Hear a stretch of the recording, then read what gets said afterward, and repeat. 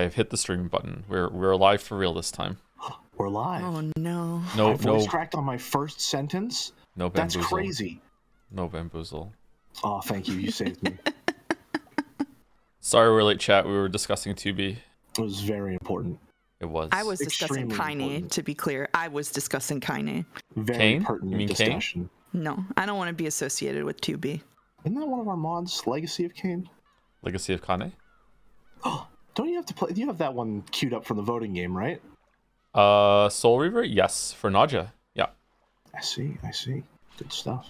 I have heard things about it. I don't know if they're good or bad. I just know that I've heard of it. I'm aware that it exists. Also, hi, chat. Jelly is a bit quiet. The poll That's makes a you first. sad, August, because there's no option for people who don't know who Kaine is. He's only streamed one of these games, and none of these people do anything but watch his streams. What do you think is going to happen? That's true. Most of these people probably haven't played Nier Automata, to be honest. That's true, yeah. I'm the complete opposite, where I've played it, but I haven't watched the streams. They were bad streams. You're not missing much. Hello, Gatsby. Hi. Okay, well, now I have to, so I can banter about them, obviously. Hello. You've just given me homework is what you've done. Too far? Chat catching strays? I'm sorry. Jelly sounds like the Jelly blanket sounds ate the mic. No, he doesn't sound like that. He might be a little... It sounds fine to me in terms of volume. I'm a little muffled. I can, I mean, I'm also angled a little bit away from the mic. Maybe if I angle myself towards it a little more. Apparently, even the small things like that can help. Okay, let's do our calibration live then, and we'll see who I have to turn up and turn down. All right. Sucker Mary Barrels. Sucker Mary Barrels. Sucker Mary Barrels. I feel like we're on the title screen of a fighting game. Suck my ball. In terms of loudness, Joe over mouse over jelly. I see. We definitely want jelly in the middle of the sandwich. Jelly sounds a Gotcha. bit low. Really? Okay, Gatsby, you need to get. Okay, I have to close the door if you're not. If this is going to be the This whole is the stream, first buddy. time I've ever been the quietest person in the room. Gatsby, you Mute can't Joe and keep mouse and jelly? Yeah, perfect. you can't can be do here it. right now. No, don't look at me like that. Don't I look at me think like it's fine to keep me where I am and raise jelly, because I'm going to talk louder when I'm actually making sounds. Okay, I I'll will raise jelly also to probably 120. be talking in a more animated tone, but we will see. We'll see. Audio adjustments are never really complete, are they? He's actually 150% now. Okay. A Sisyphean task they are. It's a What great software word, do Sisyphean. you edit your videos in? I don't make videos. Adobe Premiere. Ooh. I used to use Cyber Director 14 or whatever, and then I switched to Adobe Premiere with the Breath of the Wild video, I think. Gatsby, okay, I have to close the door. I'm sorry. He's just in my face. You can't be here for this, Gatsby. Sorry, buddy. Apparently Jelly I sound sounds like I'm he's speaking speaking. from a jar, yeah. A jelly jar. A jelly jar. Oh, hold on a minute. I don't know if we want fan art of that. That's got dangerous. It's got dangerous implications. Please don't put me in a jar. Jelly sounds like he's a lovely lad. Aww, if only you knew. How often does it crash with a 12-hour video? I don't make 12-hour video in one file. I do it in around like 60 to 90 minute increments, and then I just piece that together at the end. However, there is way more than 12 hours of like paint palette like clips ready to be used as examples. So I guess there is more than 12 hours in the timeline. I think it's like 23 hours, something like that. It doesn't crash that often, actually. We have a bit message from Dolmec that I think I told him I would read, if I'm remembering correctly. Let me get confirmation from him before I snipe that one. Everyone's very excited about it. You can go ahead. All right. All right. I need to. Yeah, hello, Josephu. Konnichiwa, what's up? And Gomen sorry if I call you Tom. I know we shouldn't bring up past lives, and Josephu graduated. I just wanted to make sure you know you're still my Oshi. I hope everything is daijoubu fine. What? Save the animals. Save the... Domic's on their Wii bark? I don't understand what's going on. Domic's always been on his Wii bark. Boulder said if you want to turn us both up, do it in OBS instead of on Discord, and also you didn't put the stream announcement in Discord. Oh no. Good thing I posted mine. Yeah. And definitely didn't just remember to do it when you said that. I was interrupted by Gatsby. Do I need to turn both of them up or no?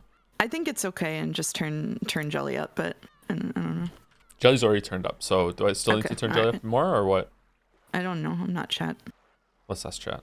Blame it on the dog. Don't. Boulder said no.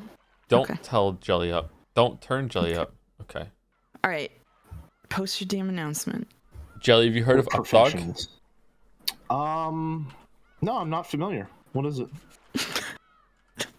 What?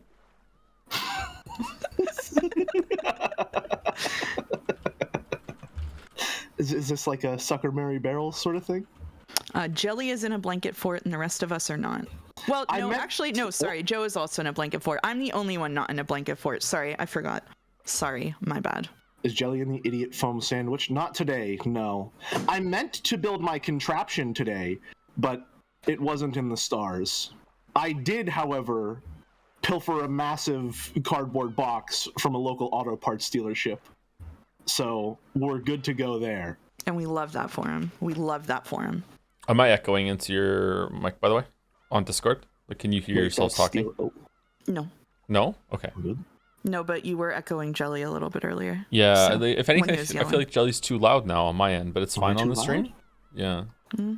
Jelly sounds like he's 1 foot from the microphone. I'll try and turn towards it more. Hold on, can I angle it more? Slight adjustments. Okay. Please don't make loud noises. Okay, that should be fine. That's probably good.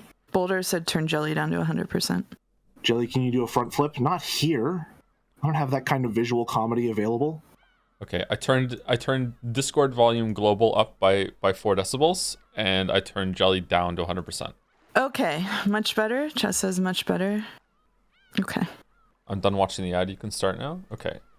Cool. Can you hear the seagulls crying?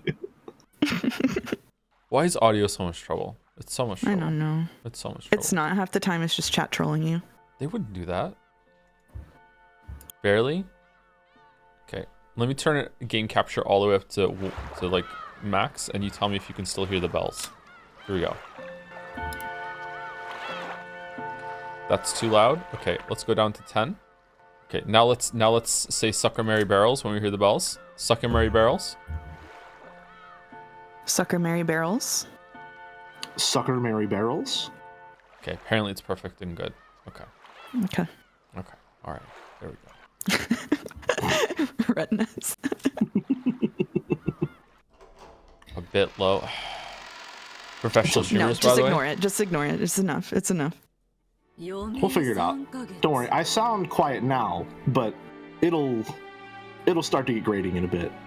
Okay, so I just need to let everyone know that we have voice assignments done ahead of time.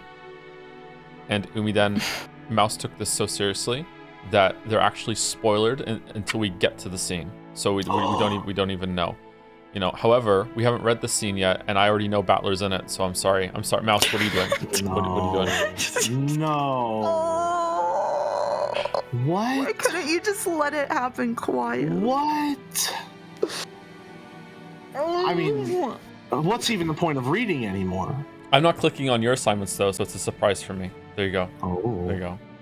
So well done. It would have been a surprise for Jelly, but now you spoiled him. Come on. Oh no! I told now Jelly knows. The story. I only said Battler though. I only said Battler. I didn't say Kraus, Rudolph, Fernando. Oh no! Oh, no!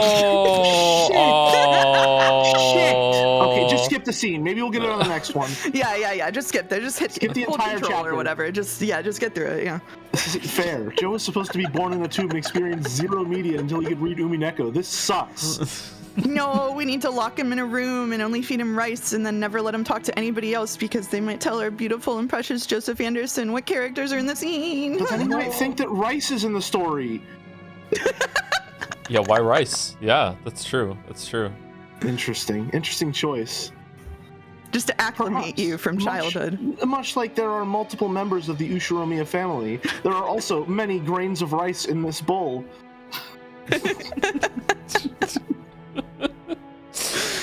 Okay, all right. Before we get started, thank you to the following people: Cactus Corpse for the resub as well, with the message, "Hi Tosif, sad to say I missed the name reveal stream, but no need to worry. No matter what happens, you will always be Piss Boy to me," with a heart.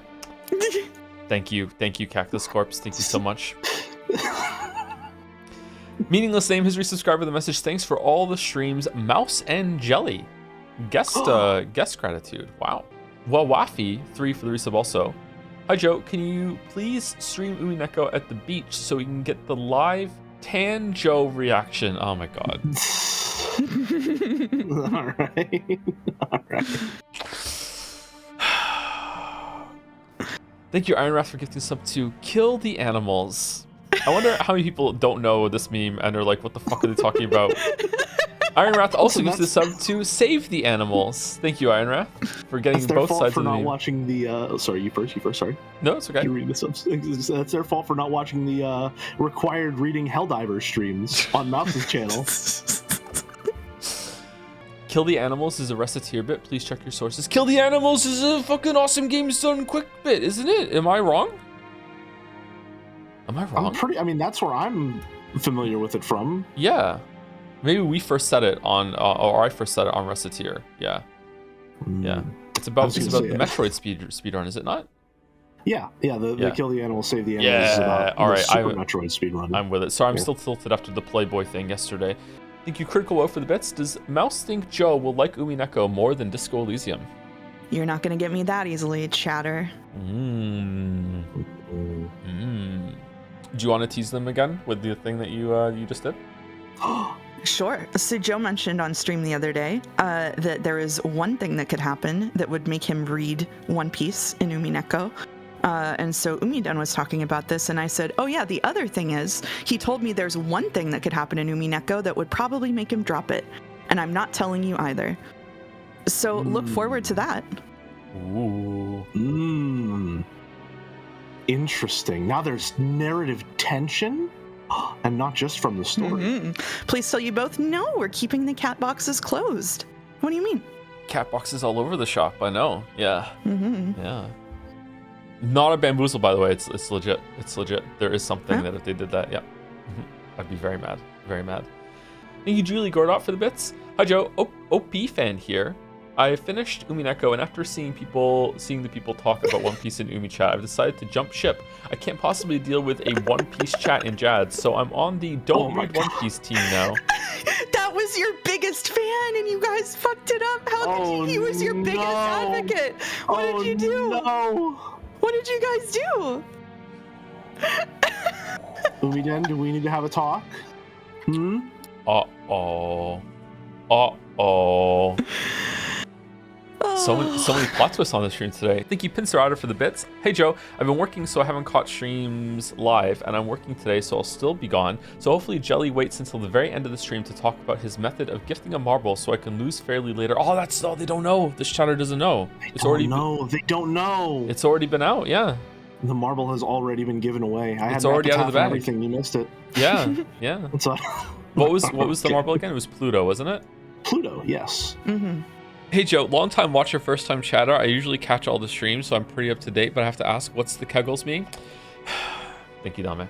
Thank you. Have you checked the stream fan art channel? You'll probably figure it out. No, there isn't. No. What? Don't listen. Not now. It'll be another month before you see it. Don't worry. It's fine. Is it fine? Are you sure it's fine? You sure it's fine? We'll talk about it later. Okay. All right. We have a Koru post. Okay. Koru post has hit the chat room. Who wants to read it? I'll read it. Go for it. Whole crew today. Glad you're having so much fun at work, but are you three not kind of taking on the roles of the bullies laughing behind Ange's back? Also, I must say, I've always felt... it was more appropriate for Joe to read Rosa, since much like her, Joe is both the abused and the abuser in his relationship with Chat, and while the lines can get blurry on what's his bad behavior versus him reacting to bad behavior from others, responsibility ultimately lies with him as the mature adult in the room. It's true. So true. True. This one isn't even Joe. This one isn't even funny. This one's just like biting criticism. What the fuck? Yeah. Oh, damn. Unlike Joe, I won't reveal that Rosa is in this scene as well, so we won't have to swap roles. Blame Joe. What? Okay. Thank you to Assistant Weeby for the resub. Streams are incredible. I'm sorry for the cringe Umi chatters. Hope it gets better. They're not so bad. Right? Not so bad. Could be worse. There we go. Yeah. the mark of everything being okay. Could be worse. Thank you, GoPod11 for 3 sub. Hey Joe, Tom, loving Umipiko. Was wondering if you have had an estimate on where you will be playing Pathologic 2. Pathologic 3 is set to release this year. Is it really? Or is it just the continuation of Pathologic? I don't know. I don't know when we're going to do that. Hopefully it's going to be this year. Yeah, we should do it this year at some point.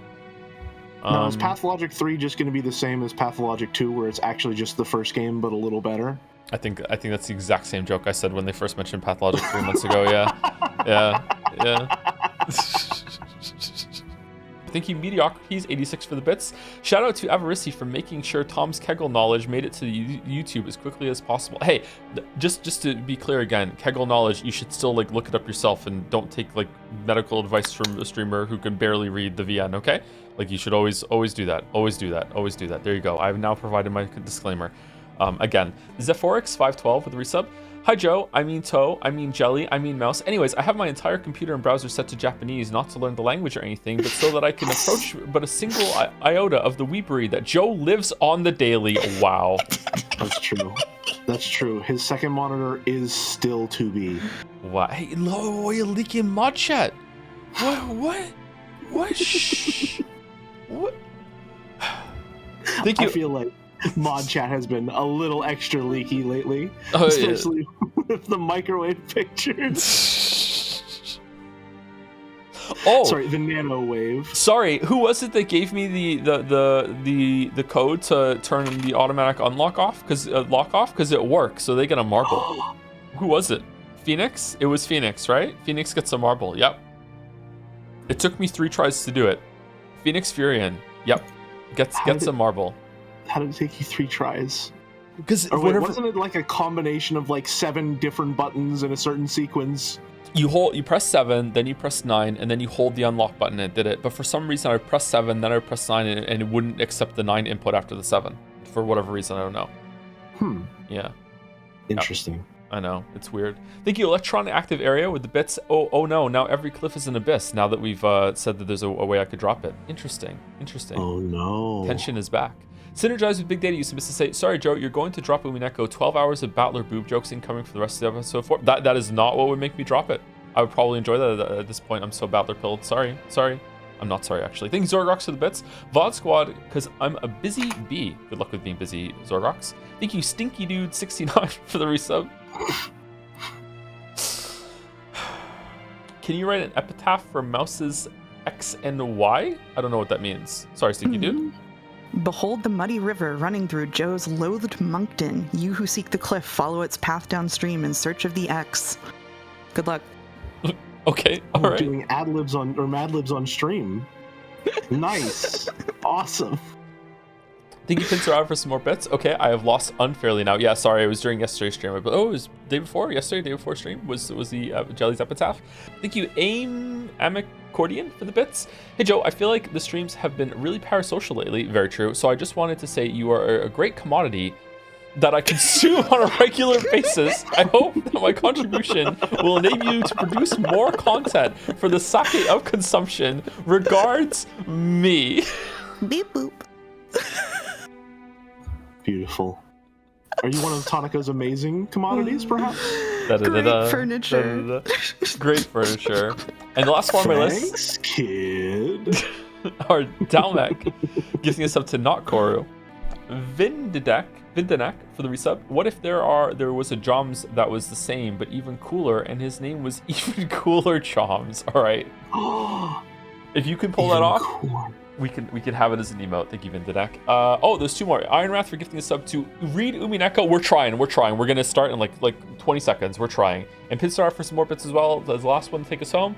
Messages took my entire break time. Enjoy the VN. Lol. Jomsy. Jums. Oh, Jamouse in the chat. Mm-hmm. Okay. So many variations. We are ready. Damn, that is a pretty cool looking Joms in chat though, with the sunglasses. Oh yeah, that's true. Damn. That's true. We are ready. Okay, does everyone know their reading roles? Yup. Okay, all right. So I will try to remember who I am. Okay, you know what? Maybe I can move the screen down a little bit and then I can see my roles. Oh, the tech. All right. All right, ready? In 3, 2, 1. 3 months left to live. It was last year when you said that, right, Dr. Nanjo? I only spoke of what I could comprehensively determine from his physical condition at the time. As a result, this year too, it just so happens. So even though it's doubtful whether Dad will last until the end of the year, he's still totally focused on his occult research. And you still say he is only 3 months left, Doctor? Like I said, Kinzo-san's... Shouldn't you be happy that a respected father is still in high spirits? Out of a sense of parental respect, each one of you is so eager to greet father. I can see how upset you are that he's unwilling to meet you. Considering that everyone has started aiming for the inheritance while the sun is still in the sky, I can understand why father wouldn't want to see you. You got it wrong. Oh, is that you? Sorry, my bad. Yeah, it's right? I wrote them. I wrote them. Okay. Oh no! Oh no! It's all you. It's pandemonium. You've got it wrong, Natsune-san. We just, Dad is an immortal, and he'll die someday. We aren't telling him to die, we're just saying that he will die sooner or later. We're just talking together about how to prepare for that. And that is precisely what's so disrespectful. Stop it. You'll make your headache worse. Is Jelly. this... Kraus told Natsui, who had risen from her chair in agitation, to sit down. Trying to smooth over the atmosphere, which had suddenly become filled with suspicion, Hideyoshi put on a forced smile and motioned for everyone to calm down. Oh, I didn't listen. You can have him, Joe. Okay. Natsui-san, don't misunderstand. People say you should always clean up after yourself, right? We're just talking about seeing him off. We're discussing this so we can see father off neatly when he takes off on the journey he's eventually gonna make. That's just like you, Hideyoshi-san. Even though you're saying the same thing, you make it sound so intellectual. Yes, that's right. Unlike you, Nissan. Quit it. We aren't getting anywhere. So like we're saying, Iniki, forget all this about the inheritance. I don't even care if Dad hits us. To make a long story short, we want to meet Dad directly and say hello, even if he says he doesn't want to. If he's locked up in his study, we don't care if we have to borrow a key from Genji-san. Right, Rosa? Oh, well, it's not like we're forcing you. It's just... we haven't said hello to father in such a long time. If his remaining life really is short, then there's a chance we might never be able to see him again. Today might be our final opportunity to exchange words with father. That's right, just like Rosa says. If he only has 3 months left, it wouldn't be odd for him to pass away any time now, right? Are you saying that despite that, we don't even have the right to talk with him one last time? Regardless of the circumstances, isn't that just a bit too much? If greeting father were truly what you wish to do, I'm sure he'd happily allow you to meet with him. But father has already heard about the disrespectful topic you hope to raise. No one would want to meet with you under those circumstances. The reason you cannot meet with father is because of your own doing and nothing else, is it not? Jelly. Jelly. Ooh. Jelly. Huh, I'm scared. How unreliable do you think some of the scenes are? Oh boy. I mean... Because my brain is on fire right now with something that's going to sound crazy. Hit me. Is Kinzo already dead? I don't have a lot of solid evidence to believe that's the case, but I don't think that's an insane thing to think. Like, is that... Because remember, was episode 2 or 3, like, they had this whole entire, like, wall built up to keep everyone away from the room, right? Yeah. Yeah, the reason why I think it's crazy is because Nanjo would have to be in on it, and we saw those scenes with Nanjo playing chess with Kinzo at the beginning, right? And then also at one point at the end, Battler goes in and sees Kinzo, right?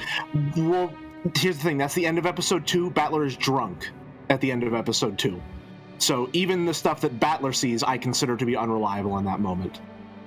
And I don't think Battler has ever seen Kinzo outside of that one scene. Yeah, well... He wasn't drunk until he went... Well, was he drunk before he went into the room? He was drunk at the start of the scene whenever Genji came to get him. Okay. Oh, yeah, room. He was drunk at the... They had a drink in this room, right? In this room. Yeah. And then they went up... We all remember the boot sommelier sign, or line. Yeah. Yeah, okay. Is it... Do you think it's possible? I think it is... I might go so far as to say that it's plausible. Because if that's the case, then that means I don't know if you can see the screen right now. Should I share my screen with you guys, by the way?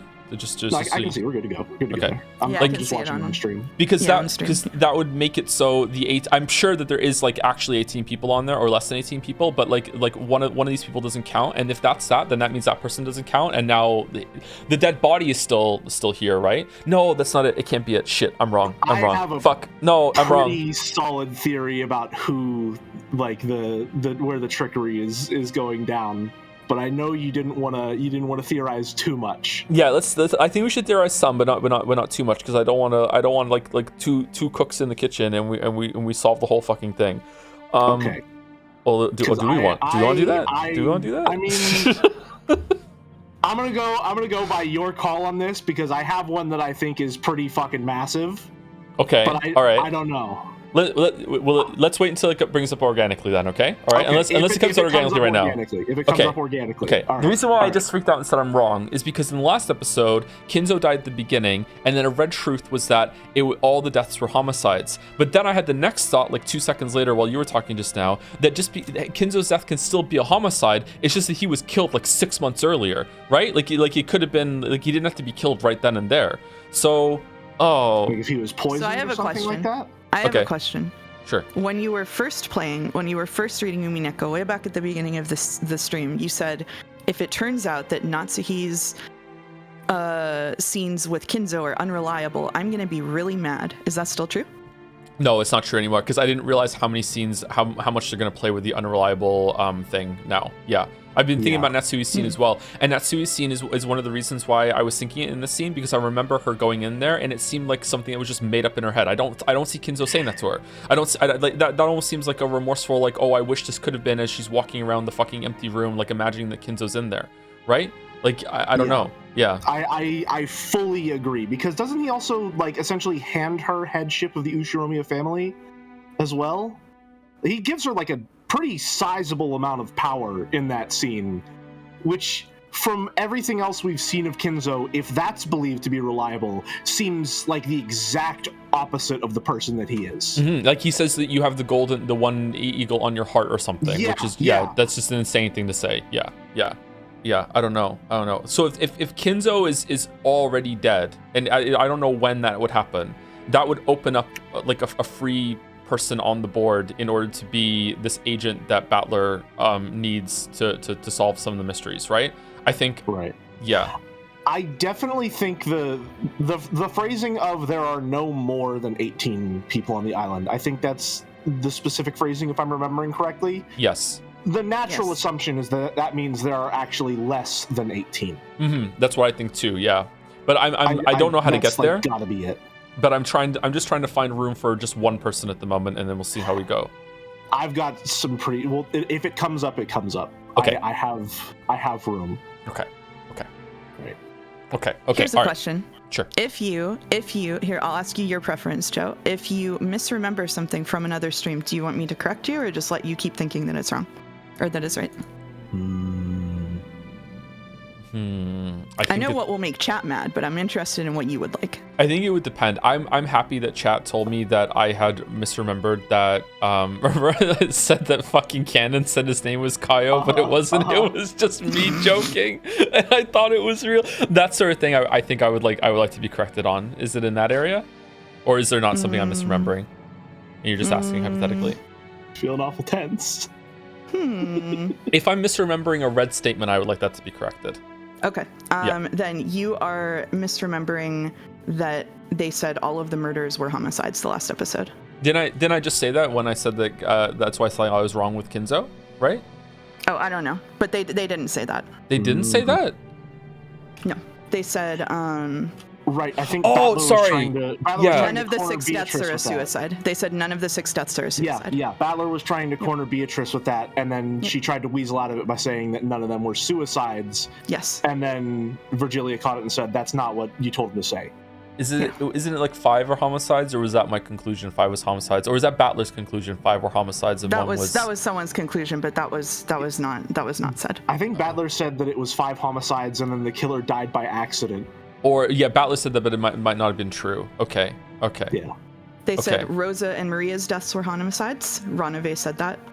And Nanja's death was a homicide. Okay. I feel I was at like 50-50. Now I'm up to like 60-70 that Kinzo's dead. I think Kinzo's dead. I think Kinzo's dead. I think Kinzo's dead. Ronnie says, could you please stop theorizing? I'm here to pirate the VN, not to have it solved for me. Joe, do you think it is hubris to believe that if you and I like cooked for an hour, we could solve this shit? No, it's just true. No, I think that's reasonable. Honestly, I don't think we could get 100%, but I think we could get a solid 80%. Yeah, I think so too. Point. Yeah, I think we could. Yeah, I think we could put some pretty large. Like if we were building a puzzle, we would have all the edge pieces. Bring up edging again. What? I mean, okay, it's part right, of your brand. okay. I'm just trying to appeal to your chat room. Okay, that's true. That's true. That's true. Umiden suggests doing that at the end of episode 4 between the questions and answers arcs. Ooh. Chat thinks it's hubris. Chat thinks it's hubris. Oh no. Well, they're wrong, but chat is often wrong. Yeah, true. I think we're both a couple cool godas here. I think that we could cook up something really good. Don't you think? I think with Mouse's help, we could probably solve it. Mouse providing the red statements, the red truths, yeah? If we misremember something? Okay. Mouse, if we morb a red statement, can you confirm it for us? No. Funny you say that, though. We should keep reading. Huh? Okay. Exactly. You shouldn't have to rack your brains to understand why Father doesn't wish to see your faces, right? Father has seen through all of your tight financial situations. What are you talking about? I don't have a clue what you're going on about, Nissan.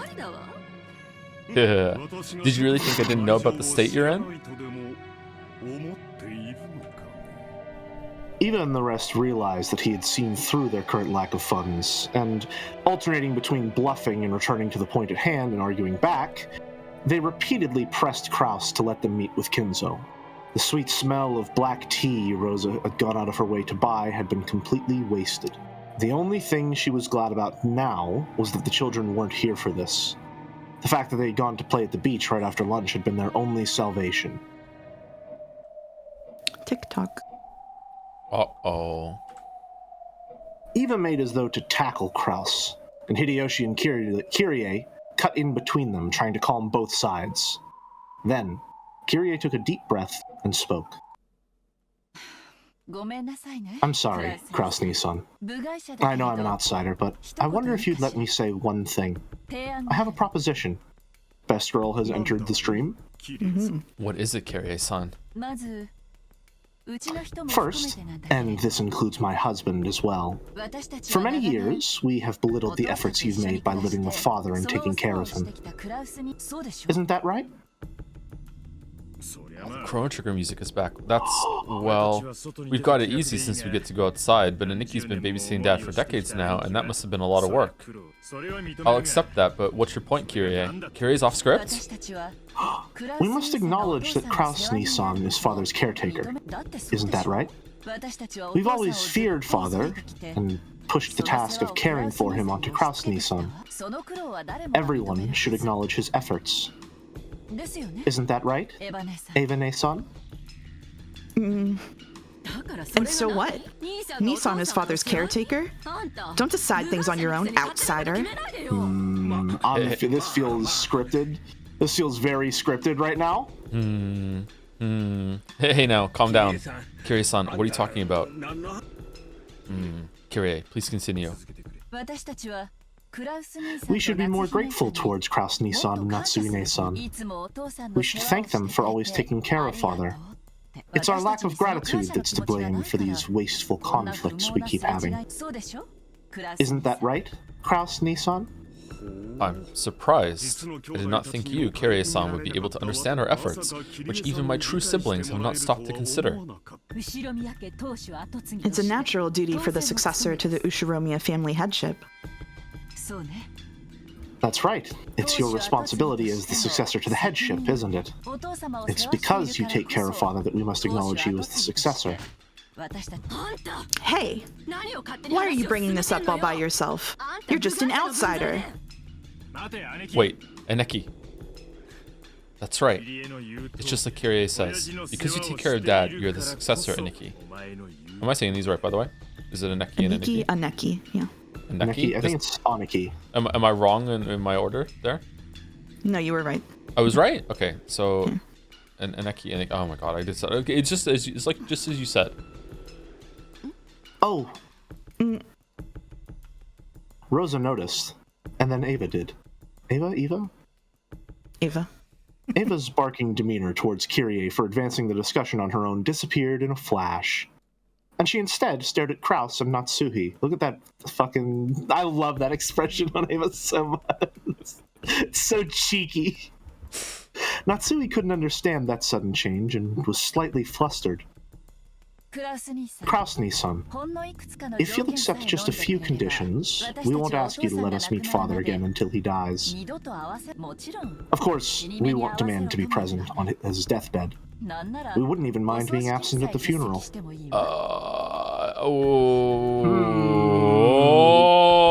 Okay. Interesting that they're setting up a lot of conditions where they don't have to see Kinzo. They're giving him a lot of outs, huh? I'm up to 80% at this point. Okay, all right. That's messed up. Holy shit. Okay. Oh, well, hold on. So then, if we're going forward with the theory that Kinzo has been dead the entire time, is this a situation where Kraus knows and he's manipulating that information himself? I think yes. I think the reason I just don't see Nanjo going along with it, man. Like I listen. I like Nanjo. He's a great guy. I respect a man with a doctorate. I don't trust the guy after episode 3 and after some of the stuff that I've been considering. I think, willingly or not, I think he's roped into it. Really? Do you think maybe he's getting paid off, or like he said something about having a sick grandchild, didn't he, in one of the scenes? I think so, yes. Yeah, like how yeah, whenever sick? In episode 3 when he was about to be killed, he said that his grandson was sick, I think. Yeah. My next question then is Natsui in on it as well? Does she know that Kinzo is dead if that's the case, or is Kraus keeping that from her as well? I don't know. I would say because of that scene where she goes in and like maybe has that unreliable talk with Kinzo that maybe is, maybe isn't, not sure. But that did give me a weird vibe even when I read it the first time. Makes me think that she's in on it. Maybe that's why she's having like headaches all the fucking time, is that she's like the stress of keeping that. What was she like that before? Ooh. Have we seen like the flashbacks that she had the headaches when, like, even when Ava's like, oh well, but then again, the only flashback we've seen, like, Kinzo could have already been dead even back then. She didn't have a lot of headaches in episode 3, did she? Did she have a headache at all in episode 3? Because wasn't Kinzo dead for all of episode 3? Do her headaches stop as soon as Kinzo is found dead? That would be a real like hit on that one, right?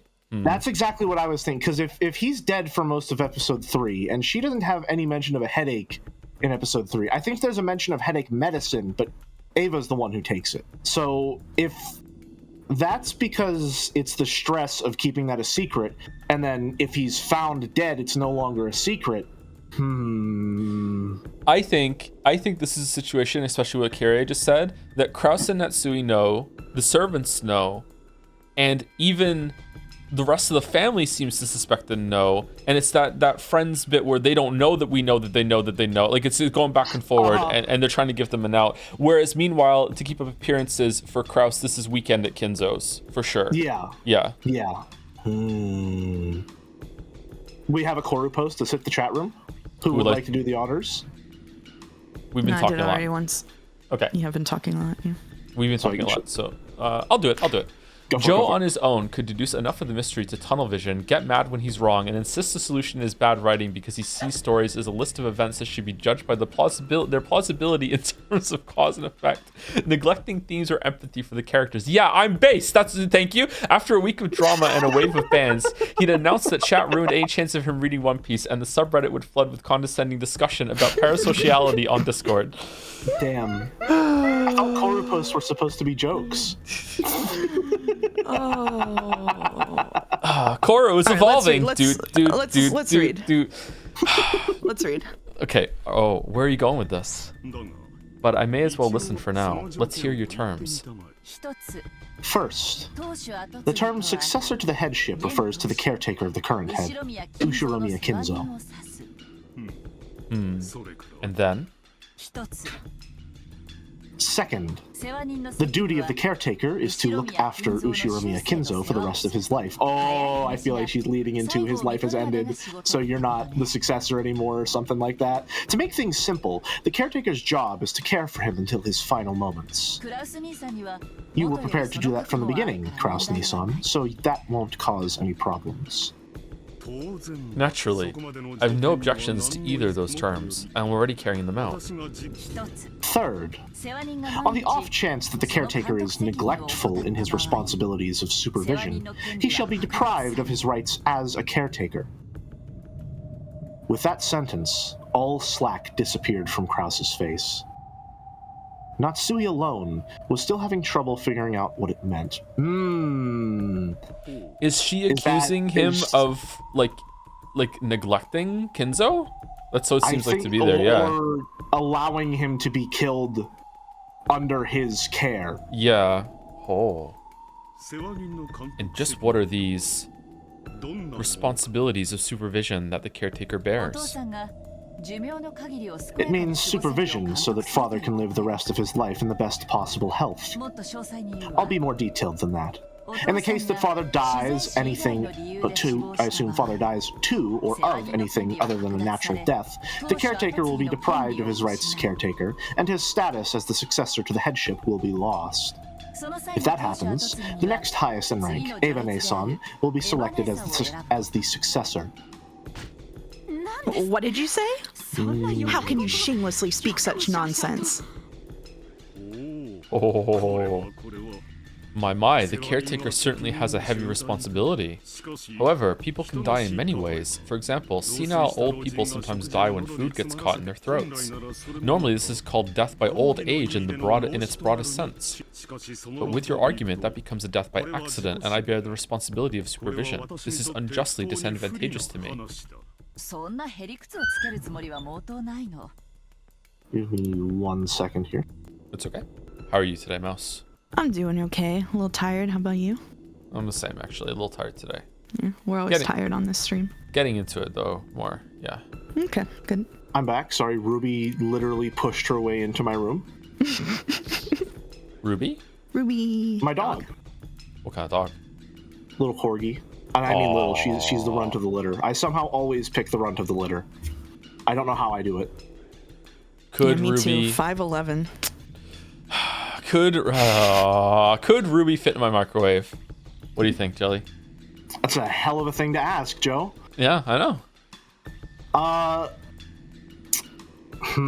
You know what? We have the same desk. We'll get a desk for scale, and then you'll need to put the microwave on the desk, and then we'll have an accurate conversion rate.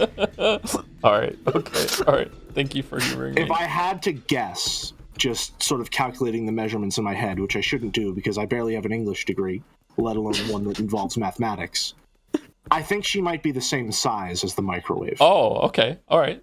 Okay. Bigger or smaller than a Gatorade? Depends on the Gatorade. Bigger. All right. We're reading. Come on. I have no intention of forcing such an unfair argument on you. I'm referring to the kind of thing that the caretaker could have prevented beforehand by taking good care of and keeping his eyes on father. It may be the caretaker's job to carry food to father's mouth, but whether he swallows it or not is clearly outside the caretaker's responsibility. I would have absolutely no problems with the example you raise, Kraus-Nissan. Oh, so what kind of case are you referring to that might cause the caretaker to be blamed for making a blunder? For example, if he disappeared. Oh? It seems that right now, father is in firm control of himself, but dementia might begin to set in. He might wander around when you aren't looking and get into some kind of accident, or he might get lost in the forest and go missing. Wouldn't this type of case clearly be the responsibility of the caretaker? Father's mind is perfectly healthy. There's no need to bring up dementia. One day, suddenly, I saw father go into the forest. I chased after him, but I couldn't find him. I called the police and searched, but after being unable to find him after 7 whole years, I had him declared legally dead. My point is that we won't accept it if you use a story like that to treat him as dead. When father passes away, an autopsy will certainly be carried out, and we will confirm that he died of old age in the most general meaning, within the bounds of common sense. A death of any other cause will be held as the caretaker's responsibility. See? These are all things you have toiled away at all this time, Kraus-Nissan. These aren't strange conditions or anything of the sort, right? You are mocking us, disgracefully so. I find it hard to imagine why my husband must be coerced into a rule that disgraces him in this way. Actually, I've been suspecting it since last year. No, everyone here probably suspects it as well. Eva-ne-san and Hideyoshi-ni-san, Rudolph-san and Rosa-san too. Everyone has suspected it the whole time, but it was so frightening to imagine that no one actually said it. Humph. Hee haha. Okay, so that's different than what I thought. Sorry, quick theorizing, and then we'll get back to reading. I was thinking the same thing. I was thinking the same thing. No, you can theorize. I'm not cutting you off from theorizing. You're not cutting us off at all. It's fine. So I was thinking that Kraus was doing it kind of vindictively in order to keep control of the money for longer, because if everyone came for the inheritance, it would be worse right now. But now that Kiria has said that, yeah, the other option could be that it was a death from neglect and wandered off into the forest, or they lost him or something like that, and they don't know how to deal with it because they would be held responsible in some way. That's kind of messed up, actually. They can't have full control over Kinzo, especially if he's not senile. Like, if he goes out in the forest and dies because he was an idiot, then because that's not Kraus's fault, I don't think. Yeah. I'm gonna make a Hail Mary here and say that I believe it is neglect rather than malice. All right? Really? Okay. My reason for saying that, and I suppose you could call this metagaming, but we haven't gotten a lot of information about the internal lives of Kraus and Natsui yet. That's true. We really don't know anything about them, and I feel like if there was ever a time to humanize them, even under dire circumstances, it would probably be around now or around the corner. Okay. We don't really know how these people operate in private yet. Okay.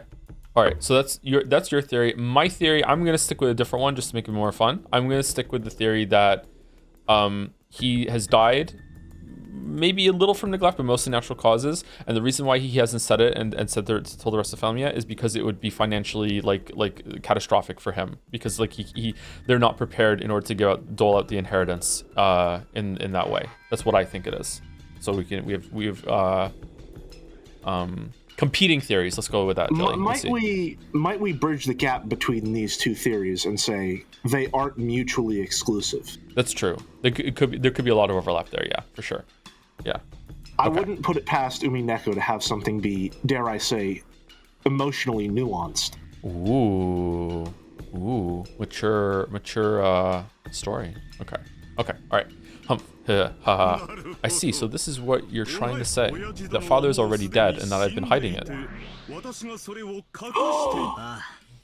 That's right. That's one of the theories I thought of, the key to solve the mystery. The last oh, what the fuck? Really are just him. Really are just him. Every time.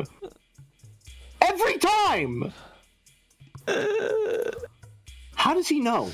How does he? I mean, okay. I'm starting to wonder if Ryukishi is just really good at baiting you into thinking certain things at a specific time. I know, right? It's like there must be so many things that are down, like seeds planted, and then the fertilizer and water to go ham on the analogy just keeps dripping out at the right times. Yeah, what the fuck?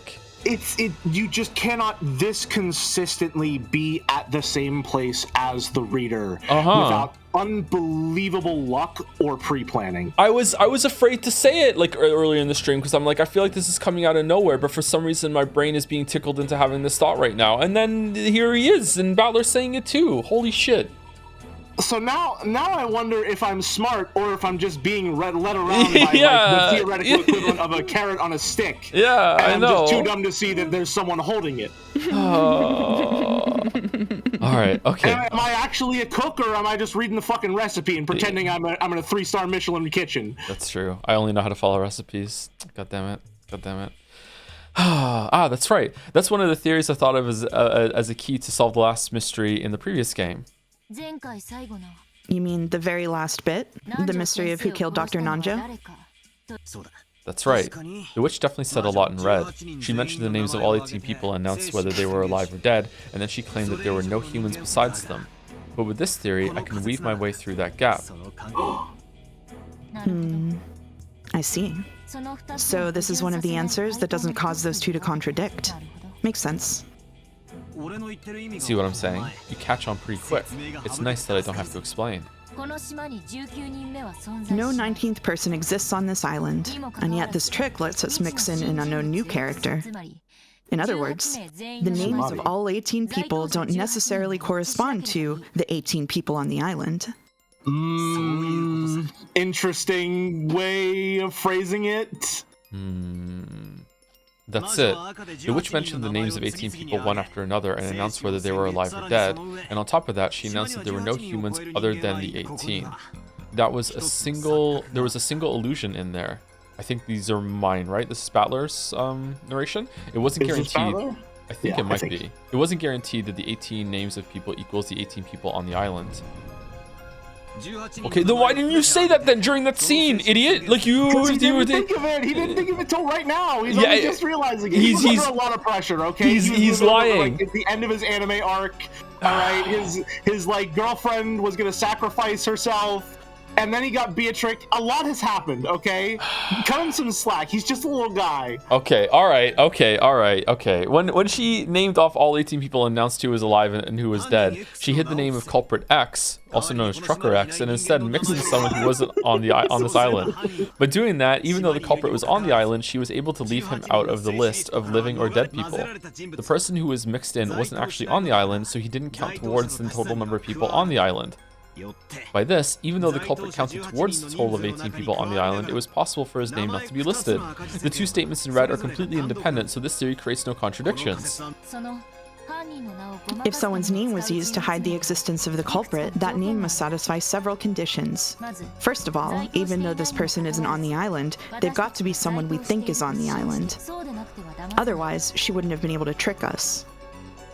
And it's best if this person happens to be dead. No alibi is more perfect than death.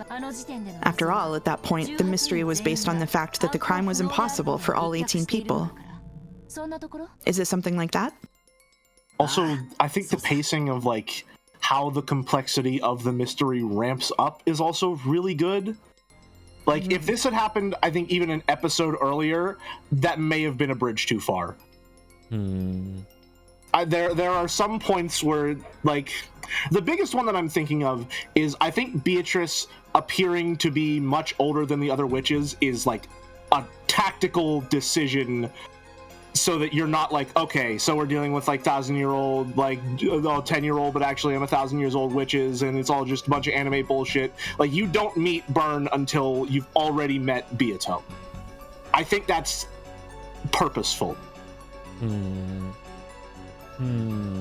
Okay. To be honest, I'm trying not to think of that anime stuff as much as possible. So. I think that anime stuff is something that you are supposed to think about. Especially after episode 3, where the entire trick is, oh, we made you think it was anime. I'm pulling from all my fucking cultural backgrounds that I can. I got the fucking TV tropes page pulled up. See, I don't love anime, therefore I can't see it. So that's what's going on. I see. Because without love. Okay, so. Yeah. Yeah, that's it. And that person was Grandfather. Right now, there's only one thing Kiryu-san could be about to say. We thought Grandfather was locked up in his study, saying that he didn't want to meet anyone, but there's a possibility that he's actually dead already, and that Uncle Kraus is lying when he claims that Grandfather's alive. That's right. Grandfather was closed up in his room the whole time, and no one saw his face. Maybe he was already dead, and then Uncle Kraus and the others were conspiring together, trying to trick everyone. Interesting. Sorry. It's interesting that he says no one saw his face, when supposedly he's one of the characters who did, as per the end of episode 2. Yeah, I'm waiting for him to bring that up. I hope he does. Curious. If If Kinzo dies, the distribution of the inheritance occurs. However, if Kinzo doesn't die, no. If he dies, but it isn't announced, the distribution of the inheritance won't take place. In other words, Sumari, Uncle Kraus could have all of Grandfather's wealth to himself. That's right, he's got more than enough motive. Maybe a 19th person X really doesn't exist on this island, but a person X existed, and that person was the 18th person. In other words, Sumari, there were originally 17 people on this island, not 18, then an unknown person X snuck in and committed the crime. How's that, Beato? Come out, I've just solved the final, biggest mystery from last time. As Battler claimed that forcefully, the crisp sounding of clapping came out of nowhere, and their surroundings turned bright, becoming the usual witch's tea room. Bravo, bravo.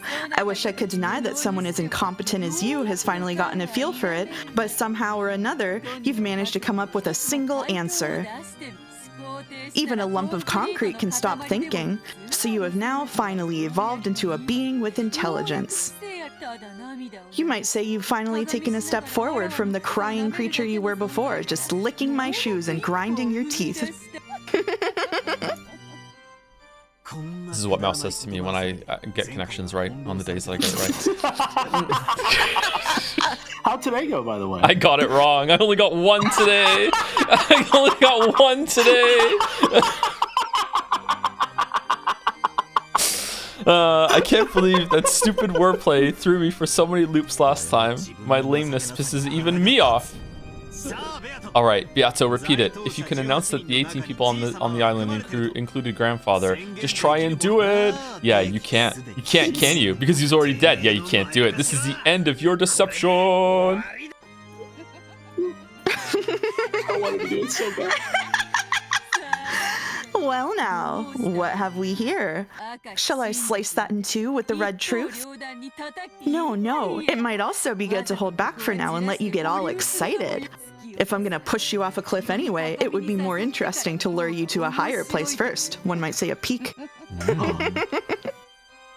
As Beato sneered obnoxiously, she looked like she was searching for an expression that would tick me off even more. As though she was saying that the answer I'd reached was impossibly ridiculous. Compared to me, annoyed as I was with the witch's attitude, Gretel had a blank and composed expression on her face, almost as though she'd expected the witch to act that way.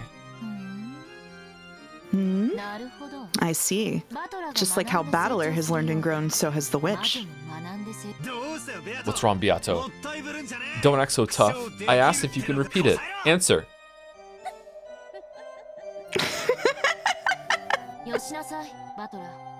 Stop it, Battler. The witch won't answer so easily. She won't do it until she thinks it'll benefit her. What?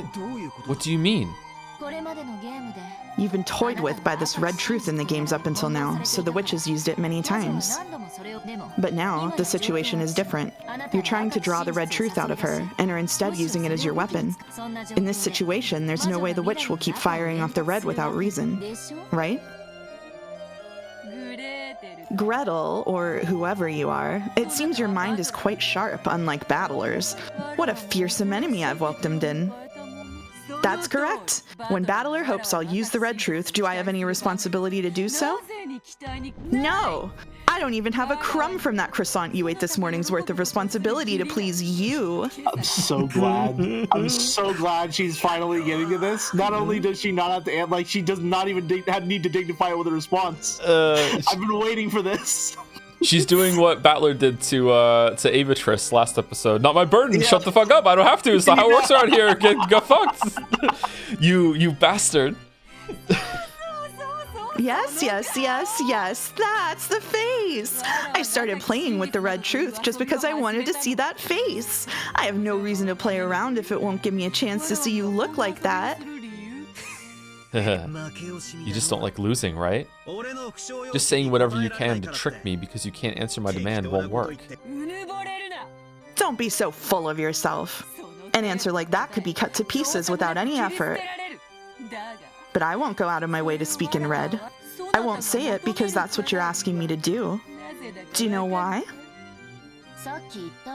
You just said it. You want to push him off at the sweetest spot.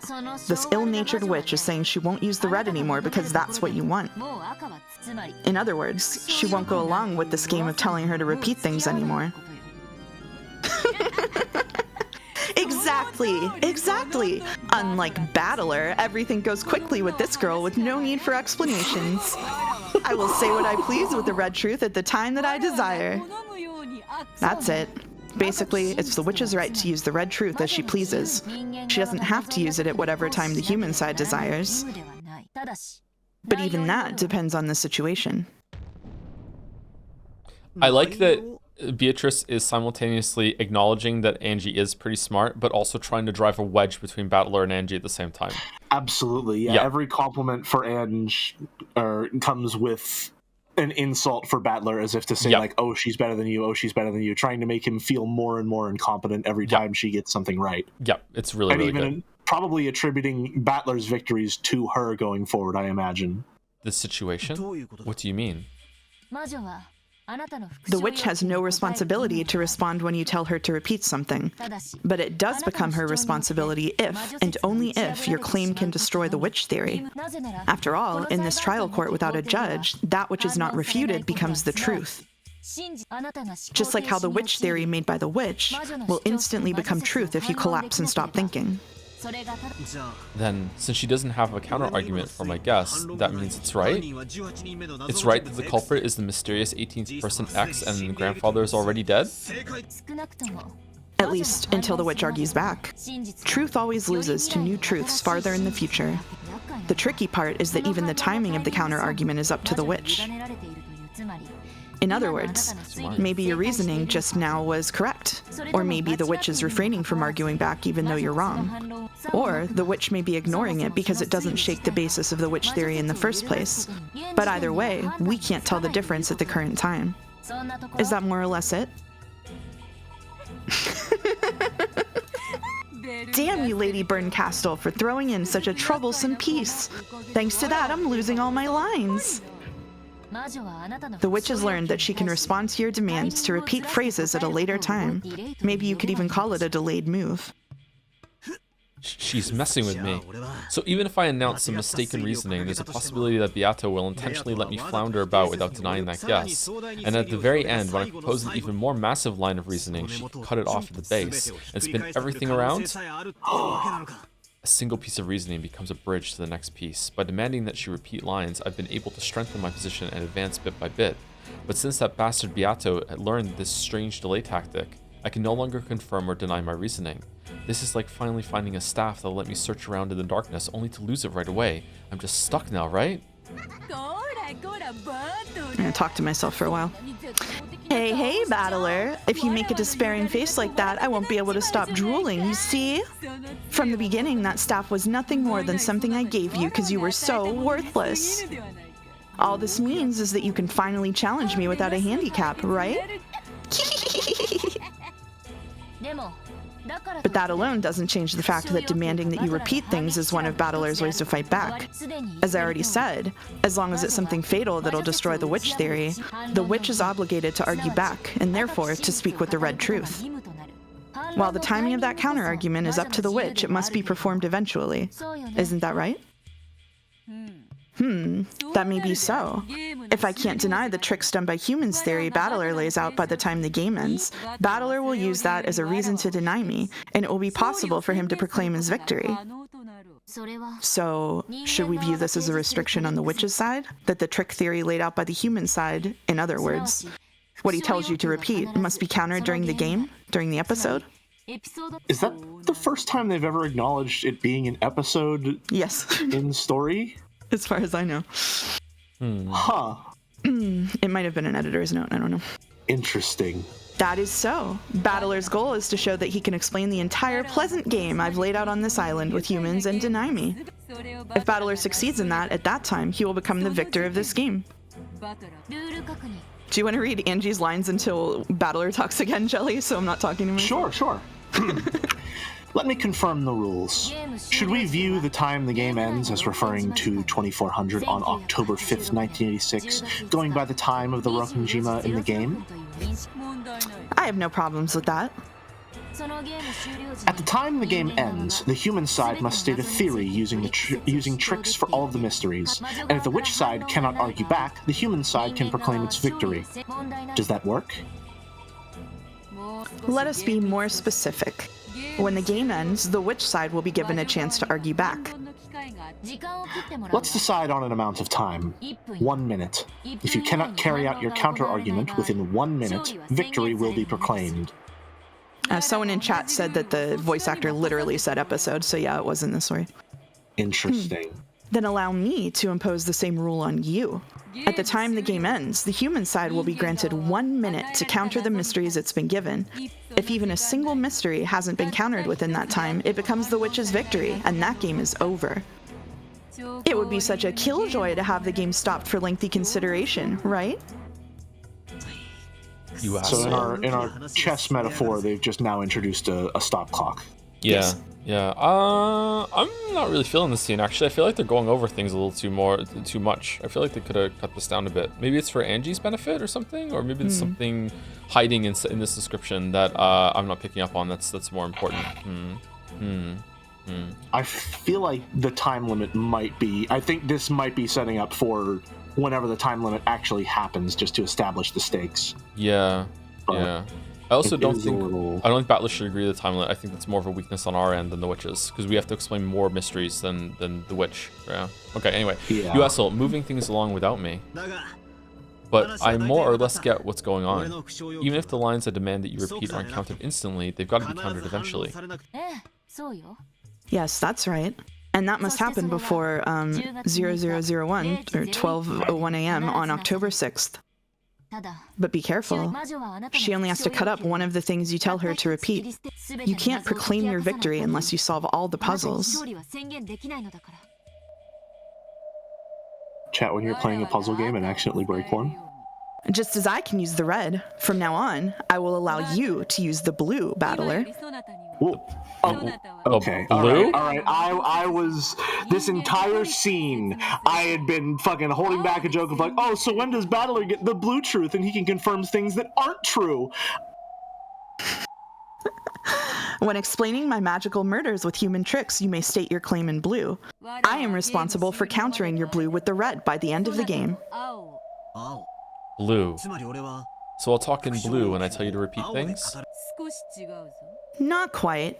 When you told me to repeat lines, you were able to do it for any trivial thing. But the blue is a little more restrictive. Unless it by itself denies witches, it will not be valid. Huh. It's starting to get confusing, but it's more or less something like this. For example, let's take one of the riddles in the past where I asked her to repeat something. The actual number of master keys is 5. That had been to confirm that there really were 5 master keys when she claimed there were no more than 5. But since that by itself wouldn't deny witches, I can't say it in blue. So in order to speak in blue, I need to say something like this. The actual number of master keys was greater than 5. The culprit entered or exited the room with that extra key. Only then would the witch, who claimed that it was a closed room murder made with magic, be responsible for making a counterargument. Okay, I understand the difference there. Okay. Sumari, I can't demand that she repeats something that merely confirms the premises of my reasoning. That'll probably be a significant disadvantage for me. Crap. It's enough to make the red Beato used to toy with me until now look extremely merciful. Just don't agree to it, Lamayo! I mean, yeah, honestly. Damn it. So even if I create a theory for a particular closed room and speak it in blue, if Beato denies it at the very, very end, I won't even have time to create my next theory? This rule's awful, horribly bad for me. Just say no! Are you gonna surrender before the fight begins again? Calm down. No one said you could only use the blue once for each mystery. Do you know what that means? No. What does it mean? You can use it more than once. In the pitiful way you've been fighting up until now, you've made a single theory, glanced at the witch's complexion, and if that one didn't work, you'd then start making another theory. You won't corner a witch like that. Then how should I fight? You don't mean... Yeah, that's right. You don't attack her riddles with a point. You assault them with a wall. You said so yourself in an earlier game that the force of your reasoning should be like that. Assault with a wall. That's right, I said so myself earlier. How does Angie know that? She can see the other games that happened? Or I have a theory. Is it a game if theory? You'd like to hear it. It's perhaps a game theory, and it ties into one that I talked about previously. I don't have full confidence in it, but may I? Sure, go for it. Okay, so I theorized previously that the actual power of the Golden Witch is to be able to control the narrative. Yes? Mm-hmm. Said that Beato's only specified that her power allows her to create or destroy any closed room. And I said that that could just be writing the story. You can write a closed room into existence. Right? Mm-hmm. So if Anj is currently the final Golden Witch, and the power of the Golden Witch is to control the narrative, could it not then be the case that she is writing speculatively these episodes that we are experiencing? Because she's the only person so far that has acknowledged them as episodes. And her arrival into the story literally is some sort of, and I wish I was joking with the phrasing here, self-insert fan fiction type thing where she's saying, if I'm a part of the story, maybe that'll allow me to solve it. Okay, I was just about to use the term self-insert, yeah. Okay. Because the big thing that I'm thinking is we have been led to believe that our point of view character is Battler. But with the end of episode 3 and the introduction of Anj, I feel like she is predominantly our point of view character now. Would you agree with that? It has been for most of the episode. There's definitely been 2 points of view, and I said, I think, like, even I don't know if I brought it up on the Leap Day stream even, or if it was like the stream after that when we came back. You're definitely not always Battler. Yeah, like you seem to be very seldomly you are someone who isn't Battler, like actually a character, like explicitly, but most of the time you're either Battler or you're someone that hasn't been specified that could just be a floating like omniscient perspective sort of thing, and that could be Angie now that we're there. Yeah. My general theory is that it's heavily established that Anj has lived a very traumatic life, which satisfies my conditions for what I believe witches are meant to represent. And we have been shown through her daydreaming, maybe with Maria's journal or diary, right, that she is willing to imagine or speculate about the lives of her family that she lost and never got to, like, truly get to know. And this controversy about what has happened on Rakenjima is something that has followed her and shaped and defined her entire life. Especially now that Ava is out of the picture, it's like the defining thing of her life. I wonder if these episodes are her attempt at trying to rationalize, conceptualize, find some answer for what happened to reach some kind of closure. Okay. That does match what Burn Castle seems to be doing with her in the future scenes, for sure. And that would also mean that what happened with Ava, I think I spoke about that last stream, it seems like if that seems to be like the one that they're going forward as like the closest to the actual events compared to episode 1 and 2, because that's the only one that's had continuity in the future, right, that we've seen at all. Yeah, it would also account for any inconsistencies in the previous episodes, because if we're going forward with the theory that Anj is writing this story and speculating about it, that means that she doesn't have all of the information and can only assume something to be true, as she has talked to with Burn, until it's proven not to be. Okay. All right. That would explain how she knows what Battler said in the previous ones then. Okay. All right. Gotta say, right now, I don't love that. Not in a way that I think you're wrong, in a way that I find that not satisfying.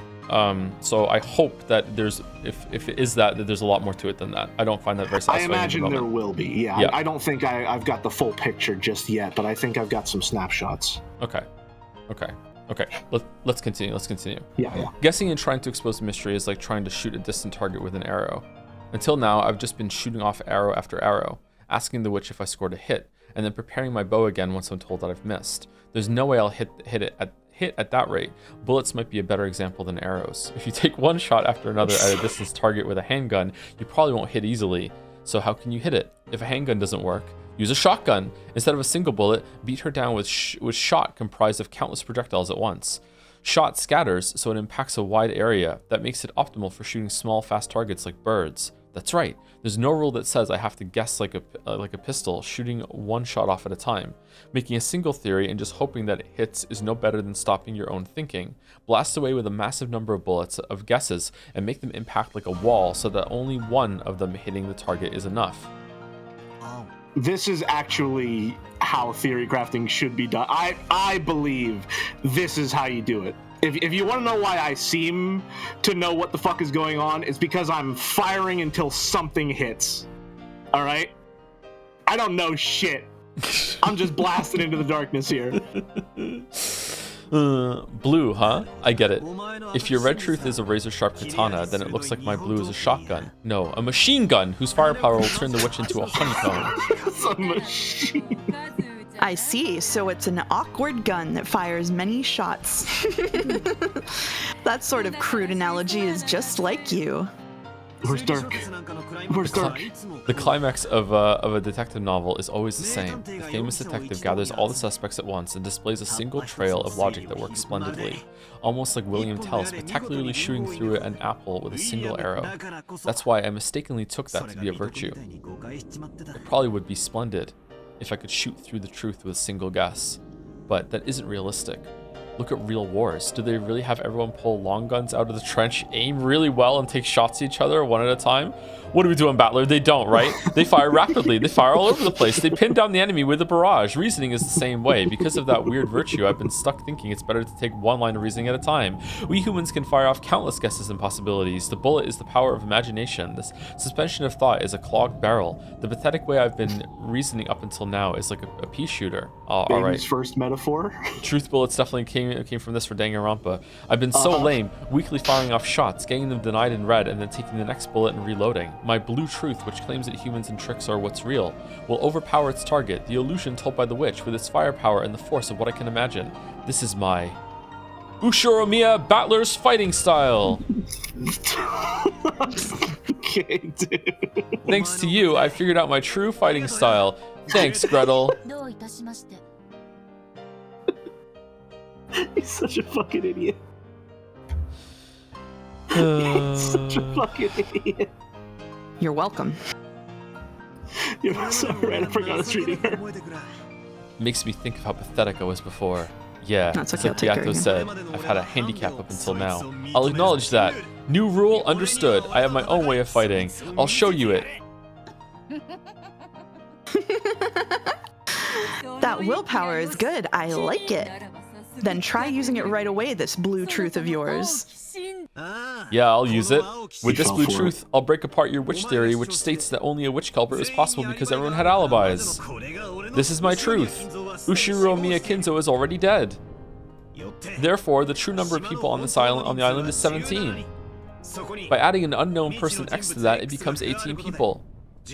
By supposing that this person X exists, the crimes will be possible even if all 17 people have alibis. I think he's being too specific by saying there are 17. His hubris. I would never fall to such things. In short, if you keep preventing us from meeting with Father, we'll have to accept the following theory. Simply put, Father is already dead. But you're hiding that because you don't want the inheritance to be distributed. Ridiculous. That is correct. This is worse than ridiculous. I've never heard such an insult. It'd even be possible for us to check by force whether he's alive or dead, with the police there to witness it. Isn't that right, Eva-ne-san? Yes? That's right, Nissan. There are all sorts of ways we could set you up. We could easily arrange for a situation where you'd have to hold a meeting with Father under the supervision of a third party. Still, I think that would bring a lot of shame to the Ushiromiya family. That's why I'm making this proposal. Here, we have the responsibilities and duties of the caretaker, and a penalty in the worst-case scenario. If you consent to those terms, we'll be able to refrain from doing something like dragging Father outside. Yeah, that's right, Aniki. Didn't you just say it yourself? You're carrying out your natural duties as Dad's caretaker. Kyrie's condition shouldn't be anything to worry about, right? Why this overreaction? Are you really that worried about having the position of successor dragged out from under you if Dad dies something other than a natural death? Or else what? Do you have some reason to think Father might die something other than a natural death? How could I? I see. Now I too understand how Father feels. How pitiful his later years have been for him, unable to die, even to die as he pleases. Yes, his later years truly have been pitiful. And the thought that these later years are already something in the past is exactly what we're suspecting. You could completely clear this suspicion away just by letting us meet with Father. So, even after being humiliated by us this much, you still won't allow us to meet with him, Cross-Nissan? Father is probably already dead. The corpse may have been disposed of in absolute secrecy, and after taking all of the wealth for yourself as Father's agent, you will make it seem that he disappeared until 7 years pass, making Father a corpseless member of the deceased. I'm sorry, but please don't take it badly, okay? I'm just playing detective here. How rude can one be? You have no right to stay in this mansion. Leave immediately. I won't permit you to cross the threshold of this house again. It worked last year, but you've used up your luck if you thought it'd work this year too. Father is in a bad mood, so he can't meet with us? It was plenty suspicious last year, and yet you're doing it again. If you really wanted to fake being Father's agent and grab up all his assets, you should have done it a little more speedily, making him disappear without waiting for today's family conference. You really are naive, Kraus-Oni-sama. I have no idea what you are. However, if it's a fact that Father is in a bad mood and you're preventing us from meeting him as part of your responsibilities as his caretaker, then it's a very wonderful thing you're doing. In that case, if you just accept our conditions, everything will be settled here and now. After all, you care so greatly for Father, Kraus-Nissan. There's no way Father will die in a manner that leads to trouble during the autopsy. After all, Father hates hospitals, so he'll pass away in his study, right? An autopsy will certainly be carried out no matter what happens. The only way to kill him without an autopsy would be for him to disappear. She is fucking venomous right now. That is so good. Enough, Kyrie-san. I think you've bullied Nissan enough. Eva rebuked Kyrie in a sickeningly kind voice. Eva's impressed. Very much so. Considering you can see the situation, where she picked up on it. that was impossible. Which is why it was sickening. I'm sure Nissan has his own difficulties to worry about, as well as his pride. True, Nissan might consider that one of his natural duties, but if you force him to put it on paper and assign penalties, I could hardly blame him for getting upset. Don't you agree, Rosa? Real quick note as well, this is also setting up another situation in which Ava could theoretically become both the family head and the only survivor of Rikenjima without being the culprit. Which would make the quote-unquote future that Anja's from more line up with reality. Okay. Okay. Yes, that's right. She might have made light of Cross-Nissan's pride as the eldest son a little too much. I'd feel bad for him if we were to force him to sign a statement regarding the duties of the caretaker as Kyrie-san has laid them out. That's right. You're doing a good job, Aniki. Taking that into account, we might consider avoiding all that about signing strange papers and worst-case penalties, and leave everything to you. You people. Always mad. Not just Eva, but Rudolph and Rosa as well, with unnerving smiles on their faces as though they'd planned this beforehand, began closing in on Kraus. They now understood perfectly how Kyrie had cornered Kraus, and exactly where she was prepared to compromise. We were talking about a signed statement regarding the responsibilities of the caretaker, but even without signing such a thing, you can make it so that we'll never demand a meeting with Father again. If you can prove your fitness as Father's caretaker with a form of guarantee other than a signed statement, that is. Are you telling me to pay security money? Hilarious. The security money will be paid to Eva-san, Rudolph-san, and Rosa-san, 3 billion yen each. As a deposit, you will transfer 10% of that, 300 million yen, before the year is out. 9 billion? I don't have that kind of money. After Father passes away, you should be able to work it out. We've managed to investigate at least that far. You should be able to handle the deposit of 900 million yen in your current financial situation.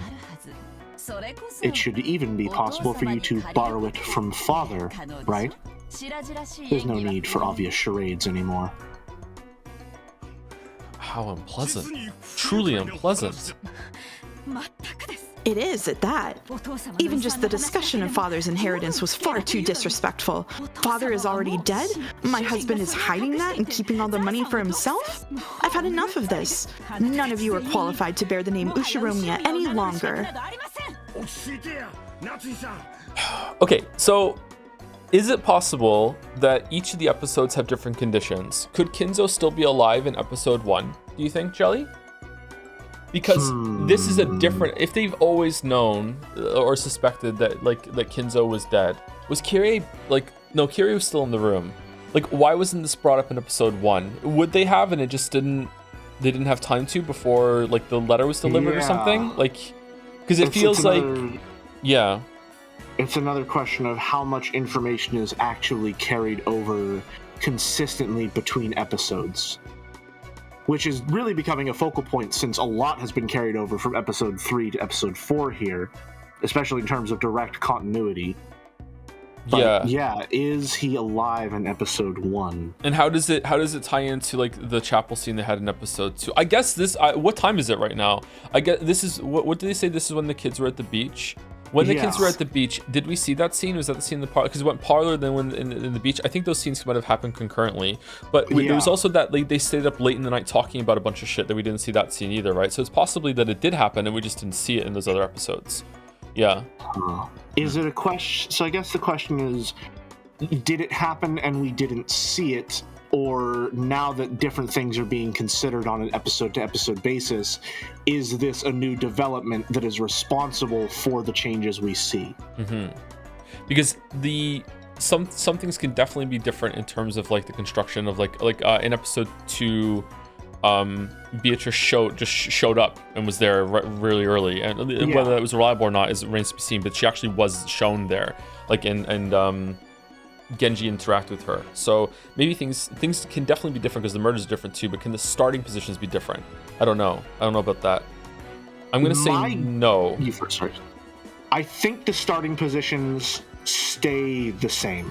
And I'm gonna be honest, I don't have strong reasoning for believing that other than the consistent chess metaphor through line of the game. I think that because I don't think it would be fair. The pieces and positions all stay the same. I think it would be unfair narratively if there wasn't some consistent starting point like that. Yeah. Maybe I think that would be a bridge too far if suddenly something changed in the background that we couldn't really be aware of. Also, hi Ruby. There's nothing I can do about that. Everyone say hi. Someone chat is asking. I asking. even have a custom emote. Who am I reading with? Who am I reading with? Did we do shoutouts for Jelly and Mus, by the way, on their channels? Have we been doing that throughout the I don't think we did. thing? No. We should do that. If mods can take care of that, please. And my channel name finally changed, so the wrong one won't get shouted out, except for right now when Rodney does it as a joke. Anyway, all right, calm down, Natsui-san. We've all said all we need to. Why don't we leave it at that for now? This is happening all of a sudden and on a massive scale. We might even be getting agitated ourselves. Why don't we take a break for a while and cool our heads? Krasny-san probably needs a little time himself. Right, Krasny-san? Time. Why would I need something like that? Don't worry, don't worry. What was that voice acting? That we aren't thinking of anything shady. We're just so eager to see Father that we've started grumbling a bit. And Krasny-san, I know real well how you're dying to get back at us for the things we've said. If you're willing to go so far, then you just need to let us meet with him, right? Isn't that right?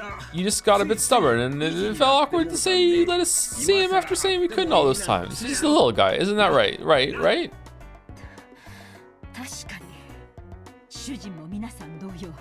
It certainly does seem that my husband has lost his composure slightly, just like the rest of you have. We were only refusing stubbornly out of respect for Father's desire not to meet with everyone. Indeed, that's right. It was turning into another sibling fight like the old days, and I started feeling stubborn as well. Let's cool our heads. I understand how much you all want to meet with Father. I will pass it on to him. I'll find some way to convince Father to meet with you. Will that do? Interesting. Yeah. I think it'd be okay to give Krasny-san some time to persuade Father. Yep. Counting on you, Nikki. Please persuade him to meet with us. After all, you're Dad's caretaker. And as for persuading him, let's set a limit on it to sometime tonight, okay? When tomorrow comes, we'll confirm Father's well-being, even if we have to break down the door to his study. You have no problems with that, I take it, Nissan. And then later in the episode, suspiciously, Kinzo-shaped corpse gets wheeled out of a dolly at the top of a large staircase behind a light. And it's like, oh, hi, everyone, it's me, Kinzo, patriarch of the Ushiromiya family. I'm just here to say, hi, I love you. You're all my children, and I care for you a lot. Anyway, no, don't come up the stairs. Match with Nanjo, and I have a pizza coming. Let me know if it gets here. Bye. I'm also really alive, I promise. All right, bye. Do as you like. I see. It seems even the time I've been given to persuade him is short. Let us go, Natsui. We shall ask him to join us for dinner at least. Right. Kraus left the parlor with Natsui. Once their footsteps disappeared, Hideyoshi took a deep breath, smirking and flopping onto the sofa.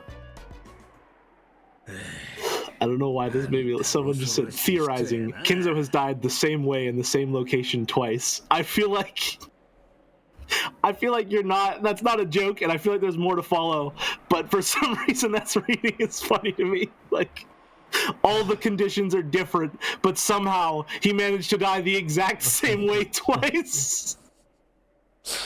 Which at this point is probably, fell asleep in the furnace, I guess.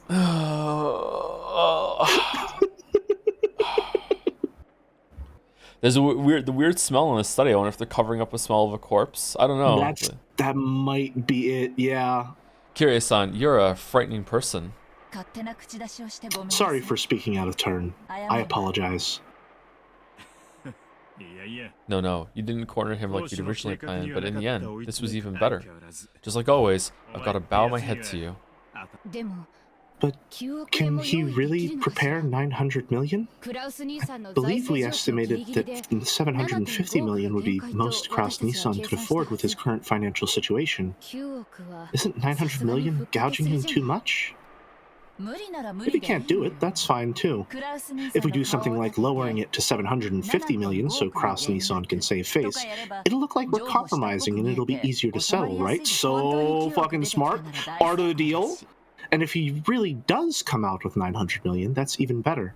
Nissan is probably having a strategy meeting with Natsuhi-san about now. It really will be interesting to see what kind of twisted logic our proud Nissan comes up with as an excuse. Convince Father? There's no way he can. There's no way to convince someone who isn't even there. Unless time to have a scene with Kinzo, and then Bieto is like, actually, he's alive. Yeah, the right truth. Yeah. Kinzo's alive. Yeah. The siblings have all come despite the various circumstances for this annual family conference. Kraus and... Oh, this is you, Jelly. Kraus and Natsuhi could be seen in Kinzo's dimly lit study. Every once in a while, thunder could be heard, and the dimly lit room flickered with light. It seemed that the island would be closed off by the storm very soon. Father, please, just this once, show those disrespectful people the majesty of the head. It's useless. What?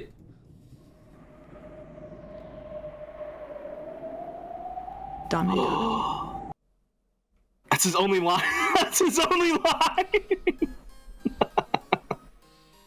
Oh, no. Okay. The large shadow of a person standing by the window, his majestic back facing them, answered quietly and forcefully.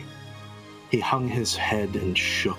Wait, this is we're imagining something that's better than reality music. I know this music. This is the fucking clown house circus music. Exactly. Yeah. Which Senate music? Yeah. They could hear a mumbling laugh music over his shoulder.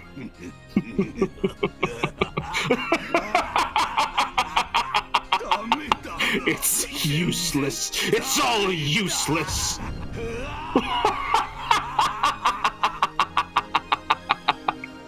3 months left to live? An almost finished geezer?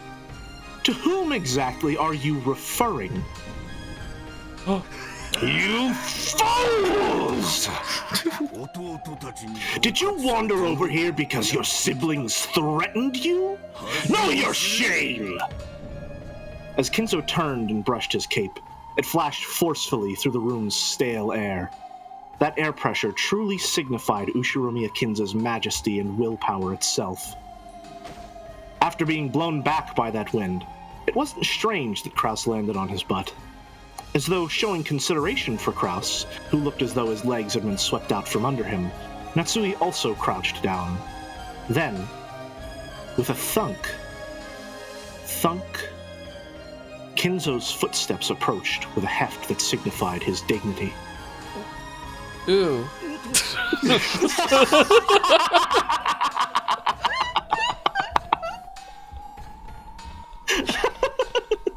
Single ooh. Father.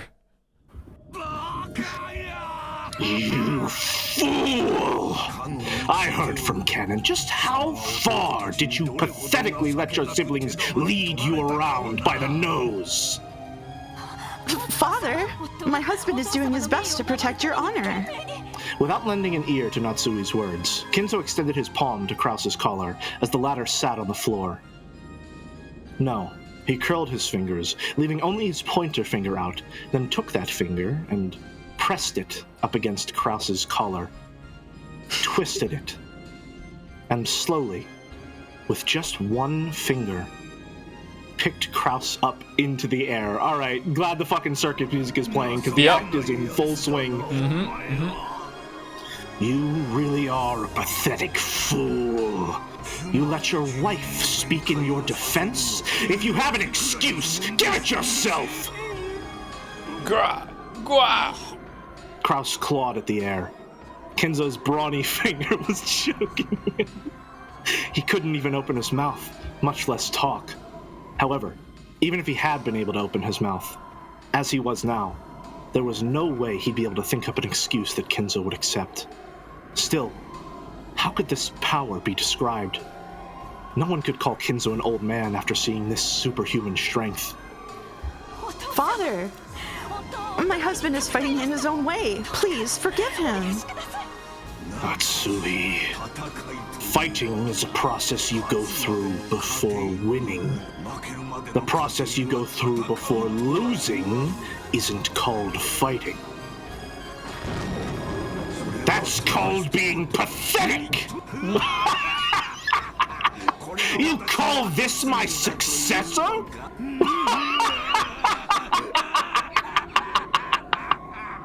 As thunder roared, Kinzo laughed heartily as though nothing could be more pleasant. And when he finished laughing, he threw his son away like he was a scrap of paper, slamming him against the wall. Jesus, man. Okay, so Is this just Kraus thinking about this, how pathetic he would be in his father's eyes or something like that? Or is Natsui in here too? Do you think they're both like having a combined like speculative meltdown? Or something like that. Yeah, I'm thinking that this is more so meant to represent like the mental power that Kinzo has over Kraus. For sure. Like in his mind as this abusive, all-powerful, all like everything father figure. This is what like the level of strength that Kraus has imagined Kinzo to have, and the level of control he has over him, even in death. Yeah. Also, damn, he was never the same after switching to Pizza Hut, says the pin. Pizza Hut's better, though? Anyway. Whoa. Okay. Yeah, I guess I think I could even see Natsui viewing this from her perspective, like considering how much she's built like Kinzo up as this like monolithic figure in her mind as well. It could be either of them. It could be both of them. But for some reason, I'm leaning toward this is in Kraus's head right now, not Natsui's. Well, that could also be the case that, again, I am expecting somewhere down the line we will get some Kraus Natsui humanization. It could be the case that, like, he has been living his entire life as the sole successor to the Ushiromiya family under an incredibly abusive, incredibly aggressive patriarch, and maybe Natsui is the only person that he is allowed himself to confide in on any level. And so she understands fully how he views Kinzo, and maybe as an extension of that also views Kinzo as that. Jelly, so as to not kill Boulder, can you do me a favor and leave Discord and then rejoin, and I'll drag you back in here? Your sound is more distorted on stream than on here. Huh. Sorry. That's fun. Is it really? Do I have to change Back in a tick. Yeah. I was going to wait till on break, but then the Kinzo is happening, so I want to have good Kinzo. Hello. Any better? I don't know. We'll find out. I suppose so. Could also be that they're experiencing a ton of guilt and they've built this up in their mind that maybe they did lose him and they're like, we let him down, we let him die like in this undignified way in his final years when we should have looked after him better. Yeah, it could be that. Okay. Either way, I feel strongly that the presence and strength that Kinzo has in the scene is purely metaphorical. Yeah, oh for sure. For even his eyes are different. Like he's a different character in here. Yeah. It's definitely yeah. Anyway, Gua, ooh, oh, it's back. Ooh. Dear, are you okay? Kraus slid down the wall, rubbing his throat as though in pain. Natsui ran up to him and looked after him. But without showing any interest in the two of them, Kinzo returned to the space near the window, as though he had been there the whole time, and looked up at the thunderclouds of misfortune. I thought I would have no regrets in my life, if only I could meet Beatrice. But it seems it won't go so smoothly. It was promised from the beginning that nothing received from the witch would remain. However, the Ushiromiya family name is not the property of that witch. Who is fit to succeed that name? It seems that this alone must be resolved by my own hand. Rejoice, Kraus! I have changed my mind. Father? So? I have no desire to have dinner with you, cowards. However, I will attend the family conference afterwards. Father, thank you very much. There I shall make a great announcement regarding the succession of the head. I will resolve your foolish quarrel myself.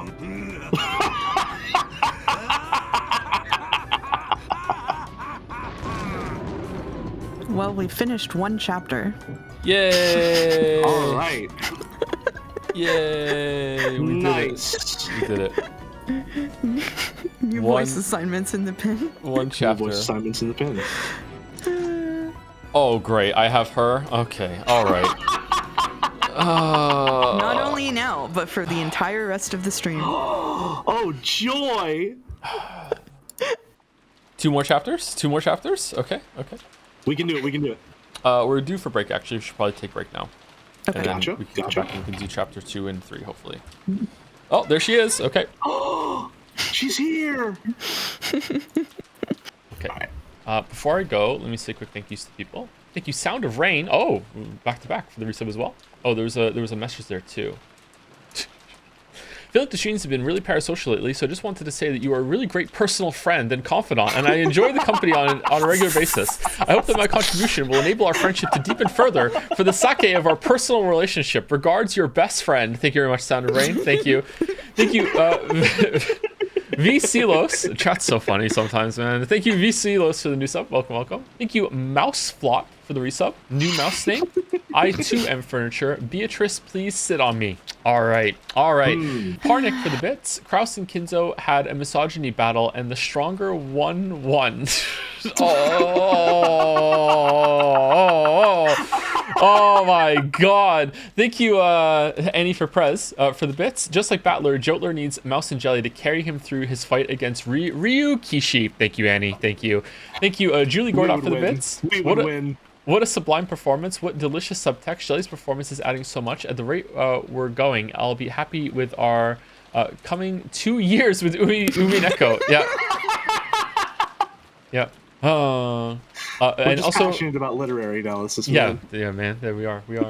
And thank you, Big Pat, for the sub as well. This is what happens when Kinzo gets wings with his dominoes. Oh shit. Okay, we have to talk about the misogyny comment with Jelly and only Jelly after the break. Yep. Yeah, great. Thank you. Oh, great. Okay, good. I'll just go to the kitchen and make you guys a sandwich. No. Gluten-free sandwich, right? Gluten-free sandwich? Yeah, absolutely. Yeah. Okay. All right. If you've been seeing the whole time, please get up, walk around, go get some water, go to the bathroom. Yep. See you soon. Hello. Ooh. Hi. Trying new tech today, chat. I only steeped the tea for like 2 minutes, and we're gonna see if it's a drinkable tea instead of having to take a second break. After I mean, the first it's break. tea, so how could it be drinkable in the first place? You don't like tea? Not a fan of tea, no. Too subtle for my palate. Wow. I will read the Koryu pin. By the way, am I louder than Joe now? We did some audio adjustments. How are the sound stuff? I will read the Koryu pin. We all like to have fun here in chat, and you can't begrudge people who are friends, IRL, having chemistry on screen, but I'm going to be the bigger man here and say that Mouse's sandwich comment was completely out of line. That kind of talk in DMs is one thing. You're all streamers, so I assume the worst about your private lives anyway. But there are little girls who grew up watching Joseph Anderson, excited to finally see female representation in the series. Think about the example being set. You're right, Koro. It wasn't my place to make that joke. I'm sorry. I'll be quiet from now on. Oh, man. Oh. The silence speaks volumes. Balder says can afford to turn OBS capture down 1.5 decibels. That's so specific. How is that even a measurable thing? Oh, they said I'm a bit loud. Yeah, you can probably turn me down a little bit too. Meow? Is that a meow? Yeah. You guys are way too loud now. You were good before. All right, there's a volume slider on twitch.tv.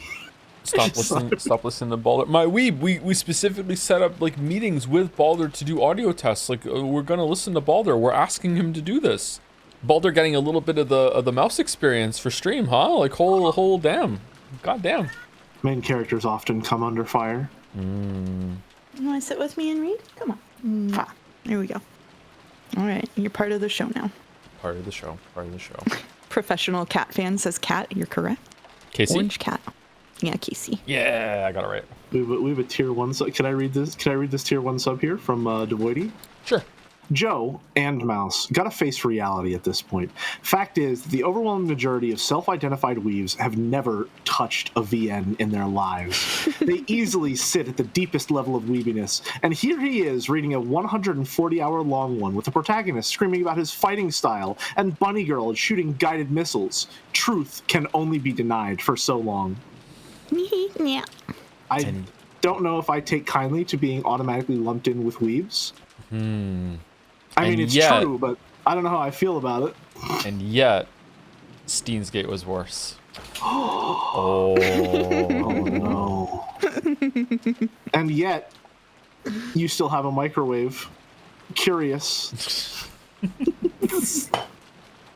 I guess you don't hate it all that much, do you? Gotta put some bananas in them. Dalmec wrote with some bits to say, I'm in the middle of carrying a feminist discussion about to close it out, and my muted witch co-host brings me a gluten-free sandwich, not asked for, with a singular french fry as I hit the generational misogyny talking point. So how is your day going?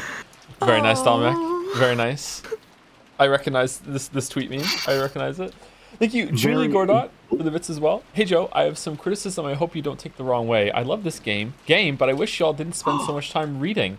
Most of the audience is just here for the theorizing and microwave jokes and are actually very triggered by mouse clicks, keyboard taps, and any sort of action that progresses the story. Please understand this as you go forward. So Umidan is having a day, huh? Okay, all right. We'll have to keep it in mind. Thank you, Julie. We'll have to keep it in mind. Wow. Thank you, Julie. Let me scroll back up to the, it's Gatsby. Let me scroll up to the assignments. Okay, so... It is pinned, too. You can use the pin. All right. It is pinned. Mm-hmm. Oh, no.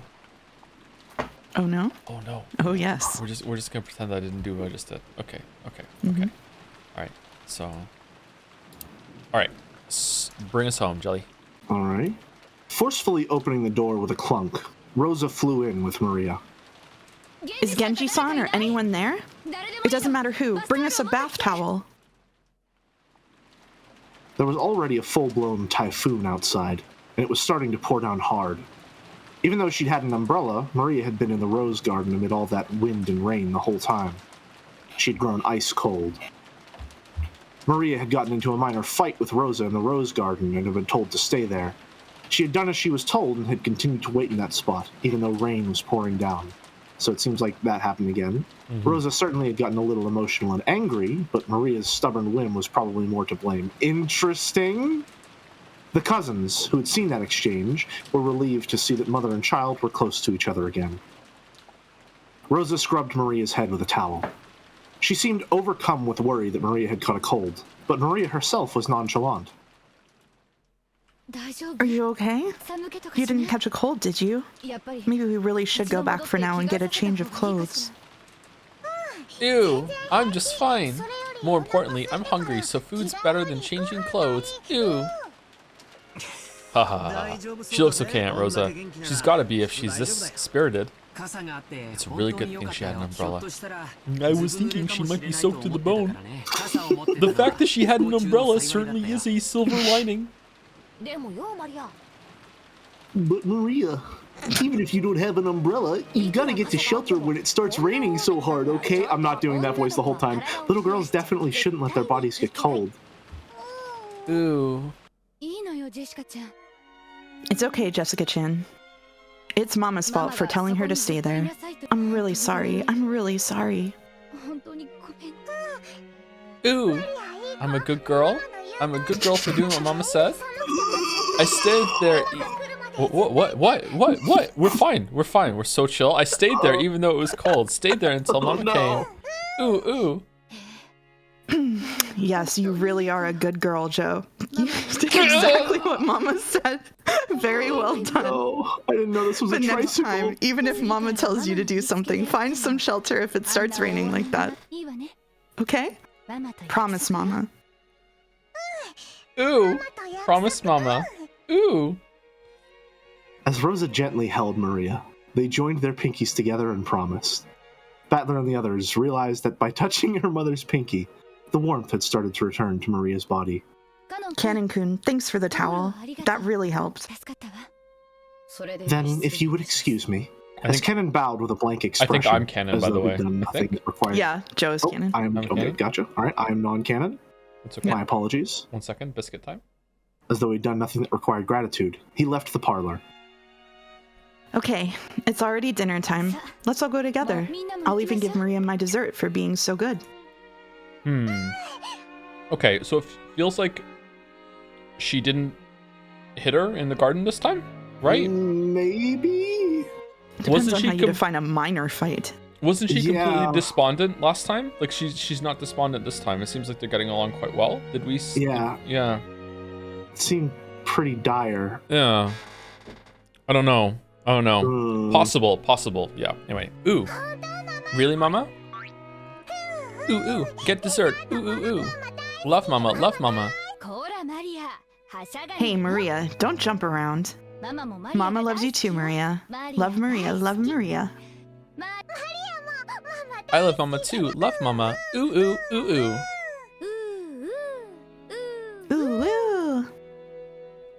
What is happening? Rosa and Maria looked really close. Even the cousins who watched started to feel a long-forgotten warmth fill up their chests. You know, that might be the age when you're on your best terms with your parents. It wasn't like that for me. Mom was always yelling at me to study, study, study. That's because they love their children. Parents' love isn't always gentle and indulgent. My mother was strict with me too, but now I realize that it was just because she treasured me. So shut up, George. Ooh. Love mama, love mama. Love Maria, love Maria. So shall we get some food? Let's be friends and hold hands. Ooh, be friends and hold hands. Mama and me, friends. Yes, that's right. Maria and Mama are friends. We'll always be like this. I love you, Maria. Okay, alright. I'm glad something is happening, because what the fuck? What's going on all of a sudden? What's up? The sudden sound had come from the teacup Gretel had been holding, which had fallen and smashed. Oh, the glass actually... Okay, nice. Sorry. I got careless. Sorry for dropping it. The cup on the floor had smashed to pieces. Would it really have made such a sound and smashed to pieces just by being dropped from that height? Even someone as thick-headed as Battler could realize that she was in a bad mood over something. But he couldn't understand why she had suddenly grown so displeased. When she made to bend over and pick up the fragments of the cup, Renove appeared out of nowhere and stopped her. Apparently I'm Renove this time. Oh, you're Renove? My bad. I think I need to... Am I? Let me reread. Yep, okay. We're all scrambled up this time. We're all scrambled. You will injure yourself. Leave the cleaning up to me. Shall I bring you another cup of black tea? I don't need it. I guess a demon's black tea just doesn't match my tastes. Oh, to think there's someone whose tastes aren't satisfied even by Renove's tea. I must respect your discerning palate. I'm getting bored, so I'll go out for a second. Bored? Wait a sec, this is where things start to get interesting. About now, Maria's probably going to say that she got an umbrella and a letter from Beatrice again, right? This is the essential part. You're missing the best part. Sorry, I'm counting on you to clean this up. Leave it to me. Without saying anything else, Gretel disappeared of her own accord. Her form literally melted and disappeared into thin air. There was definitely a displeased expression on her face. But neither Battler nor Renove, and of course not Beato either, could understand why her mood had so suddenly worsened. All that remained was the scent of the black tea she'd spilled. Clip it so Angie doesn't miss it. Nice one. I don't like it. No, to be more blunt, it disgusts me.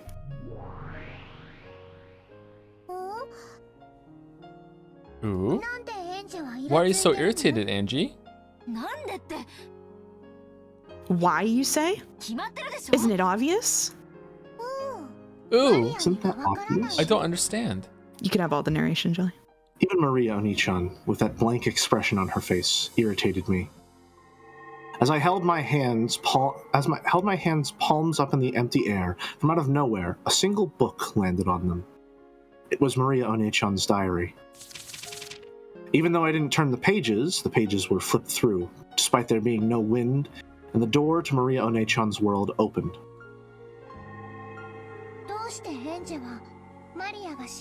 Why do you think I'm not happy, Angie? Think about it objectively. By objectively, you mean from your viewpoint, right? That's how it works. Yeah. Are you trying to say that the truth is different for me and you, Maria One-chan? Truth can change its form depending on the observer, and observers from the future always overwrite that form. Angie, what are you trying to do to my happiness? Pages of the diary were flipped through at greater and greater speeds. Then, a brilliant light poured out from the depths of the diary, swallowing everything up and painting over everything with white.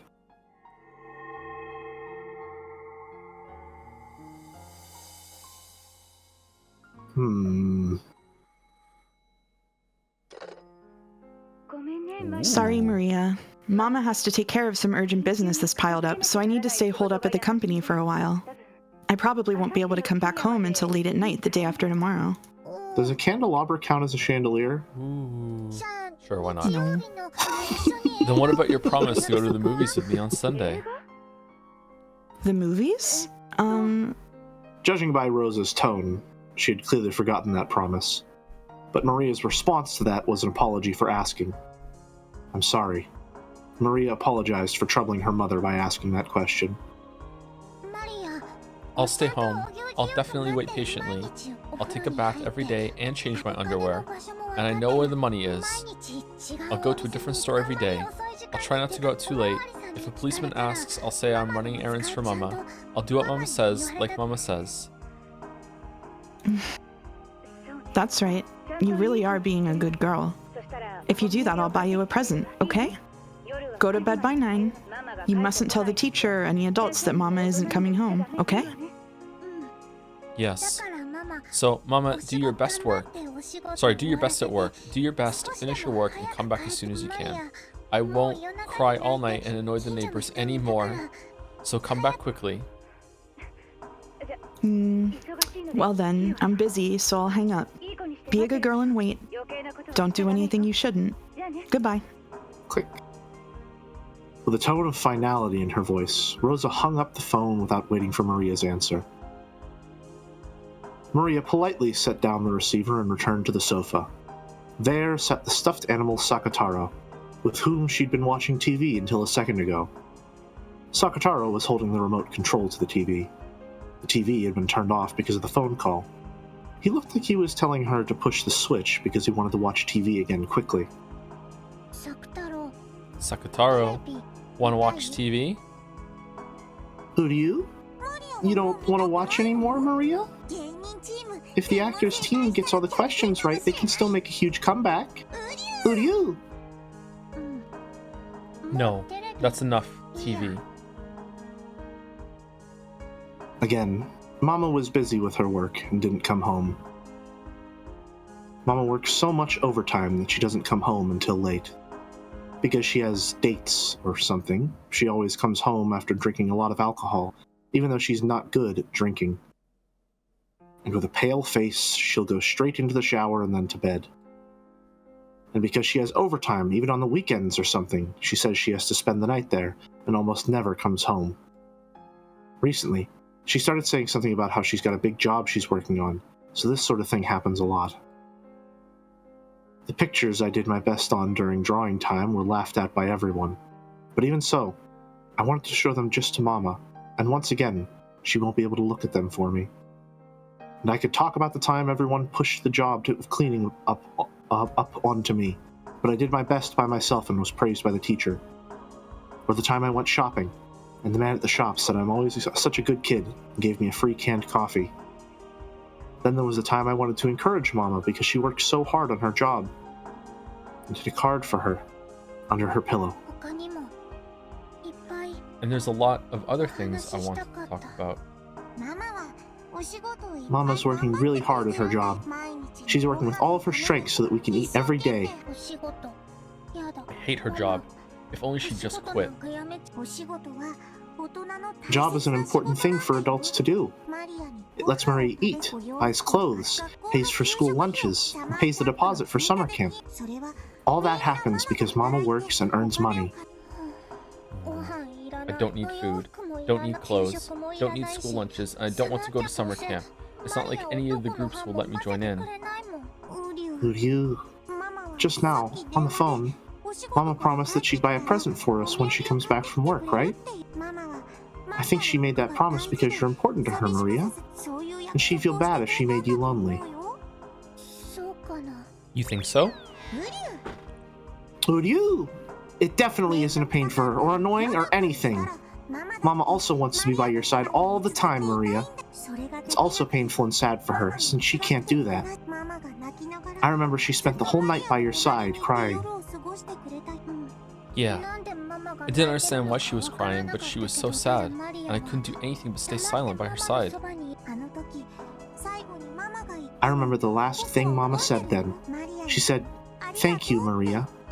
She She said that just by being by her side, you are her only ally in the world. Do you remember? Yeah, I'm her only ally in the world,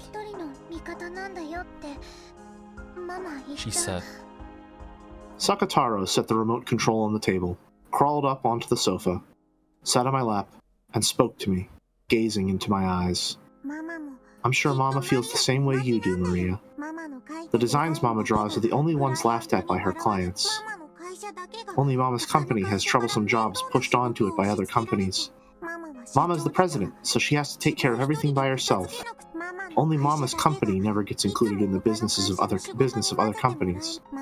Mama's only ally is Maria. If you tell her to stop doing her job, where in the world could she find an ally? Sakataro. The only person I have in the whole world is Maria. The only person Mama has in the whole world is Maria. What about you, Maria? I've got Mama, and I've got you too, Sakataro. So Maria, you aren't lonely at all. Who do you? Ooh. Since Mama's busy with her work, she can't be together with you very often. But please, don't blame her for that, Maria. In exchange, I'll always be here. We'll be by your side forever. So don't cry, okay? Uryu, can't your sadness be stopped if I'm with you? Ooh. Ooh. Sakataro. Ooh. Wow. Wow. All right. I can forgive the Anj, but I have a huge issue with the Uryu voice acting. It should be a powerful and loud roar, appropriate for the king of the jungle, Sakataro. I'll do better, I'm sorry. From the corner of Maria's heart, which she had been doing her best to seal up, drops of sadness finally dripped down. Drip, drip, drop, drop. Drip, drop, drip, drop. Hitting all those plosives on the way down. Mm-hmm. Even though weekends when Mama didn't come home weren't that rare a thing, it wasn't as though that night was particularly painful or sad compared to other nights. And yet, Maria's tears poured down. Uryu! Maria, don't cry. I'll always be with you. Even if you cry, Maria, I won't. I'm a lion cub, so I won't cry even if I'm lonely. Even though I want to cry too, I won't. Why won't you cry, Sakataro? Even though you're so sad that you can't hold back the tears, you won't cry? Uryu. But if I cry, who will make you feel better? So I won't. After all, I want to get your spirits up. If I get my spirits up, will Mama come back? When Mama comes back, if she's welcomed by a happy Maria, I'm sure she'll be happy. Uryu. Mama will be happy? Uryu. If you do that, then I'm sure her fatigue from work will also be healed. Then, I'm sure she'll start feeling better sooner and will play with you a lot. When you come home and Mama's waiting for you there, and she's in the kitchen in high spirits, don't you feel really happy? I'm sure Mama feels the same way. So if I watch over the house in high spirits, Mama will be happy too? Uryu! Sakataro nodded deeply with his big head. The tears couldn't stop falling from Maria's eyes. If she greeted Mama with a tear-stained face, Mama would probably get sad too. You know about it, Maria. You can't use the magic that creates smiles if you aren't smiling too. Yeah, I know. So I won't cry anymore. Hey, Maria. I have an idea for how to have a fun time. Uryu, want to hear it? What? Is it shoplifting? Mama won't come back until late night Sunday. So let's have a pajama party and keep it secret from Mama. I even got us face masks with eye holes and everything. A pajama party? Until you get tired late tonight, eat candy and drink soda in bed. And play with me. Pajama party. Yeah, sounds fun. I don't have to go to bed at 9, right? Mama won't get mad if I don't sleep. This is a secret between me and you. Only for when Mama isn't around. So tonight, until you get sleepy, let's have fun the whole time. Let's eat jelly beans and try to guess what color we'll get next. Let's split open peanuts and try to guess which half is the grandpa. Let's search for treasure in the closet. And more, and more! I wonder what it'll taste like if we mix cola and melon soda. Ew. Ew. No, it's pronounced ooh. I wanted to try it once, but asked Mama if it was okay, and she got mad. Ryu! Let's keep it a secret from Mama and try it out. Tonight, let's play a lot, laugh a lot, and blow away our tears with happiness. Don't worry, it'll definitely be fun if I'm here. I'll definitely make you happy, Maria. Yeah. It'll definitely be fun if Sakutaro's there. I'll definitely be happy. Thank you, Sakutaro. I won't cry anymore. Let's play all we can, get happy all we can, and say welcome back when Mama gets home. Ryu! Tonight, let's play a lot and feel a lot better. Let's have the kind of secret party we can only have when Mama isn't here. If we're noisy enough, I'm sure plenty of friends will come to play from the land of the Looking Glass and Wonderland. Then, we'll have so many friends that we won't be able to get bored. Ryu! Ryu! I fully expected them to start repeating it back and forth for a bit there. I'll read this big chunk of narration to give you guys a break. Gotcha. Okay. Then Maria began her pajama party all alone with Sakutaro, having fun until late into the night. She played by sticking her hand into the bag of jelly beans without looking, trying to guess which color she'd pull out next. Sakutaro had good intuition and got it right a lot. Maria also had a brilliant streak where she guessed right 4 times in a row. The game where she split peanuts open and tried to guess which was the grandpa was easier than guessing the color of the jelly beans, so she got it right a lot. Sucking her salt-covered fingers was impolite, but that was the yummiest part. She liked both cola and melon soda on their own. She hoped by mixing her 2 favorite drinks there might be a flash of light like alchemy, and a new drink that no one had ever tasted before would be created. She got excited about how, if it turned out really delicious, she'd call it Sakutaro soda and sell it. But unexpectedly, it had a weird taste that she hadn't hoped for, and the color was somewhat dull and thick. Maybe I shouldn't have been surprised that black and green mixed together would make this.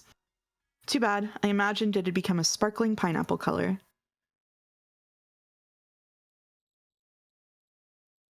But it was an awesome, incredible, fun night. If it's this fun here, maybe Mama will feel like coming home and drop by out of the blue. So I got the feeling that Mama might suddenly come home and went to the front door many times to check. But there was no way Mama would be able to come home when she was this busy with work. But rather than a feeling of loneliness, it felt just a little disappointing that Mama couldn't join in on this fun late-night party. Sometime soon, I'll do this when Mama is around and let her join in. Mama likes some things I don't think are yummy, so maybe she'll really like Sakutaro soda. When Mama comes back tired, I'll serve her some. And more than anything, I want to at least write about this fun night in a letter and tell Mama about it, so that these feelings of happiness will reach Mama too. Her work is always so tough, and she comes home so tired, so I hope I can share this happiness with her. Mama will almost certainly come home tired late Sunday night, and I hope I can brighten her day even just a little by sharing this happiness. I gently placed that letter on Mama's desk. To Mama, good job with your work again today. Let me share my happiness with you. From Maria. Then, I decided to give a present to Sakutaro for proposing this wonderful party. It was a small red muffler I found when searching for treasure in the closet. When I was still very young, Mama knitted this tiny thing. Maria was embroidered on it with knitting wool. I softly wrapped that muffler around Sakutaro. It really suited him, accenting his yellow with red very well. Who are you?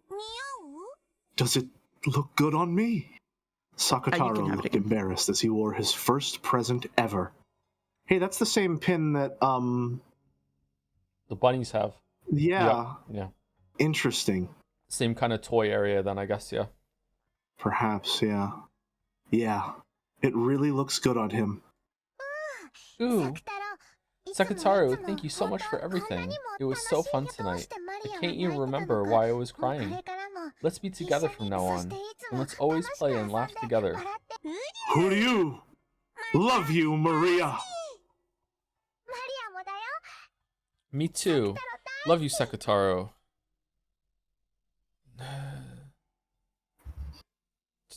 After playing so wildly, Maria's room was a mess. Maybe she played a little too much. But I'm tired for today, so let's sleep together. And tomorrow we'll clean up together and welcome Mama with a clean room. Alright, Sakataro.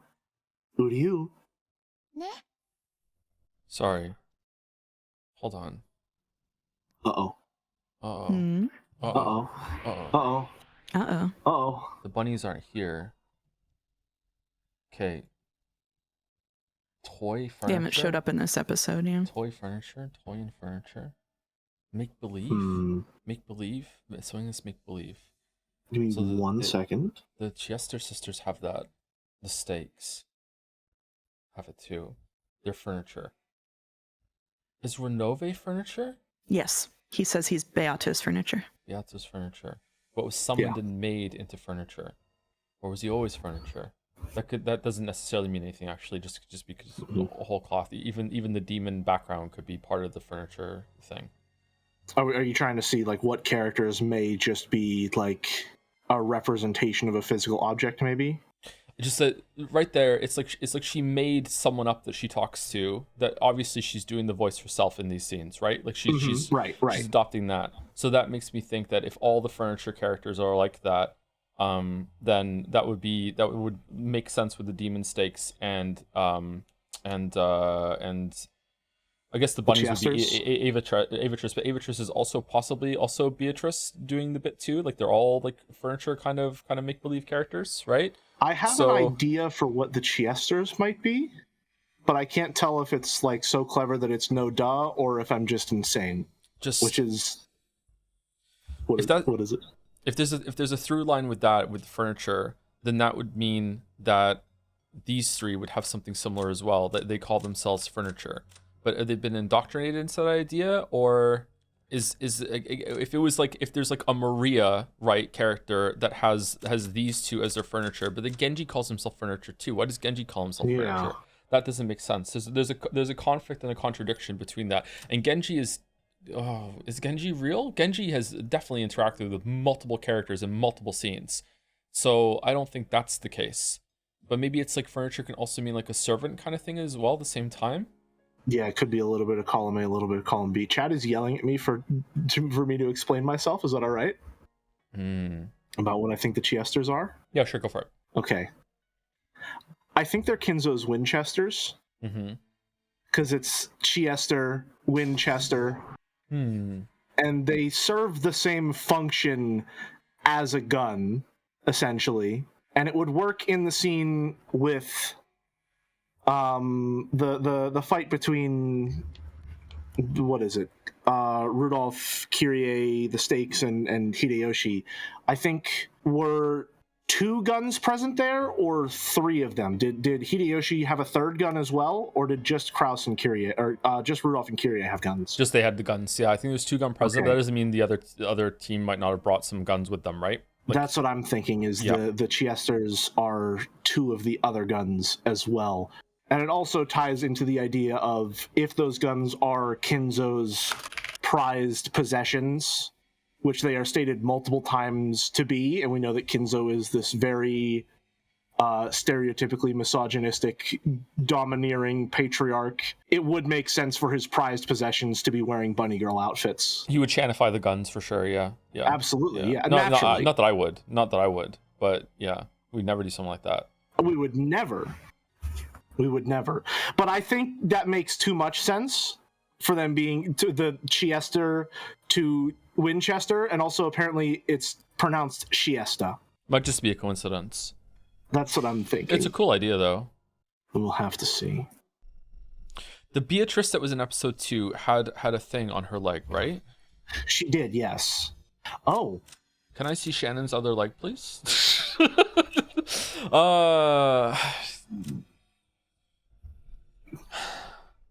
Do we want to go there?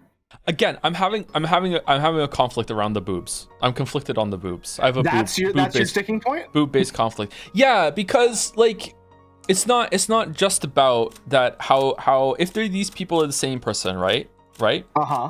If like it's not just about how does she hide them if she becomes canon, or how does canon gain them when he becomes Shannon? She was gonna let Battler touch her there. So if here's the thing. I think that is, and I feel insane saying this. I think that's a clue.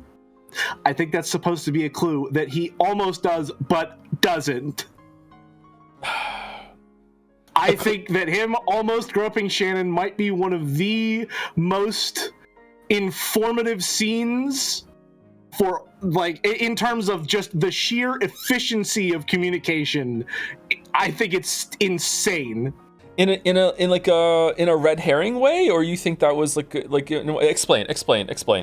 I feel like, and I sound so fucking stupid saying that, if he had groped her, maybe he would have been able to tell they were fake. Yeah, that's why I think I'm wrong. Is because why, if she's trying to pass herself off as something that she's not, why would she stand there and just be perfectly ready for him to let him funnel her? She's a servant of the Ushiromiya family, and she has to comply with that request.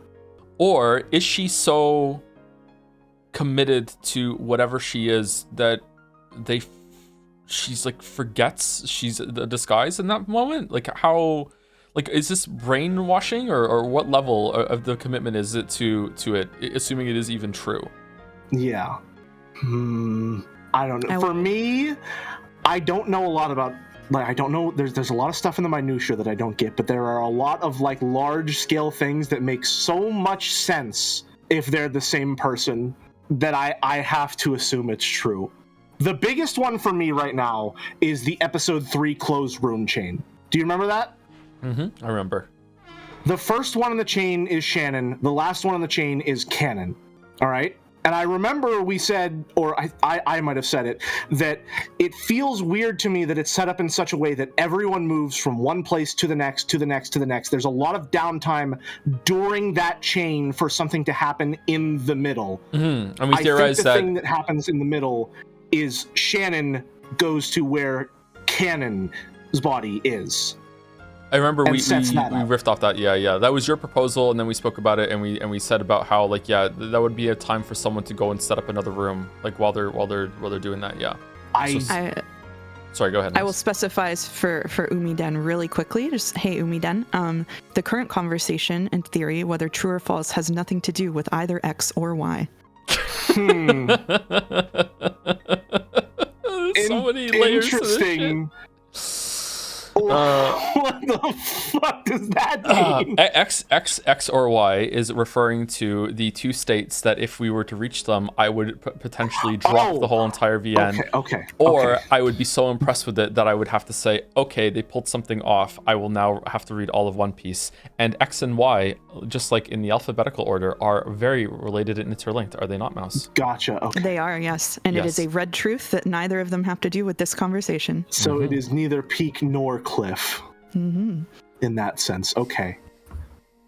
All right. I keep saying I need to go back and do it. I need to go through all of episode 1 and see if Shannon and Canon are ever in the same room at the same time with Battler present. My guess right now is that whatever entity, be it, I don't know if, assuming it's reliable, my guess right now is that there is another person on the island who actually does look like Beatrice in the portrait, but the portrait might be changed around it.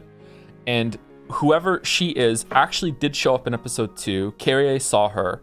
But then when she went to the room and Shannon and Canon visited, I would say that Shannon and Canon are her alter ego furniture in the same way that Maria has made Sakutaro. That is where I'm going with it right now.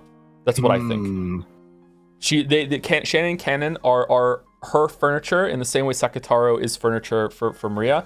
But the reason why I'm only I have 60% conviction on this theory right now is that I cannot make Genji fit. I can't make Genji fit. I don't know why Genji refers to himself as furniture, unless I've misjudged Genji to some level, that Genji is something else too. Genji is throwing a wrench in this whole entire fucking theory right now. Yeah. I don't understand it. I I don't know. But I'm just like, maybe it's not nothing to do with what just happened with Sakutaro. Maybe it's just got something to do with like it's another way of making like an imaginary friend, alter ego kind of thing that went on with there. Yeah. Maybe being referred to as furniture doesn't just mean one thing. Yeah. Like, it would be like, all those scenes can become recontextualized where it's like there's like the dominant like real person who has the alter egos that they adopt when they need to or they want to, and they're like fighting in a way. I don't know. Oh no, I don't like that. Okay, we're not getting anywhere. Let's continue. We're not getting anywhere. Okay, sorry. All right. No, we're okay, fine. we're back in. It was a good cook. It was a good meal. It was a good meal. That was a good meal. Yeah, no need to apologize. Thank you, chef. We're back in. Thank you, chef. We're back in. All right, see? We were so happy, right? Is this your happiness, Maria One-chan? Sorry. What's up? It's for Simple. Give me some lube and a shot of tequila and I could make Genji fit. Simple said that? Simple said that. What the fuck? What is his heel turn? Huh? Simple. What? I mean, +2, but for you? I want to go to Rikenjima.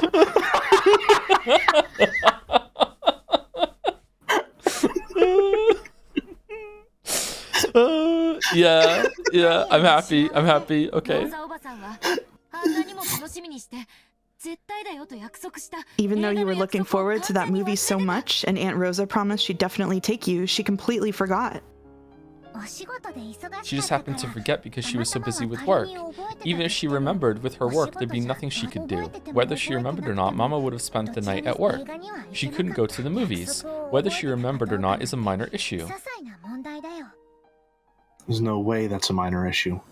After all, when Aunt Rosa answered movie on the phone, it was obvious that she'd completely forgotten her promise. And when she heard that, Maria One-chan's mood definitely darkened. Well, like you say, even if Aunt Rosa had remembered her promise, you wouldn't have been able to go to the movies in the end. But even so, to think that your mother just forgot her promise to spend one of her few days off with you, it's sad. I'd be mad. Yeah, it was sad, because even if she had remembered, we wouldn't have been able to go to the movies. But after that, I had a very, very fun night with Sakutaro. You must have thought that that pajama party looked really fun too, Angie. There's no way that would be fun. I mean, all that messing around you did that night was just intentionally making a big fuss about nothing. Also, you could forget that you were lonely and that your mother wasn't coming home. That's not true. I really did have a fun party with Sakutaro. No, that's wrong. You were just so sad and you hated your mother so much for forgetting her promise that you made a mess of your room. Where was something like that ever written in my diary? It isn't written anywhere. But by reading in the gaps between every line, I can understand your feelings. You didn't have a good time at all that evening. And you stayed up late when you were told not to, broke the strict rule about eating sweets outside of snack time, and when even that didn't bury your sadness, you went wild in your room and made a mess of it, right? And after you made a mess of your room and were all tired out, all you did was claw at the bedsheets and cry yourself to sleep, right? The VN just provided a subtext tutorial. Thank you very much, Angie. I was going to say thank you very much. Twitch chat, pay attention. Thank you not only for explaining what subtext is, and also what an unreliable narrator could be, considering that I still think a lot of this is going to be from Anja's perspective. Meanwhile, the Persona 3 script has like the kerning and fucking space between the lines set at fucking negative. There's no space between lines whatsoever. It's just overlapping. It's not that kind of story. To invoke Persona 3 on. Yeah, it's true, yeah. The diary does say that Mama probably forgot her promise about the movie, and that I stayed up late having a pajama party with Sakutaro, and I made a mess of my room searching for treasure. P3 still getting strays? Oh no, we're taking aim. Yes, and this is what it means. You were starving for Aunt Rosa's love, Maria One-chan. And Aunt Rosa always put her work and her public image first, always keeping you on the back burner. That's what disgusts me, because I know just how superficial Aunt Rosa's words of love for you were. You should realize this yourself. So how can you say you're happy despite that? I don't understand that part of you, Maria One-chan. Even at my age, I can't understand it at all. Why aren't you sad? Why is it that you can experience a reality filled with misfortune and call yourself happy? I can't do it. I can't understand it. She's 9? You're a sad kid, Angie. I don't get it. Why are you pitying me? Even though a fact about a really fun pajama party is written about in my diary, if the same fact is observed by different people, it has a different form. I remember talking about something like this with Bernkastel. Truth is unfixed and changes its form every time it's witnessed. By the way it's perceived, in other words, sumari, depending on the person who perceives it, a single truth can become different truths. And truths of the past are painted over by the truths of the future. In this diary, I wrote that what happened that night was very, very fun. You described the events of that night as something very happy. And yet, when you read the diary, the events of that night sound very, very sad. Even though you describe it as a happy scene, I read between the lines, or I read between the lines and realized that that wasn't true. Stop it. Huh? This tells of a happy night. This is the truth of that night. Please don't take this happy truth and paint over it with a new, different truth. Oh, Joe! Joe, I really think we hit the nail on the head, man. I really feel like we fucking cracked this case wide open last time. With the Beatrice thing? Yep. Shit. Yep. Oh, that's magic right there. Oh. Are you happy with this, Maria One-chan? Yes, I'm happy. That's why I feel sad for you, since you wouldn't be able to feel happiness in a similar situation. Oh, sorry. Right now, I'm like she was then, just as isolated with no friends. Ange had accepted her isolated reality for what it was. But Maria painted over her isolated reality with a reality of happiness. Ushiromiya Maria took a sad truth and changed it into happiness. That was the only and yet very large difference between me and Maria One-chan. And, even though I'm unable to accept it, I'm also jealous of that power. It's like the best Beatles song. Yes, that's right. This is power. I was able to find happiness with that power. Because you don't have that power, you can't find happiness, Angie. What is that power? I didn't know what to call that power either. Not at this point in time, at least. Eventually, I was taught its true form. They're gonna call it magic. They're gonna call it magic. Talk about it later. On the next page. So then, late Sunday night, Mama came back with a present just like she promised.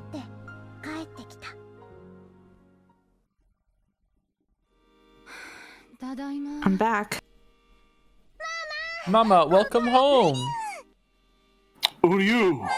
Mama came back! Mama came back! Waiting to greet Rosa as she returned home all tired out was Maria, in an unbelievably good mood, holding Sakataro. Most likely, Rosa's worn-out expression was partly because she really was tired, but partly because it would be a pain when Maria, who should have been grumbling after staying home alone for several days, would cling to her, sobbing. However, when she was welcomed by an unbelievably happy Maria, and found that her fears were unbelievably needless, Rosa couldn't hide her surprise. What's going on, Maria? You're in a great mood? Is someone here? It was strange enough to make Rosa think that a friend had come over, and that she'd come home right when they were having a good time playing together. But there were no other shoes by the entrance. Even though Maria was in such high spirits, she'd been home alone. At first, Rosa was suspicious that the cause of this unexpected good mood could be nothing good. But that really was a needless fear. And in any event, Maria had been in a really good mood while she watched over the house. Even if Rosa's heart had been cold and hard as a rock, after being welcomed with a smile like this, Rosa started to honestly accept that smile, and a smile rose to her own face automatically. In that smile, you could no longer see any of the weariness of someone who'd been unable to return home for several days. Maria kept talking about what a fun time she'd had playing with her stuffed animal, Sakataro. Rosa really hadn't imagined that the stuffed animal she herself had given would be so appreciated, and she couldn't hide her pleased surprise. I see. So you spent the time together with Sakutaro. Well done, Maria. Here's a present for Maria and Sakutaro for being so good. Uryu! A present! A present! Ooh, what is it? What is it? Both Maria and Sakutaro started jumping around. There were 2 presents. One contained an assortment of Western sweets. Inside was a Scotch cake. It looked to be very high quality. But Maria was more interested in the other one. The other was in an even bigger box, and it was pretty heavy. Uh-oh. She had pilfered it from a local auto parts dealership. Go ahead and open it. They might become new friends for you and Sakutaro, okay? What? What's this? What's this? Discord completely ate that. Mm-hmm. Inside, laid there like chess pieces, were about 20 small ceramic figures shaped like animals. Squirrels, rabbits, small birds, dogs, and cats. And they were all holding musical instruments. In addition to them, there was also a panorama-style background. A forest scene was drawn on it. Small forest animals were gathered in a plaza and looked like they were having a good time. Rosa set it up on the table. And when she lined up the ceramic figures like chess pieces in front of it, it became a band of forest animals. Isn't it wonderful? I saw it in a store window, and I was taken with it at a glance. This is a present for you for being such a good girl home alone, Maria. Ooh, thank you, Mama. Awesome, Sakutaro. Look how much our friends have grown. It's just like you said, Sakutaro. It was true that if we had a fun, noisy time, we'd get more friends. Right? Didn't I tell you? Look, we have more friends. Look, we have more friends! Uryu! Relieved that her gift had been appreciated, Rosa remembered that she'd been filled with several days of weariness. Okay, so last bit of speculation on this scene right now between these two, because I've been wondering it for a while. I'm waiting for the right time to bring it up. Do we think that Rosa isn't hiring like a nanny to look after her child? Because she must be able to afford it, right? So is she just so thoughtless, or is it a social convention, or is she ashamed to have to get a nanny, and the nanny would realize how she gets treated? If I had to guess, I think the nanny would being ashamed to get a nanny would be the most likely outcome. Yeah. Considering like the overwhelming standards that growing up as an Ushiromiya has probably instilled in her, and how absolutely cutthroat the siblings are with each other, I think having to hire a nanny would be she would probably just view that as ammunition for the enemy. That's really fucked up. It's really fucked up. Holy shit. Okay, something to think about at least. Okay. Mama, you've worked really hard. Go take a shower. If you take a hot one, I'm sure your weariness will go away. Want to take a bath? I'll choose what to put in the bath today. Thank you. But it's already late, so get ready to go to bed. Mama is tired, so I'll just take a shower and go to sleep. I have to get up early tomorrow. Hot showers or cold showers? For who, me? Both of you. Hot shower. Hot shower? Joe? Warm shower. Warm shower. Warm Not shower. Hot? I don't like too hot. Well, yeah, I don't use too hot because it's bad for your skin, and hair, so it is usually warm shower. Okay. I also knew that using water that's too hot is bad for your skin, which is why I prefer warm as well. I also knew that information. Yep. Someone in chat said cold showers during hot summer is really nice. I'm probably going to take a cold shower after we're done here. It would be really nice. I am, just another reminder, have been inside of this blanket fort for almost 4 hours now. Oh yeah, that makes sense. Yep, okay. Yep. Okay, not touching that one. Yeah, got it. Here, Mama, I'll take your coat off. I can do it myself. Thank you. Mama, your coat is full of smells from outside. Ooh. Oh, sorry, something fell out. I'll pick it up, okay? When she took Rosa's coat, a receipt or ticket stub or something fell out.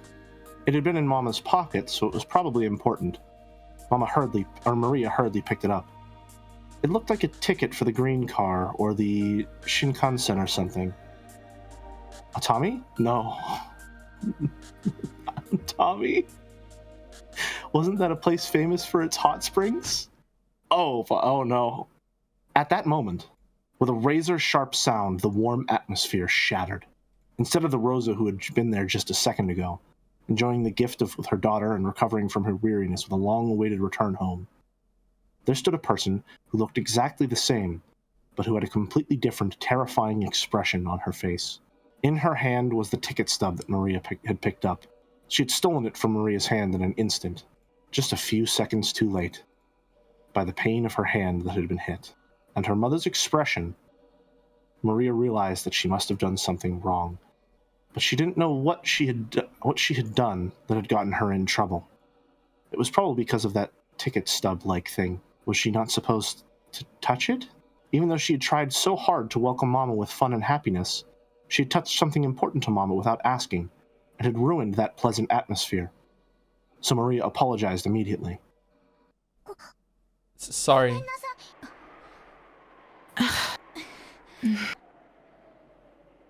Even though she must have heard those words of apology, Rosa's expression actually darkened. Maybe those weren't the words she had been hoping for. Maria didn't know what to do, and stared at her mother's reaction. Then, even though it should have been an important ticket stub, Rosa crushed it up and hurried off to her room. Maria didn't really understand what she had done wrong. Ooh. I must have done something I shouldn't have. That paper must have been something important for Mama's work, and I touched it without asking. You didn't do anything wrong, Maria. That's why tonight was so very happy. Yeah, happy. And when Mama takes a bath and clears her head, she'll go back to being the normal, nice Mama. So you mustn't worry about it. Uryu. You're right. Mama's tired too. Ooh, mustn't worry about it. After all, we were so happy tonight. Uryu. The rare, serious, and somber Uryu. Just stop it. I can't watch this. Angie, I think you're looking for happiness in the wrong way. You're the one who's wrong, One-chan. How can you call this happiness?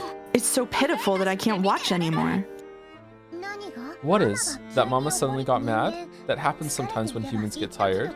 Condemning a person because of a momentary misplaced emotion isn't very adult of you, Angie. Oh my god. I can't. This scene is a lot. Holy shit. Okay. I mean, it's very good, but holy shit. There's a lot going on. I can't stop thinking about the fact of, like, I don't have any way of knowing that we have an accurate idea of what Maria and Rosa's relationship is actually like, now that I'm thinking about it. Because if it's coming through Maria, I have to assume that it's a more, like, childish perspective, which might not understand all the nuances of what exactly is going down, and she's probably trying to make a lot of excuses for Rosa, or she just doesn't understand why the shift is so sudden, so maybe that could account for why the shift seems so sudden when we see it, right? Like, it really does seem like she snaps in between perfectly normal and abusive without a lot of understanding of why that happens. And is that because we're seeing it from Maria's perspective, or we're seeing it from Anja's perspective and her interpretation, which is a lot less charitable because of what she's gone through, or is it actually what just happened? Someone in chat is asking what the mirror just say. Maria is so abused that the abuse has become so commonplace and normal for her that she is now making excuses on behalf of her abuser in order to make her abuser feel better. Is what's going on. Like, she's so deep into, like, this, and also she's 9, so she doesn't know any better either. Yeah. Right? She's it is unbelievably fucked up. Like, yeah. Damn, man. Anyway, let's continue. I can't believe I'm hearing this from a 9-year-old. But that's not the problem. That ticket stub you picked up was clearly strange. What was? There was nothing strange about it, and it has nothing to do with the happiness of that night, right? Aunt Rosa called because she'd be staying over at her company because of work, right? Why a Tommy? Isn't that what you call a vacation? It means she left you and went on a vacation, right? And you normally don't go on a vacation by yourself. Even if that was a ticket for a Tommy, that alone doesn't make it proof that Mama lied and went on vacation, right? She lied on the phone and then she changed her expression so drastically and grabbed it from you. What more proof could you want? It might have been from a business trip long ago, right? Or maybe she just happened to pick up some trash and put it in her pocket. It might have been a receipt from someone who worked for her who went on a business trip. In that case, it would be important for her work.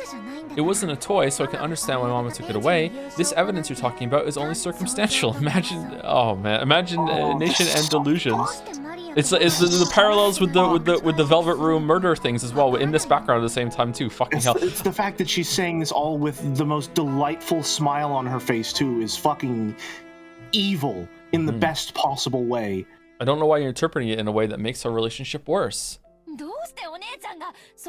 I'm the one who doesn't understand why you're interpreting it in a way that's so convenient for Aunt Rosa. As I thought, you're a pitiable child, Angie. Even though there are so many fragments lying about you that could make you happy, you can't find them. Instead, you only look at unhappy fragments and continue to get hurt. That's why you're scared of being hurt, and only start looking for happiness after you check to make sure there's nothing around you that could hurt you. When I talk with you, One-chan, it gets hard to tell which one of us isn't making sense. You know what? There are lots of happy and unhappy fragments, and they fill the world up, so people who can't find happiness right beside them won't be able to find it no matter how hard they look. Like Tiltil and Mytil searching for the blue bird. Okay, VLR flashbacks just flooding my body right now. Oh yeah, that story with a moral. You're the complete opposite, Angie. You're searching for a world without a fragment of unhappiness, but that's the same as the bluebird, so you'll be unable to find your happiness for all eternity. Is it Battler Hansel, or is he the bluebird? Give it a rest already. In any event, I understand that a night of happiness was wasted because of a single scrap of paper. It sure is scary that a single scrap of paper could do that. In that case, maybe the power to get your happiness back can also lie in a single scrap of paper, right?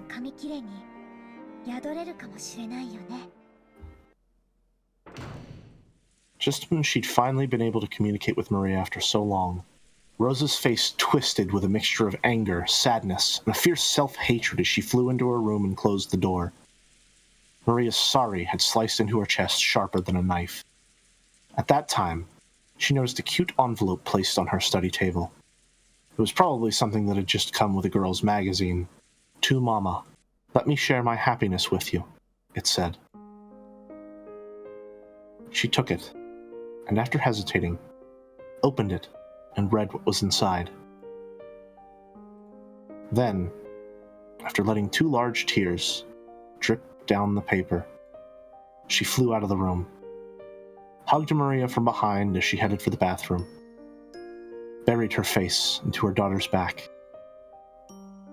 and cried. Then, realizing that she was the one who should be apologizing,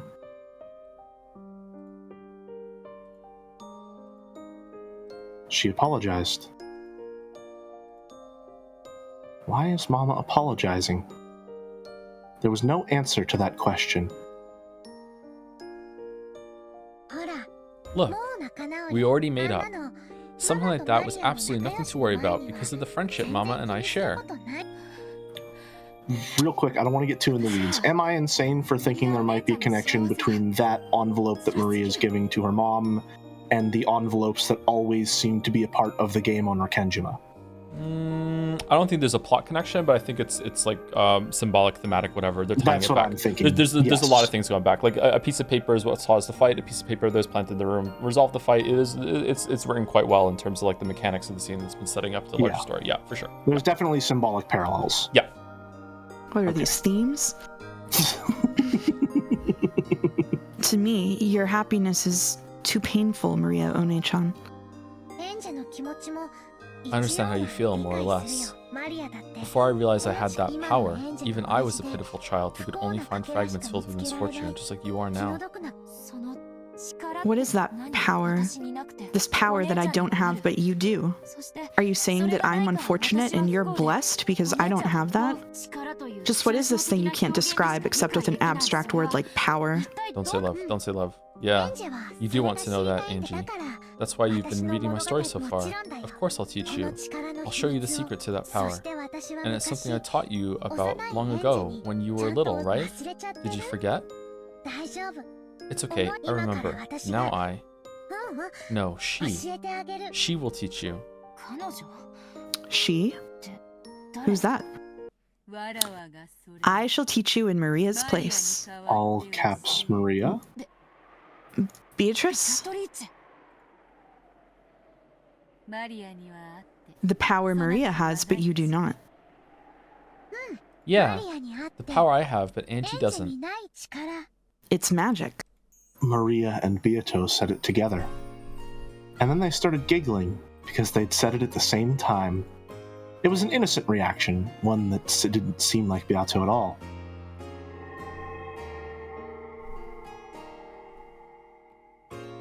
Black tea was arranged on a table in a peaceful garden, and Beato, Maria, and Sakataro were sitting on Maria's lap. And Sakataro, who was sitting on Maria's lap, not all three of them at the same time, were having fun chatting. Oh, I see. He's called Sakutaro. So this is your best friend. Uryu, nice to meet you. I'm Sakataro. Ooh, Sakataro's shy, so he's nervous. It's okay, Beatrice is also a great friend of mine. Uryu, are Maria's friends my friends? Yeah. Uryu, then am I Beatrice's friend too? Yeah. Uryu! Maria, does something like this happen frequently for you in your everyday life? Ooh? What? Is breathing a spirit of magic into inorganic matter and giving it life like this commonplace in your everyday life? Ooh, Sakataro isn't inorganic matter. He's a lion cub. Uryu! A stuffed animal makes for an excellent vessel. It's not uncommon for spirits to be made to reside in them when they're spoken to by innocent children with no toxin. According to Beatrice, every time a child plays with dolls, the dolls actually gain a will and converse with them, sometimes even moving by their own will, entering fucking 999 territory explanation. However, because of their innocence, the power imbued into such a vessel is weak. If they get struck with even a tiny bit of toxin from a human's common sense, which says that there's no way a doll can talk or move, they instantly revert to being non-speaking dolls.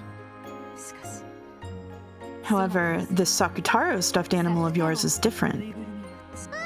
Ooh, Sakataro is a stuffed animal, but he isn't one.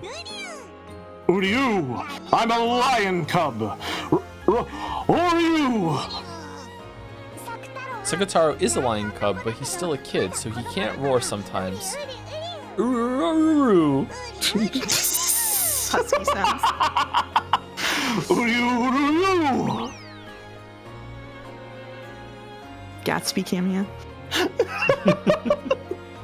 Gazing at Maria, who was playing around with Sakataro by the table loaded with tea, Beatrice let out a sigh of admiration. How incredible. The Sakutaro with a cloth and cotton vessel as a shell has completely materialized into the human world. He has his own personality, talks with the summoner freely, and even moves by his own will. And even more surprising is that Maria did not summon him using the name of a person from another world, but created him out of the Sea of Zero. After that, Maria boasted to Beato that Sakataro wasn't her only friend, and that she had many more of them back at home. It seemed that there were other similar stuffed animals and dolls who could talk and move of their own will like Sakataro. It was something natural for Maria. It was natural for stuffed animals to talk, move, and become her friends of their own will. When she saw that Maria accepted this as something natural, as a witch, Beatrice felt a respect bordering on awe. Maria, without a doubt, that power of yours is magic. It's magic? I'm still a witch apprentice, so I can't use magic yet, right? No, it is magic. Because you cannot use it consciously, you're still an apprentice. But even so, what magical power it is! The materialization of your friend Sakutaro is excellent proof of that. Materialization? Indeed. In your case, it may even be fitting to call it creation. A piece of inorganic matter that would have no soul at all in another's hands can have a soul sent into it through your magic. Furthermore, that strong magical power lies in the human world. In this era so filled with the toxin that denies magic, summoning a magical power that can materialize a single life form is not easy, even for me. It is hard to give birth to any number of soulless beings. However, giving birth to a being with a soul is very difficult, or it isn't hard to give birth. This is what Beato asserted. I don't really understand what you're saying, Beato. You're saying Sakutaro is amazing? Both you and Sakutaro are incredible. You should be proud. I see. That which Kinzo desired above all else seems to dwell most strongly within you. I don't have a clue why Beato is praising Maria so much. Right, Sakutaro? Uryu! What should be truly admired is not only that a soul has been made to reside in a stuffed animal, even more significant is the fact that you've changed your own worldview. When it comes to giving birth to something from nothing, you stand out from the crowd. It's easy to make 100 from 1, however giving birth to 1 from 0 is not. When you do become a full witch, beyond just becoming a match for me, you might grow into a great witch that even I must acknowledge as superior. A witch of origins, perhaps. I'm really looking forward to your future. I'm noting this down verbally so that it takes up permanent space in my brain. I think it's interesting that birth is the specific creation metaphor they're using here. I'm just thinking of the perspective from the theory that the Beatrice that we see is also come from an abusive place under Kinzo and might have been in a similar situation as from Maria and has made up her own make-believe thing at the same time. Yeah, there's a lot of overlap between the two, and it seems to make sense considering that even from episode 1 they have a very strong relationship with one another. Which is being like a place that people are put to from the abuse seems to be what they're going for. Yeah, for sure. Yeah. The witch always being like bullied in the classroom as well. Some form of abused woman. Yeah, outcast, but it somehow making them more powerful in a way, which is a really fucked up thing to go down, I think. But yeah. Yeah. They don't realize that that it's fucked up at the same time too sometimes. Yeah. Or definitely. They have to believe that they have some sort of power that allows them to cope with their reality. Yep, that's definitely what's going on with Maria. Yeah, and I think it's what's going on with Beatrice if that's correct. I've been thinking that since the coronation of Beatrice. So, more evidence is always nice. I like to be right. It's fun. It is fun to be right, yeah. Sometimes it's fun to be wrong, though. Anyway. Absolutely. It's more fun to be wrong because then I have to bullshit my way back to being right. Beato said I have talent as a witch. Isn't that great, Maria? Uryu, Beato, thank you for praising Maria. No need to thank me, Sakutaro. That red muffler truly suits you. And I'm envious of the talent of your master who was able to give birth to a friend like you. Uryu, thanks for complimenting my muffler. This is a present I got from Maria. It's my favorite. And its size is truly like a muffler that was created just for you. I see. I must also give my new friend some kind of present. Ooh? Beato is giving Sakutaro a present? Of course, a gift from a witch must be something with magical power. In that case, so that he can be your friend for all time, and so that you can have even more fun playing with him, I shall give Sakutaro my magic power. With that, he should be able to materialize even more strongly. Ooh?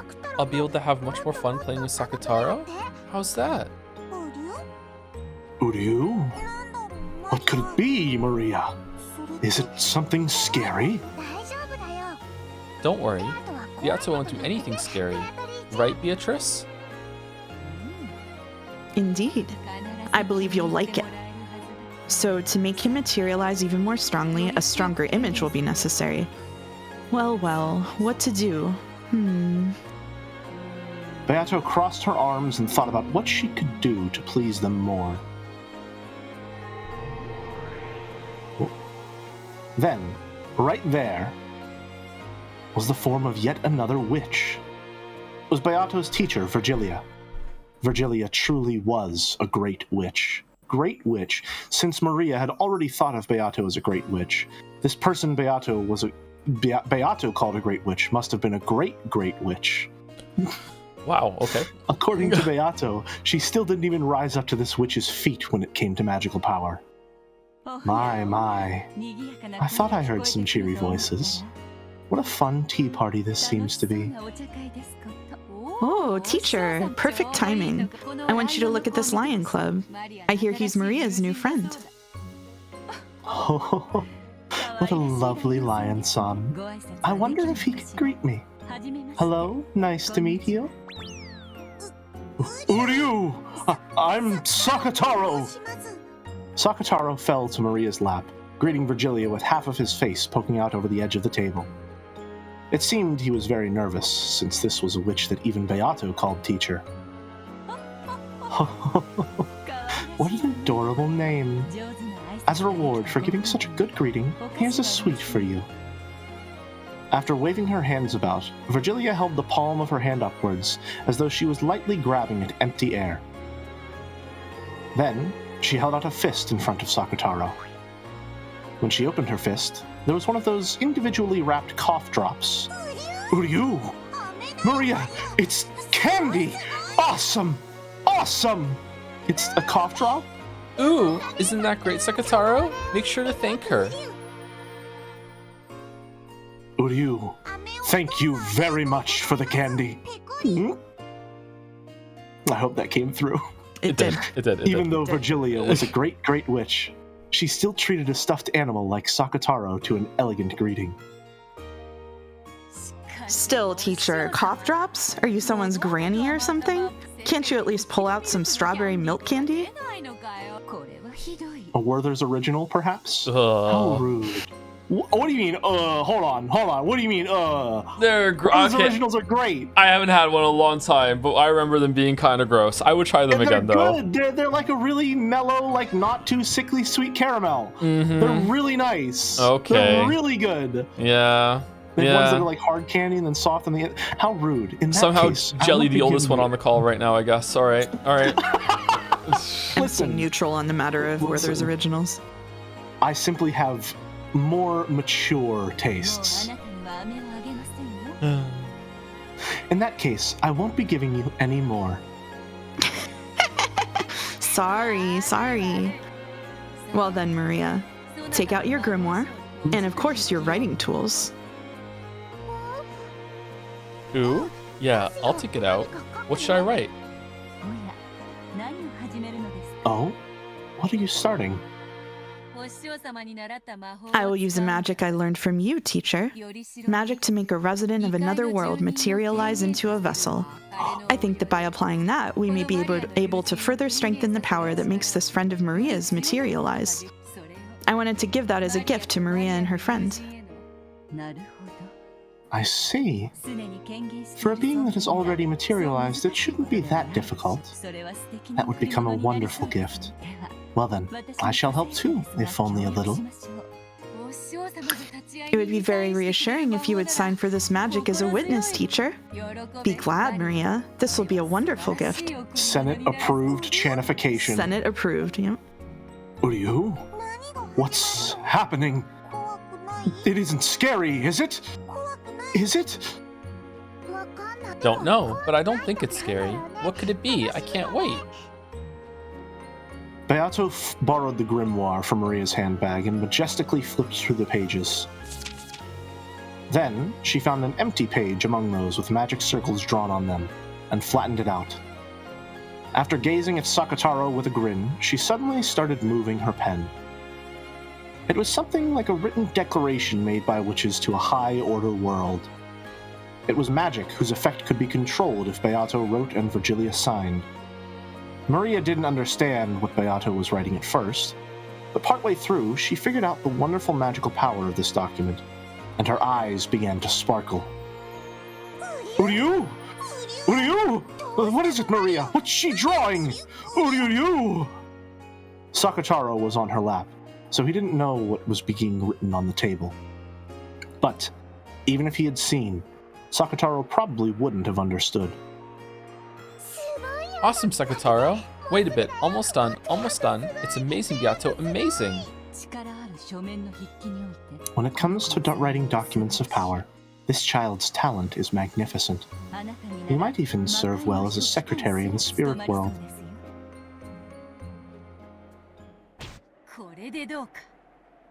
How's this? Not so bad, right? After finishing her writing with an intense amount of concentration, Beato looked over the document again from a distance. It seemed she was fairly satisfied with her work. And Maria, who was also peeking in at it, let out a cry of wonder. Awesome, Beato. Cute. Ooh, ooh, ooh. By the name of the Golden Witch Beatrice, I now acknowledge Sakutaro, Maria's child. It really is chanification. Teacher, if you would sign as a witness? Yes, yes. By my name, I witness and acknowledge this oath. It is done. Virgilia signed, completing the written declaration. It was a document with the power to proclaim to the beings of the higher world that Sakataro had most certainly materialized in the human world. Sakataro, who had been born from Maria, was nominated by the two witches, Beatrice and Virgilia. And just now, his existence had been acknowledged by the higher world. That itself was the great magic of materialization.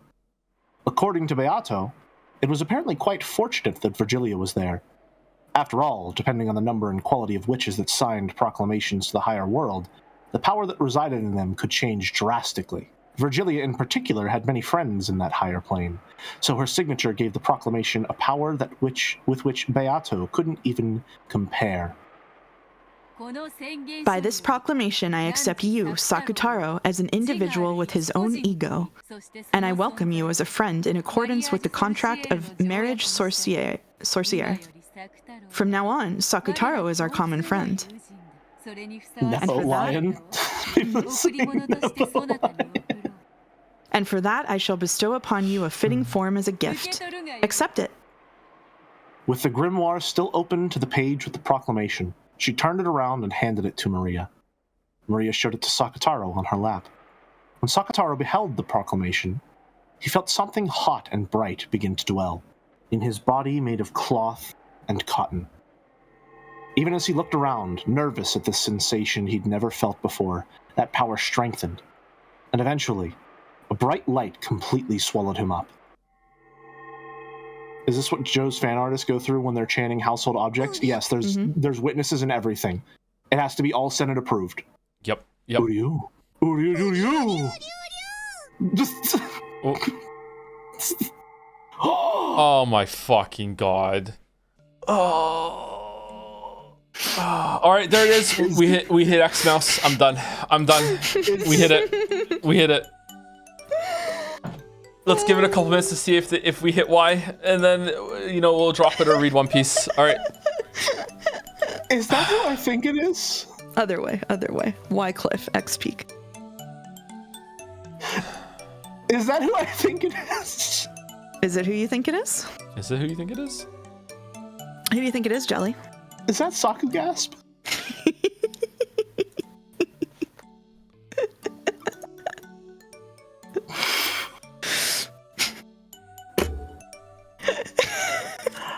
Are they in here?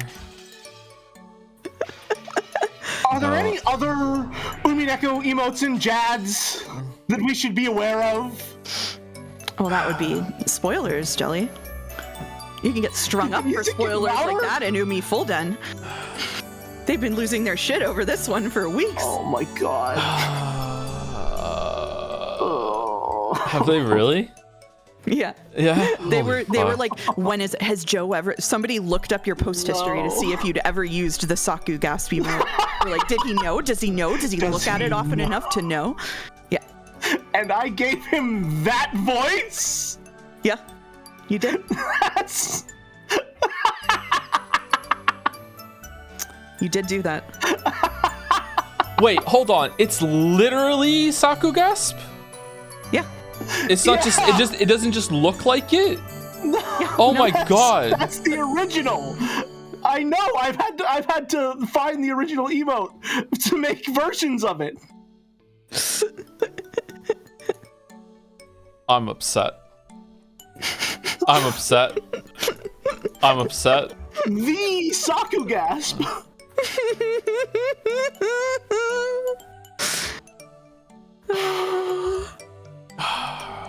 Okay, so at what point do I find out that I'm from Umineko? Yeah, like, what the fuck? yeah. Where does it end? Where does it end? Umineko's world, we're all just living in it. Ryukishi did this. Bravo, Ryukishi, bravo. You've done it again. Who uploaded Sakugasp? Who? Who uploaded Sakugasp? This has to be like 7 years ago at this point, man. Like, come on. I am finding out. I am finding out. Hold on. People are saying it's Leo. People are saying it's Leo. Where is it? Sakugasp. I can't see because we're on streamer mode. Shit. Okay, you want to just look for the earliest use of Sakugasp? Is that what you want to do? Leo. It was Leo. Leo is the first one to ever post it. Leo is the first one to ever post it. Now this is important. Is this an emote that exists outside of Jads? It is based on fan art, so the fan art exists outside of Jads for sure. But is it an emote outside of Jads?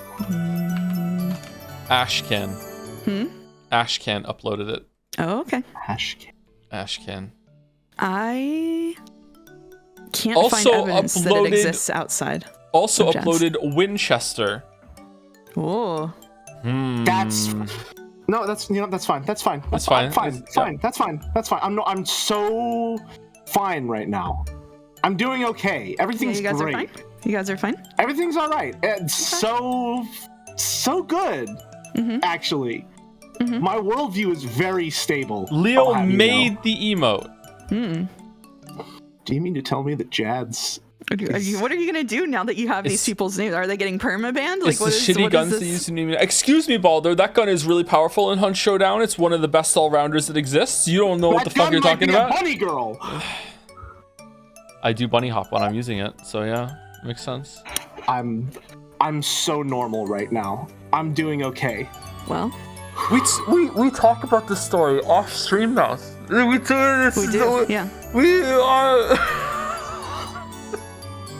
The people flipping out about me spoiling minor things don't understand how much I don't tell you. You've used this emote in our DMs while talking about Umineko. I have. No! I'm fond of this emote. I like this emote. It's a good one. It's a good emote. Really good. Wait, I love this one. You like it too, Mouse. You've reacted to so many of my fucking posts with that fucking Sakugasp emote. I always like, is the gas gonna show up? Oh, there it is. Mouse has seen the comment.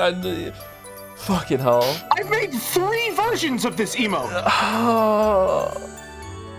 I can't believe I can't believe how slow I was on the uptake here. I thought you were just saying it kind of looks like it. I didn't realize it was literally. Oh my god. Should I use my sticker power in Umidun? I will. I'm not owned. I'm not owned. I'm fine. I'm so cool right now. I'm not owned at all. Is that what the Saku and Sakugasp is short for? Yes. Yeah, it would have to be, huh? It would have to be. Of course. I'm uncomfortable. I'm legitimately uncomfortable. Why are you uncomfortable? I feel like I have been walking for days, and I suddenly found the bars of a cage. You think this is the bars? I'm worried that when I slip through, I'll still be in a cage. we were talking earlier about Ryukishi is really good at like guiding your thoughts to exactly where they need to be before he makes a big reveal and has the characters talk about it. How much of my fucking life have you been leading me by the nose, huh? Huh? No, How much? You and me are together because of this fucking story, okay? Like, you don't understand. I feel so uncomfortable and owned right now how much has been circling. Like, what the fuck? How? Okay, we gotta stabilize. Okay, it could get worse. Is Mouse real? Mouse, are you real? Am I real? Are you real? Do you I exist? exist. She exists. Can you prove that you exist? I exist. You exist? Can you prove I don't exist? No, that's a devil's proof. It's a devil's proof. So until yeah. you can. I just know that it's like a very small handful, about 5 or 6 people in chat right now. They're just like arms crossed. Like, could they just fucking move on already? I want to see what they're. All right. Listen, Okay. all right. They've reacted. I've had enough of their reaction. Move on. And by moving on, I think that means that we say thank you to people. Thank you very much, Krootler, for the 1,000 bits. Hi, Toe. Toe's just not going away, huh? Episode 4 is my favorite Umineko chapter. Very excited to see your reaction to it. Here's a very quick reaction for you, Krootler. So far, I think every scene has actually been really good and really important. It's building the story. However, without exception, every single scene, including the one that they just had with Kinzo, every single scene has been at least 33% too long.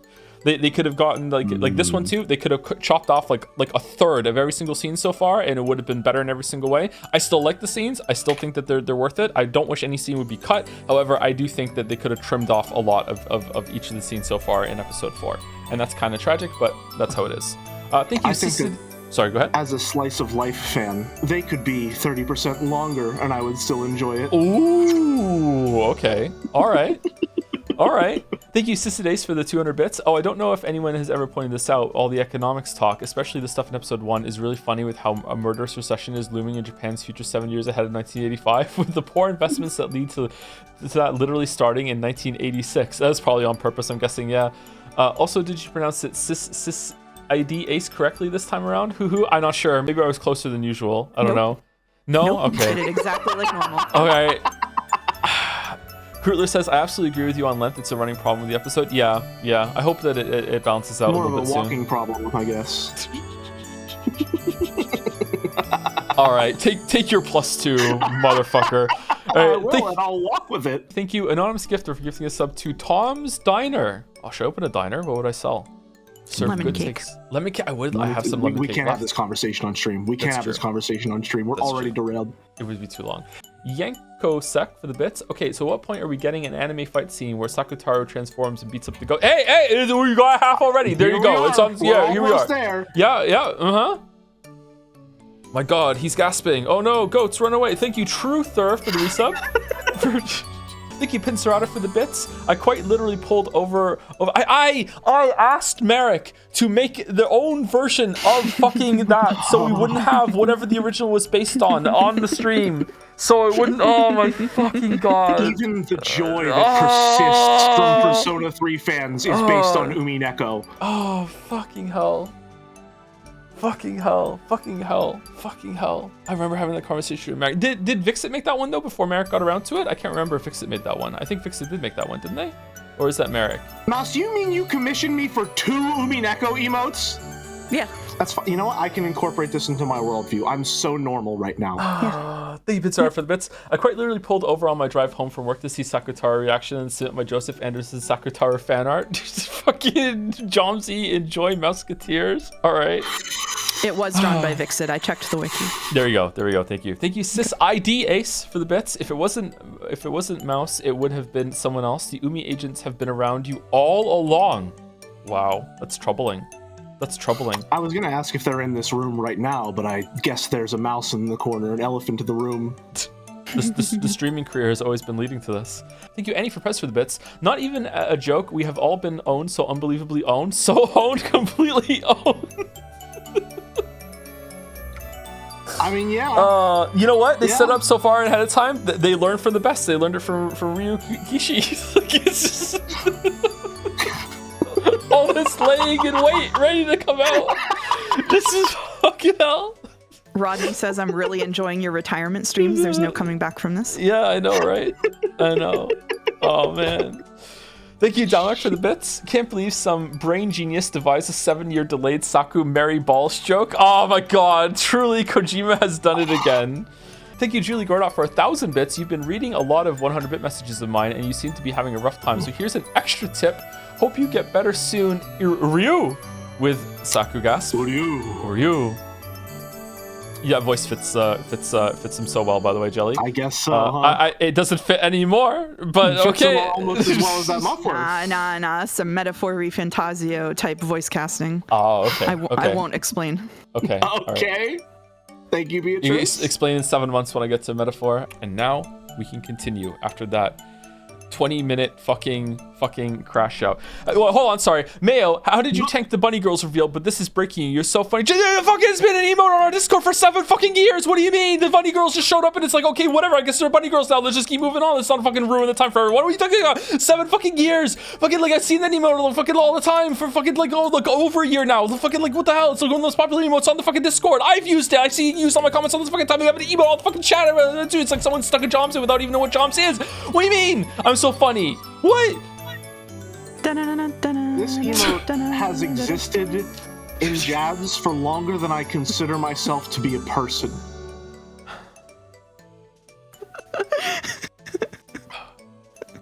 There are this emo is like there are people that joined the Discord before they were old enough to join the Discord, and it's been around that long that now they can fit in just fine. You don't understand just how long it's been around. Fucking holy shit.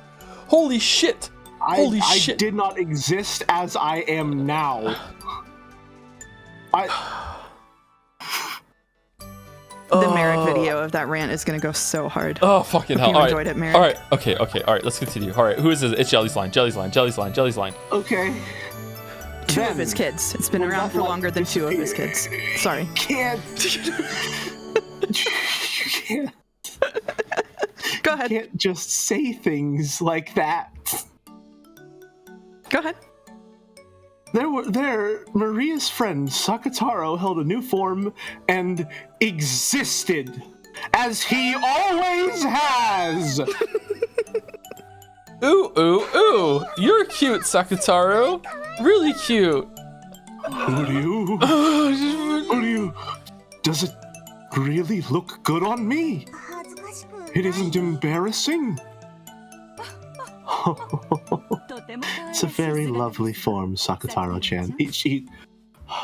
I'm getting angry every single time I see Saku in the fucking text box.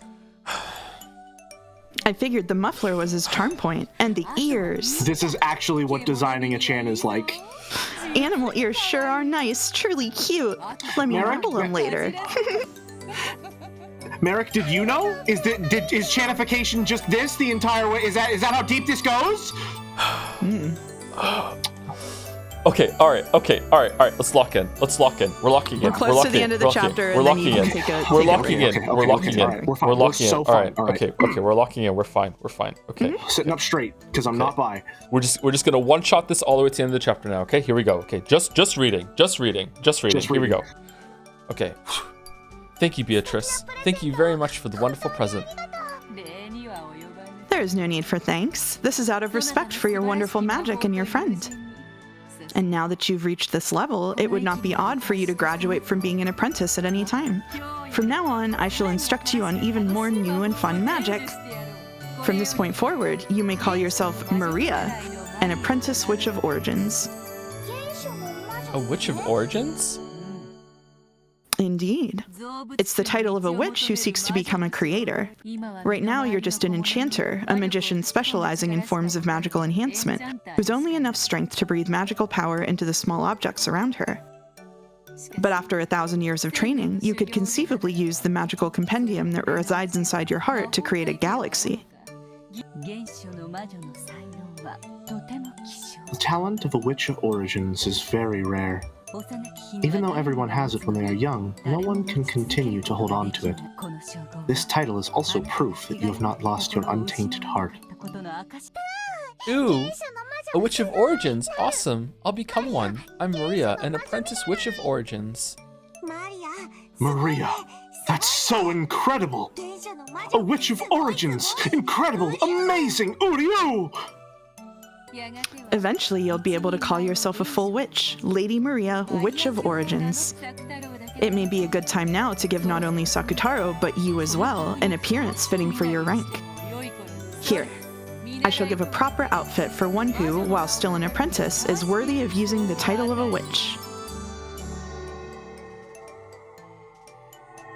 When Beato waved the pipe that was her cane, many golden butterflies that had appeared out of nowhere grouped around Maria, giving her a wonderful dress.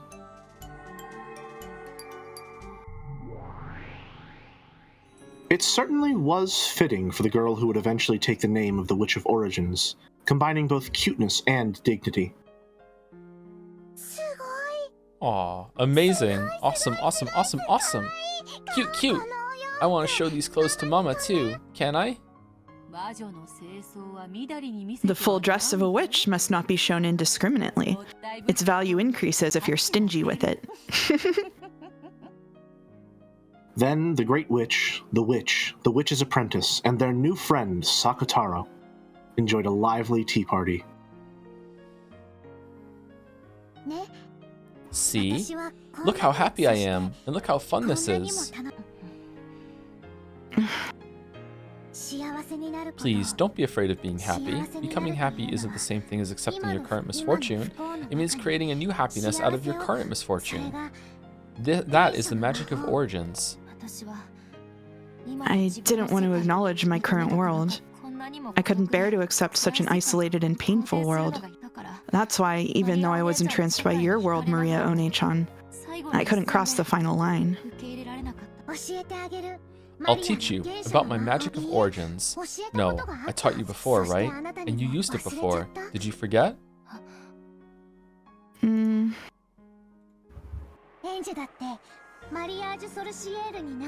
were also a witch apprentice, Angie, with your name entered into the Mirage Sorcière? Is that what you said? Weren't you? Sorcière. Sorcière. Like, okay, alright. Sorcière. Yeah, that was true. Marriage Sorcière. That takes me back. I also had my name entered in there at one point, didn't I? Okay. You can go recover. We can probably do one more chapter, which would make 3 of the planned 5. A 5? Oh, 5? Man. We're pathetic today. Holy shit. It's okay, you're having fun. Too much yapping. No, not too much yapping. The comments on the Nojavad are gonna be vicious. No. I'm gonna be thinking about that for at least. Look at the screen. minutes. Look at the Wait, screen. hold on. So The world is 12 years later. October. Okay. Oh shit. Oh, okay. All right. Okay. Holy fuck. Okay. Oh shit. Oh my god. Oh fuck. Okay. Don't forget. October 1998. 12 years later. 12 years later. 1998. My heart rate just spiked up to 125. Holy fuck. No. It's 1998. Don't get numbers confused.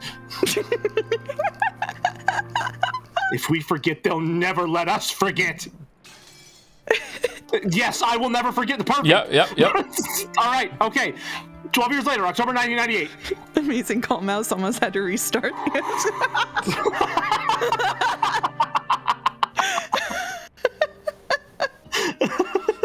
I wonder if anyone was there ready to clip it just in case. Well, hold on. They know the white screen's coming. Okay. Anyway.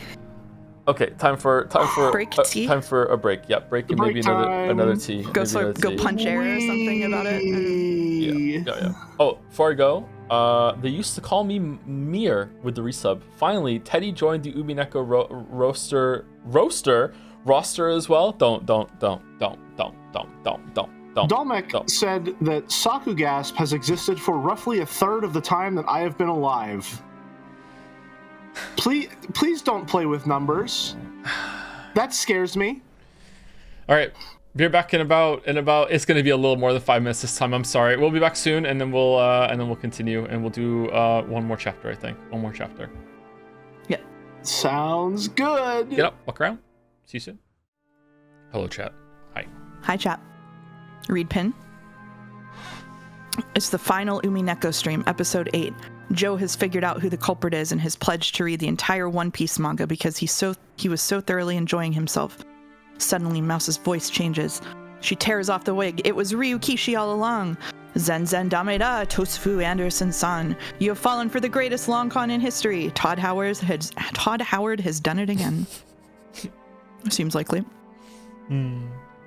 The first Joseph Anderson video is a Dark Souls critique known for its campfire system, which contextualizes respawning as a part of the story. The tagline, "You will die," warns the player that they may need a lot of attempts to finally succeed, but otherwise the player is free to explore whichever approach to combat they like. In other words, Sumari, Dark Souls is a game about a series of murders repeating over and over, where it's ambiguous whether they were performed with mundane weapons or with magic. Thank you, Karu. Thank you. How you feeling? Me? Yeah. Oh, I'm feeling great. I'm feeling great. You feeling great? So great. So That's great. good. Mm-hmm. Do you enjoy all the vowels you just farmed in stream chat? Oh yeah, I farmed so many. I think I have an award for the post with the most reactions still from another stream. Really? Well done. Yeah. Thanks. Really winning your jobs. What's my prize? What do you want? I want us to stream a co-op game that you fucking hate. What? That's your What do you prize? mean? Yeah, that's my prize. I hate Dark Souls 2. All right. No, you don't. Night Rain? Oh, we could do Night Rain. That would be a game that we both hate. Oh no, not Night Rain. Not Night Rain. No, you don't want to play Night Rain? Okay. I'll play. We have to have 3 people, so Jelly would have to come along for Night Rain. Sure. All right. Well, there we go. Split Fiction time? No, we are streaming Split Fiction, unironically. Yeah, we're doing that next week, aren't we? Probably, yeah. Lock it in. It is locked in. She's not here. Isn't there a Hello My Neighbor stream. co-op game? Oh no. Oh no. Hi, I'm back. Hello. Hey, how's it going? Hi. Just made a real quick protein shake so I could really get myself in the Sakatara mindset. Yeah. Now you're a culture fit in the call. Oh man. Yeah, Jelly, you do hold you it want together. to play Hello Neighbor co-op. No, that's okay. That's all right. I'm not that desperate for collaboration.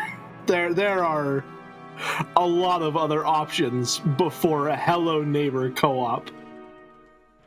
Do you all prefer a Mouse and Jelly Joe Witch or a Joe and Jelly Mouse Witch for fan art purposes? I feel like Mouse Witch would be more on brand because of the pun. Which would be that the wordplay is nicer on that one. Yeah. Mouse Switch, maybe. How did I fucking know you'd pull this up? How did I know you would pull this up on stream? Umi watchers have no idea what non-Umi watchers go through. What are my favorite Joe's VODs? Oh, that's easy. It's gotta be Umineko starring Battler Ushiromi. I can't say his name. Seriously, you never watch Umineko VODs? It's so peak, pure cinema. Battler is my favorite protagonist ever. Oh, are we discussing Joe's microwave? I wonder what kind of microwave Battler would use. Oh my God. Oh, I snorted. No. Well, Who made this so I could give credit? was it in stream chat? Where did this come from? It was in there. Reddit. Yeah. Oh, it's from Reddit. Okay. Big Pianist 3587 posted it. Well, thank you, big pianist. If you want a co-op game that you'd hate, play Dead by Daylight co-op. Would I hate that one? That's not co-op. No, it's the opposite of hold on, co-op. wait. Well, depends. Am I thinking of the right game, Dead by Daylight? That's the one that's like Dead Island, right? Don't fucking play Dead by Daylight. How am I going to explain this shit to my therapist? Okay, Are you okay, Annie? You doing all right? Yeah, okay, no, Dead by Daylight that's not co-op. That's not like co-op. Let's agree on some terms here, right, folks? This is including the two folks that can verbally respond. Co-op does not mean a multiplayer game.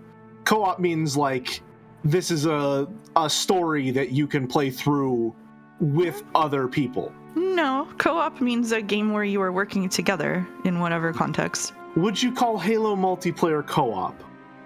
Well, I don't know anything about Halo. Joe, would you call that co-op? No, again, no. It is different if it's PvP. If it's a multiplayer competitive game, that is a different thing than a co-op game where you are PvE. Okay, so the PvP versus PvE distinction is integral, you would say. Yes. Overcooked on stream would be evil and wonderful. Yes, DBD is PvP. That's why I say it's not co-op. Yeah. Okay. I can fully... I think I can pretty much unanimously agree with those terms. I agree. I agree. Destiny 2 raid? Overcooked, please. Funny you say that. Funny you say that. Very funny. You say that. Is Minecraft co-op? I'm not going to define a game genre any further than I already have. Don't bait me. Don't bait me. I think co-op needs to be like a very specific experience for me to not just call it multiplayer. Like, I would say Destiny is a multiplayer game. I would not call it a co-op game. Overcooked is definitely co-op. Overcooked Yes, is 100% co-op. That's yes. true.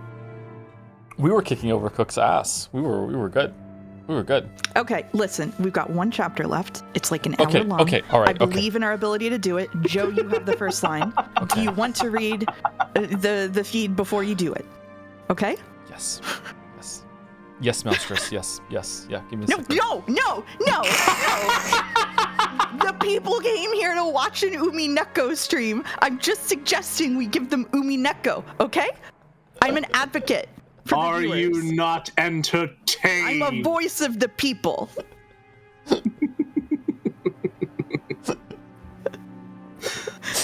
You came here to watch whatever the fuck this is? Well, okay then. I'll just shut up. Alright, Back to the kitchen. Alright, I guess we'll get back to the Umineko mines. I'm sorry, Moustress, it won't happen again. It's not looking good for the Homestuck stream. That's true. Who do you? Oh no. Thank you, Hypothetical Walrus, for the resub. 50 months of watching, a truly auspicious time to find out the entirety of Jads was nothing more than a vehicle to subliminally indoctrinate Umineko. Joe feels like he is truly a battler. It truly is battler, but little does he know it's because the Shadow Umineko Council of Jads has been training him for that role the entire time. Oh, thank you, Delty. It's not impossible. Thank you, Delty, for the resub. This truly was our Umineko Nanoku Koroni. Yep, it was. Thank you, Krootler, for another 1,000 bits. I had to explain Jads and show clips from stream to my therapist. What the fuck are you talking about? What? I mean, good for you, but what? In what context? So these are Chans. Good luck with that, Krootler. Good luck. I hope it's going well. Oh my god. Okay, voice assignments are... Let me read mine. So there's this streamer I like who's very weird. His name is Toe. He makes this joke where he says together when someone in the game he plays says together. Together. All right, ready? Who's starting us here? Actually, is it who's talking? You. It's me. you. Okay. It's you. Yeah. Yes, It's you. I will never forget that. It happened in April of 1987. I received a certain strange request from a friend. There was a large collection of books, the former possessions of a very rich man, that were being sold at auction, and it was thought that some of them might have been extremely valuable to the study of archaeology and folklore, as well as in an occult sense. So his friend wanted to witness their worth confidentially. Sorry. Go. That was 87. Half a year after the crime on Rikkenjima. Correct. It was explained that those books had escaped the disaster ever at Rikkenjima. The owner of the island, Miss Ushiromiya Eva, had put them up for auction. This was apparently a high-class restaurant. A middle-aged man was sitting across from Anj in a secluded and quiet seat. Amakusa could be seen by the entrance. He was probably keeping a lookout for pursuers from the Sumidera family. The scholarly man across from Anj spoke politely, but with enthusiasm. This looks like saw it from the first case in Ace Attorney. True, actually. He didn't lay a finger on the food in front of him, so you could tell how excited he was as he spoke fervently. He was a professor at a certain college, and particularly well known as an authority on Western folklore. However, among his life works, that was only a convenient exterior. His true life work was the study of occultism, Western magic, alchemy, and everything to do with the occult, as well as demonology. In short, Sumari, he was the person in the best position to understand the details of Kinzo's research. Professor Utsuki? A little difficult to pronounce, isn't it? It is. First, what I learned by appraising those books was that Miss Ushiromiya Eva had absolutely no education in the study of folklore, and that the original owner of the books, Ushiromiya Kinzo, was certainly one of the top 5 authorities on demonology in Japan. April 1987. I thought it was 1998. A major city antique shop obtained a large quantity of ancient documents that were thought to have a high historical value. They were entrusted with them by Ushiromiya Eva, who wanted them to be sold at auction. At the time, it was thought that Eva would succeed the Ushiromiya family and have all the wealth to herself, as the only survivor. However, at that point, not even half a year had passed since the accident, and the others had not been missing long enough to be presumed dead, even under extraordinary circumstances. Because of that, Eva had supposedly been in a very tight spot financially, unable even to collect on her family's life insurance. It seemed she tried to sell everything of value, and even the books kept in the place where she'd escaped from harm. Even the books kept in the place she'd escaped from harm in. Kuwadorian. There we go. Were used for this purpose. These old books, which would eventually be called the Ushiromiya Library, were later gathered from antique shops by authorities in the field so that they could be appraised, and those authorities were astounded. At least speaking from the perspective of occultism, the impact of that discovery on the world was comparable to the discovery of the Dead Sea Scrolls. What? This is because contained within the Ushiromiya Library were many extremely vital documents that had never been found, though their existence had been known for more than a millennium. The many dreams of the occult, such as those represented by alchemy, always stirred an intense fascination in dilettantes. It is whispered that many magic books of great historical value, currently unknown to the public, might be in the secret possession of extremely wealthy lovers of the occult. Items such as Leonardo da Vinci's notebooks, which are particularly popular among dilettantes, are said to be prime examples of this. Dilettante is a lovely word. It is said that approximately 5,000 pages of these notebooks currently exists, and that over 10,000 have been lost. But some researchers believe that a large part of this lost portion may be monopolized by certain enthusiasts and members of the extremely rich. It is said that because of this, even now, dilettantes who can't help but seek these spare no expense to search around for quietly hoarded away and unannounced books. There is probably no doubting that Ushiromiya Kinzo was himself one of those dilettantes. No one knows what Kinzo went through to obtain those, but there can be no mistake that he used his vast wealth freely, buying them off of other rich people with the same hobby as him. Those books, which were so valuable that enthusiasts could never satisfy their desire to hoard them away, were discovered in large numbers at the end of the 20th century. And their release to the public had given the entire world a massive shock. Because of this case, the name Rekinjima became known across the world. The world was also shocked to learn that, in all likelihood, a large number of even more valuable undiscovered books were lost during the accident on Rekinjima. Because of this, the names of Rekinjima and the Ushiromiya Library will remain in our memories for all time. Our memories. That hour probably meant the occult neck of the woods with the same hobby as Kinzo. Because of that incident, the name of Rekinjima had taken on a vital meaning in the world of the occult. There certainly had been a lot of reporting about the accident on Rekinjima itself, but not on an international level. However, this one part had spread across the world, taking the image of Rekinjima as a small island in the Izu archipelago, and painting it over as a demonic island where riddles, suspicion, mystery, and the occult met. Very mist-like.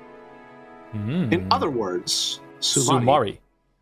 Until Kinzo's library was leaked to the public by Eva, Rekinjima had been merely a nameless island that no one could remember, and certainly not the island of a witch. However, when knowledge of the Ushiromiya Library spread all over the planet, Rekinjima's image immediately took on an occult twist. What happened next was the discovery of that message bottle. Is that better, chat? I was maybe sounding far away because I had a cup in front of the microphone between me and it. Is that better? Yeah, it is. That's what turned that island into a witch's island. So, again, Maria sent that message in the bottle, and she's Witch of Origins, starting the whole thing off, maybe? Another link back. Interesting. A nameless island in the Izu archipelago began to transition into an island of the occult, the island of the mysterious witch Beatrice. This is a banger pin right now. The sprinklers, the cameras, the French fry? No one truly believed such silly points were justifiable. Yet, we all fought on for those points regardless. You needed to be molded into battler, not stubborn, but right. In other words, Sumari, we entertained those arguments purely to turn you into a chessboard thinker. We've done our parts. Oh my fucking god. Thank you, King Malik. Oh, I'm glad you're enjoying it, chat. Holy shit. Oh.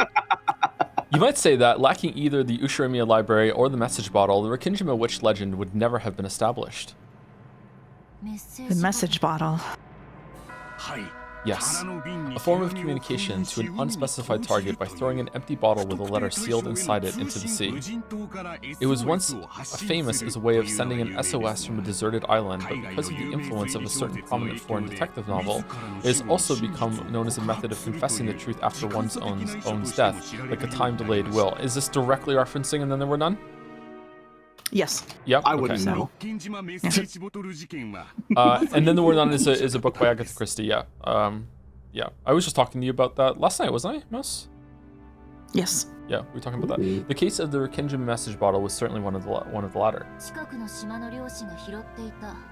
This is a thing everyone says a fisherman on a nearby island picked up? Correct. We learned that a young fisherman on Shikinjima, fucking hell, picked up a wine bottle with a letter in it. I tried. This young fisherman kept it just out of curiosity. Then, Shikinejima? I'll try it. Shikinejima. Okay. Then, because Rikinjima had fallen under the world's attention due to the Ushiromiya library, he announced his discovery. Is there any chance that it was a fabrication made by the fisherman? Of course, we weren't able to deny that possibility. The scraps of paper in the wine bottle was signed by a certain member of the Ushiromiya family, a girl named Ushiromiya Maria. However, after looking at the writing left on her former belongings, it was confirmed that this message was written in a different person's handwriting. Oh! A different person's handwriting? Correct. At the very least, I believe there can be no doubt that it was written by a person more skilled at writing and of greater age than her. There's a very high likelihood that someone faked her name when they wrote it. Or she survived? Was she missing? Or, I think in the first one they found a piece of her jawbone. Yeah, in the first one she was missing. In episode 3 she was killed, right? Maybe? I think the only person who is consistently missing, well, not consistently, the only person I think who has been missing more than once is Jessica. Because she's missing at the end of episode 1, and she's the only person missing at the end of episode 3. Huh. There's a very high likelihood that someone faked her name when they wrote it. Therefore, at that point in time, the contents of those scraps of paper were thought to have a very low credibility. However, later on, it was discovered that a similar message bottle had been recovered from the nearby ocean on the day of the accident by the police in their search for lost articles, and this caused a sensation. It seems that, due to evidence from the surrounding area and the fact that the bottle had been sealed, the police had decided that its likelihood of being a fabrication was low, and that it had been abandoned no earlier than a few days before the accident, and the handwriting for both matched. This caused the credibility of the scraps of paper discovered by the fisherman to rise. It seems magazines and the like have reported on the contents of that message bottle repeatedly, but would you like an explanation? So there's no way it's a grown-up Maria that wrote it then, because it seems like it was also tossed out right after the accident happened, or the incident happened. Okay. No. I know about it, more or less. Many scraps of paper had been stuffed into both of the wine bottles. It was an extensive notebook written by someone calling themselves Ushiromiya Maria, but who wasn't Maria, and which told of the events starting the day before the accident and up until the day of the accident in a diary-like way. and its contents had been the beginning of the witch's legend serial murder incident, as well as the Golden Witch Beatrice's puzzle. So, is episode 1 maybe like the public's perception or belief about what happened there on the island? Based on this physical evidence and the conclusions that are like the common consensus? That's a really interesting idea. I don't think that fits though, because Ava's dead in that one, so it couldn't have been that. But different. Or maybe it's no. I don't know. The only Ava being dead is really the biggest part that I can't seem to merge with any of my theories regarding who might be like a true point of view character. Because so far she's only survived in episode 3. And if we're to believe that Anja's our new point of view character, she obviously was raised, well, you know, in some form by Ava. So Ava would have to survive. I mean, like, we don't know who the killer was in episode 1 and 2. Like, Ava could have been like a fake death in those two. I don't see her doing that though, but possible. Okay, it's an interesting idea, but I don't know what the rules are just yet. Yeah, it could be like a kernel of truth in each of them, bits and pieces, right? That's what I'm thinking, that it might be someone going through all of the information and trying to reconstruct it and seeing if that theory is sound and if they are satisfied with it, and if not, next episode. Could be that. It could be that, yeah. Okay. In essence, if they can't explain it without magic, they try again. Or Sumari, rather, in other words. If they can't explain it without magic, they try again. Okay. Keep it in mind. Okay, all right, okay. This bizarre diary-style notebook described how the Ushiromiya family members nailed down on the island by the typhoon were caught up in a ceremony for the resurrection of a witch and killed one by one in inexplicable ways. And in the end, the Golden Witch Beatrice revived and everything was flung into the Golden Land. It was written almost as though it was a complete account of the events on those days. Also, it depicted the current situation on the island at the time in great detail, and the former servants who used to work for the Ushiromiya family gave testimony that it had definitely been written by a human who knew the inside details of the island. So, because of a combination of the occult boom from that strange fantasy novel and the Ushiromiya library, as well as the fact that the truth remained shrouded in darkness, the legend of the Rikenjima witch was born? Correct. More than 10 years have already passed since that case, and it is still the focus of interest for occult enthusiasts across the world. No, to the contrary, you could say that it's become increasingly deified as time passes. There are still many enthusiasts who tried to secretly land on Rikenjima, even though it's prohibited. Interesting. Could there be another message bottle that has still not been discovered? And on that day, what really happened on that island? There's still much to be discussed. As though he had finally remembered that he'd been going on and on for some time, the man took a gulp of water. It's kind of sounding like these scrolls that were found are just episode 1. But I'm not sure how they're treated with any level of legitimacy if they describe Ava's death. Unless they're assuming that maybe Ava was the Golden Witch and she was revived with magic. Mouse, can I have a red statement, please? Sure. In the credits of episode 3, did it say that a bottle was discovered from penned by Maria or anything like that in the credits? No. No? Okay. No. It was only in episode 1 that happened, correct? Yep. Okay. You must make blue statement to get a red statement. Oh no. True. Too true. What is that? I've never seen that word before. Like, something in me is saying potage? It's potage. Potage? Okay, that sounded like the wrong pronunciation I would get made fun of by chat for saying. So it's probably potage in French, but gotcha. Yeah, no, that's true. This potage was getting cold. I still have no idea what it is, but it Jelly was right. Yes, it's right in French, but it gets pronounced that way in English too. Thank you. Now I'll say it wrong on purpose. His potage was getting cold, but it seemed that the man's hunger had already been blown away.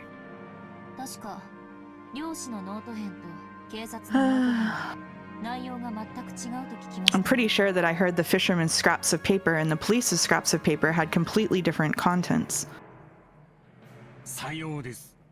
Correct. Due to that, interest in the Rekenjima mystery increased even further. Inside both bottles were diary-style notebooks on which was written an account from the day before the accident until the day of the accident. However, while both their contents described the same 2-day period, they were completely different. It was as though one was the truth and one was a lie, or perhaps both were lies. In any event, the beginnings and endings alone matched each other. In the beginning, the 18 people, including the relatives, are sealed up on the island by the typhoon, and in the ending, everyone dies, the Golden Witch is revived, and everything is flung into the Golden Land. The contents of both message bottles wrote about the events of the day before the accident and the day of the accident, but the details were completely different. Both diaries outline a serial murder following the epitaph of the witch, but the order of the sacrifices, the way they died, and even the tale of the 2 days were different. I think it's showing episode 2 Beato to imply that that is episode 2 then, the second one they just described? Seems like it, yeah. However, in both, everyone died in the end and the witch revived, making for the same general plot. Because the only survivor, Miss Ushiromiya Eva, has remained silent about what actually happened on that island, the events of that entire 2-day period are shrouded in darkness. These 2 diaries presented a full 2 theories to wipe away that darkness. Those 2 days could be explained with either of those 2 diaries. However, we don't know which is correct, or even if there's anything correct contained within them. Okay, now, is Meta Battler at all? Or is he just some imagined version of Battler that Anj created as she's trying to conceptualize what happened on the island? I think maybe. I feel like if we get another like account, my guess is that they're going to go to the island and maybe find another one that washed back onto the island and has been sitting there. Like if they go there, but they would need this one too, right? Episode 4. Actually, this episode has been like hardly anything's happened on the island so far in episode 4. So is that maybe there's only 3? Yeah, like who knows? Huh. Yeah, Battler even made a comment that like Anj stepped away just as they were about to, do the whole thing with the letters.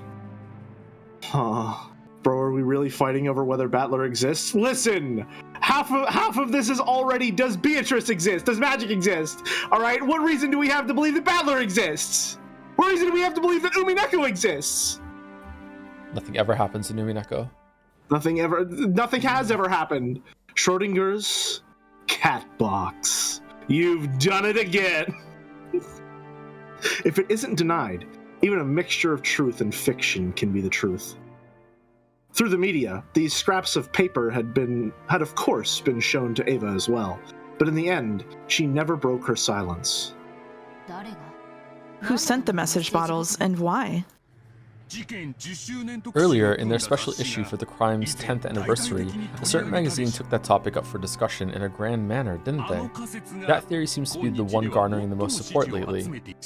But it is rather dull. What happened on the island on that day? Considering this question is the true charm of the witch hunt. The witch hunt? Yes, the Rekenjima witch hunt is the name of a group of enthusiasts who tried to explain the truth of that crime from an occult perspective. Discussion of the mysteries that surround Rekenjima, from the Ushiromiya library to the mysterious 2-day period to the legend of the Golden Witch, is flourishing even today among enthusiasts. I just remembered way back in episode 1, someone said that their theory was that actually each of the episodes are like episodes in a true crime podcast of people who are like huge fans trying to figure out what really happened on the island. And suddenly that doesn't feel like the most insane thing I've ever fucking heard before. That's pretty funny. That can't be it, but it's like a framing of it, like a link to it. Definitely it could exist, yeah. I think that's I mean, yeah, I guess it's about as equally plausible as me saying that episode 4 is self-insert fan fiction. The name of the original fan group who did the original fan translation is called Witch Hunt, by the way. That's why Twitch chat is going crazy with it. Oh, okay, that's interesting. Makes sense. Okay. I feel like there's definitely something like that going on at this point now. Yeah. Okay, for the 10-year anniversary, an international convention was held in New York. I also participated as a representative of Japan. I was able to intermingle with zealous overseas witch hunters in many ways. Witches are a very popular category overseas. The age span of the participants stretched from elementary schoolers at the bottom all the way to famous cultural figures at the top. Even in Japan, in recent years, there was finally... I'll take the narration here, Jelly, by the way. Sorry. It's Angie. It's okay. You probably don't need any more explanation, but he's one of the most famous Rikkenjima witch hunters in Japan. Even though I didn't ask anything more, he kept continuing on excitedly, all by himself. As I swirled the thin film on my potage with my spoon, I shrugged my shoulders and sighed. Looks like researching about the message bottle really was a waste of time. No, if there's one thing I've found, it's that the notebook supposedly written by Maria One-chan was actually written by a different person faking her name. And that person wrote up an occult legend on their own, put it into the bottle as though it was the truth, and threw it into the sea. I have a question. Why would they go to all the trouble of writing so much in order to prepare a suspicious letter like that? With a message bottle, there'd be no guarantee that it'd ever pass into anyone's hands. If their luck had been bad, it could have sunk in the ocean, never to be seen by anyone. And even if someone had picked it up, they might have not cared about it and thrown it away. Why would they entrust their confession of the truth to the sea with such an uncertain method? And why would they write up multiple differing tales? If there had been one message bottle, claiming that its story was the truth might be reckless, but not impossible. However, because there were two, that made both of them doubtful. If someone was plotting to make out those 2 days to be the work of a witch, then they really did go one step too far. And because there were two, it suggests that an undiscovered third one, or possibly even more, might exist. In other words, Tsumari, the two differing contents makes both of them harder and harder to swallow. But despite that, the contents of both matched in that they told of a witch in a tale. So is that the main point the writer wanted to get across to us? It seems to me that the only possible explanation is that someone who wanted to give rise to an illusion of a witch carried out this crime for their own enjoyment. However, the 17 people other than Aunt Ava lost their lives, and a vast wealth, or maybe even 10 tons of gold, had moved around secretly in the darkness. It doesn't feel right, for a confession occurring after all that, to bring up this illusion of the witch. Even if we ignore the magazine's theories, it's very doubtful that the message bottle really was a diary. After all, the amount of writing was massive. It's hard to imagine that someone actually caught up in the middle of a serial murder like that would be able to calmly write it down. In that case, it's probably more realistic that this diary was written slowly, over a long period of time, up until the day prior to the accident. In which case, would it mean that everything on Rikkenjima was a planned crime, with everything prepared for over a long stretch of time? The fact that Aunt Ava left this world without saying anything is infuriating. She definitely said it on her deathbed.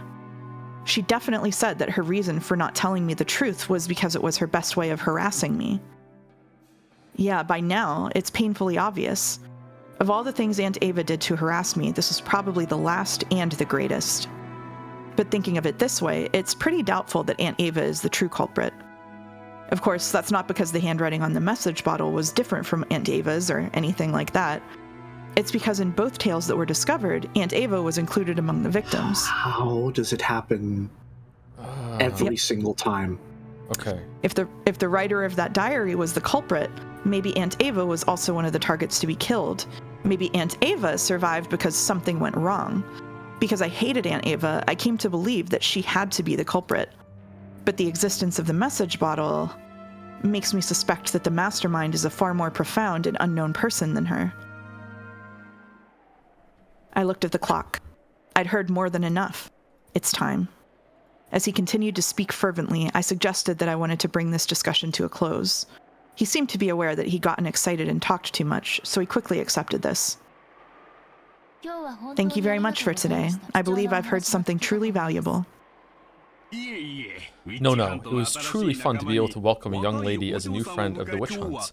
I have many precious materials that I couldn't show you because of this change to a different venue from the usual. I would be glad to show you them at the next chance we get.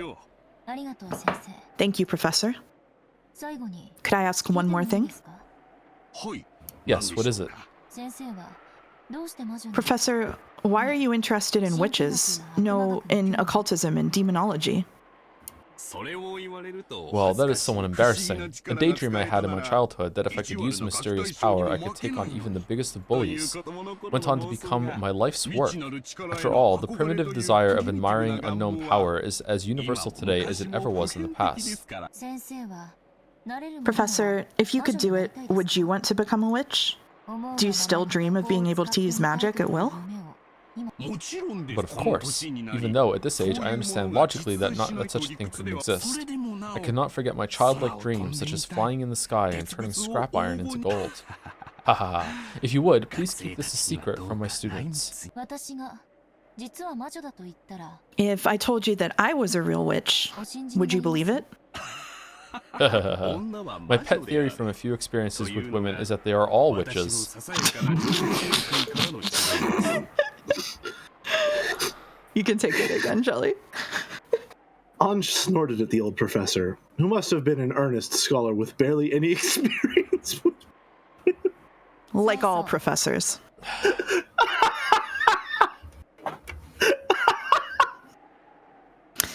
Yeah. And one final question. Professor, have you seen the original message bottle itself? I have indeed. In that case, do you know that handwriting well? Of course. I'm not a specialist in that area, but at least when it comes to the handwriting of the message bottle, I am proud to be the most knowledgeable in Japan. At that point, Anj set a book on the desk with a thud. And this is... I have never seen it before. He prided himself on his thorough knowledge of all literature related to Rikenjima, and he looked bewildered at this binding that he hadn't seen before. Ignoring him, Anj silently flipped through the pages, opened to one of them, and showed him. On that page was a handwritten paragraph, beginning with, "To my beloved witch apprentice." And at the end, there was a signature in katakana that said, Beatrice. This is really good. This is very good. The instant he glanced at it, his face went pale. She recognized the answer before asking, but Anj asked it aloud anyway. Does the handwriting in the paragraph on this page match the handwriting in the message bottle? Well, I must take this home and investigate more. Pardon me for asking, but what in the world is this book? Where did you get it? The man stretched out his hand, but Anj pulled it back, as though telling him not to touch it with his filthy hands. Thank you. Just that reaction is all I need. Thank you very much for today. Here's the reward I promised. As she stood up, clutching Maria's diary, Anj carelessly tossed a wad of 10,000 yen notes wrapped with a strip of paper onto the table. As Anj turned her back to him and made to leave, the man raised his voice as though clinging to her. But Anj didn't stop walking. I beg you. What in the world is that book? I don't need a reward. Show me that book. Both you and I are in the witch hunt, but it looks like we aren't pursuing it at the same level. You're entertaining yourself with the outside of the cat box. And what I want to know about is the inside of the cat box. And this book is the key to opening it. It's too good for you. Well then. Goodbye, gentlemen. Have a nice day. She really is related to Battler, huh? Please wait. Sumadera-san! His voice didn't reach her. She had already joined up with Amakusa, and gone into the car.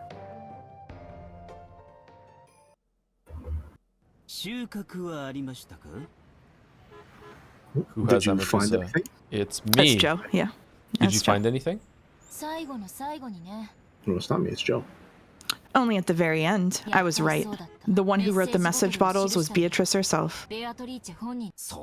Cool. So you've concluded that the witch actually exists? Who knows? Mind if I sleep? I'll bet that talkative professor gets lost in his own little world in lectures and makes a lot of kids fall asleep. So the paper is just fan fiction of her like writing how the ceremony's gonna be? And she just like fantasized about it over and over and over and over again? And those are the different versions? God, how many could there be then? I mean, if it's the Beatrice, I'm like, if Mike is picking I mean, up she would honking from have- outside. I can't even hear honking from outside. What are you talking about? That is in the VN. Oh, okay. I mean, she would have nothing but time to just write, right?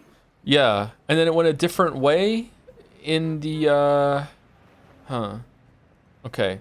So we were just shown the version where Ava lives as a way, before it went to the future, where Ava did survive the timeline, as a way to throw us off on what actually happened, I'm guessing. Yeah, or Just as a narrative link, not necessarily to throw us off. It's like malicious. Maybe it's a little malicious. This motherfucker. I mean, knowing this fucking writer, it's certainly cheeky. I'm so lost. Okay, so Jelly and I are working on the theory that Beatrice, air quotes, exists and is a person that was raised by Kinzo to be a replacement for Beatrice and was kept as a captive. And he already tried to do this at least once before, but that ended up being that she ended up dying because Rosa led her to a cliff and she fell off the cliff like I did on every single Weeb game before now. So then he got another version of Beatrice that he raised in captivity in order to be a replacement for Beatrice, or for some other reason, who knows, right? And that time, the Beatrice before that Rosa got killed didn't really take to the indoctrination all that much. So my guess is that Kinzo was a lot harsher on the next one that came out of it. Maybe, I don't know. Again, that's part of the theory that's kind of like, not sure about it. However, it seems that it's somewhat in the right area at least. So there's been someone that's living on the island in the Kuwadori or whatever, the other mansion on the other side of the island. I can't remember the name of it. Sorry, Mel, do you remember the name of it? Kuwadorian. Kuwadorian? Oh, it was close. All right, Kuwadorian, on the mansion on the other side of the island, and they've been there for, I don't know, like 18, 20 years before 1986 happened. So somewhere around like 1966, somewhere in the late 60s, early 70s, like someone was brought to the island and is like a captive on there, and has been raised to be, for all intents and purposes, a replacement for Beatrice. Has probably been told that she's a witch and she's growing up, all this other shit. So at some point, it seems like she started writing a fantasy of what the resurrection ceremony was going to be like. And she's written multiple versions of how that day is going to go when she does it, like planning her, like, I don't know, like ascension, revenge. I don't know what the context of that is. And it seems like method of like control over her life in any way, shape, or form. Yeah, like yeah, and I don't know like if she had help in some way, or if like Kinzo was encouraging her to do that in some way. I don't know, but it seems like there was multiple versions of how that time was going to go down in 1986 in October, and so far two of the episodes that we've seen have just been versions that she wrote down planning what she was going to do. And now there's like, maybe there's a third one or fourth one, maybe there's like fucking dozens or hundreds, who knows. And we've just seen three of them, and now but two of them have been confirmed on pieces of paper. So like the theory that Jelly and I are working on right now, if Jelly agrees with me, is that these are just unreliable versions of how she thought the two nights were going to go, not necessarily how they went. Multiple people in chat said, how would she know to talk about Maria then, if that's the case? In episode 3, wasn't there a prolonged conversation about Kinzo being extremely upset that Rosa named her child Maria? Yeah, I think there was, yeah. Epic is, what are we talking about? Epic getting owned. What are we talking about? What's going on? Epic has been owned? What's going on in chat? Anyway, it doesn't matter. It also seems that like Beatrice met Maria at some point, and that's when the Sakugasp thing happened. The link that we just saw, right? Because like Maria wrote Beatrice wrote in Maria's diary, right? So that's how she would know to write about Maria, I think. Well, right, but we're saying, run that back. So Beatrice and Maria have definitely met, probably more than once. Like Maria seems to, every single time Maria goes to the island, it seems like she finds Beatrice and talks with her, right? Okay. And which Beatrice is this? How many Beatrices are we dealing with, do you think? I think there's only one Beatrice. Okay, when you say there's only one, do you mean that there's only ever been one? No. Okay. I would say that's what I'm trying to say. How many have there been? I think there's been at least 3.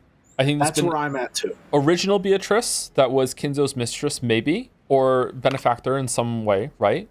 Then who was locked in the mansion and presumably killed herself. And then there's Beatrice, that was the first replacement that Rosa got killed on the cliff. And then there's third Beatrice, which is the Beatrice that I think has done the murders and has been fantasizing it for maybe even for years before it happens, and has written all these things on the piece of paper. That's where my mind is at the moment. Yeah. Someone says, Maria is 9-year-old. How would something written in the 70s contain her? That's where I think Kinzo being upset that Rosa named her child Maria might connect. I think Kinzo... I don't know why or how, but if I'm trying to connect those two pieces of information in a way that makes sense right now, it's possible that all of this might be part of Kinzo's plan in some way. But I don't know. Right now, we're very much taking the shotgun approach and seeing what sort of constellations we can make in the bullet holes. Isn't that what you're supposed to do? Do we know for sure that Kinzo even wrote the epitaph, and when did he write it? Do we know that the epitaph is real? I think the epitaph is real. I think it is. Kinzo ordered that the epitaph be put on the portrait. And it wasn't there. Oh, it wasn't there 6 years before. Battler didn't know about the epitaph, so it's been right because when he was his first time going back to the island in 6 years in episode 1, and it was his first time reading the epitaph, wasn't it? It was Battler's first time, yeah. It happened in the 6 years he was gone from the island. Okay, so the absolute earliest that the epitaph could have been present, like on display at least, is 1980. 6 years before 1986.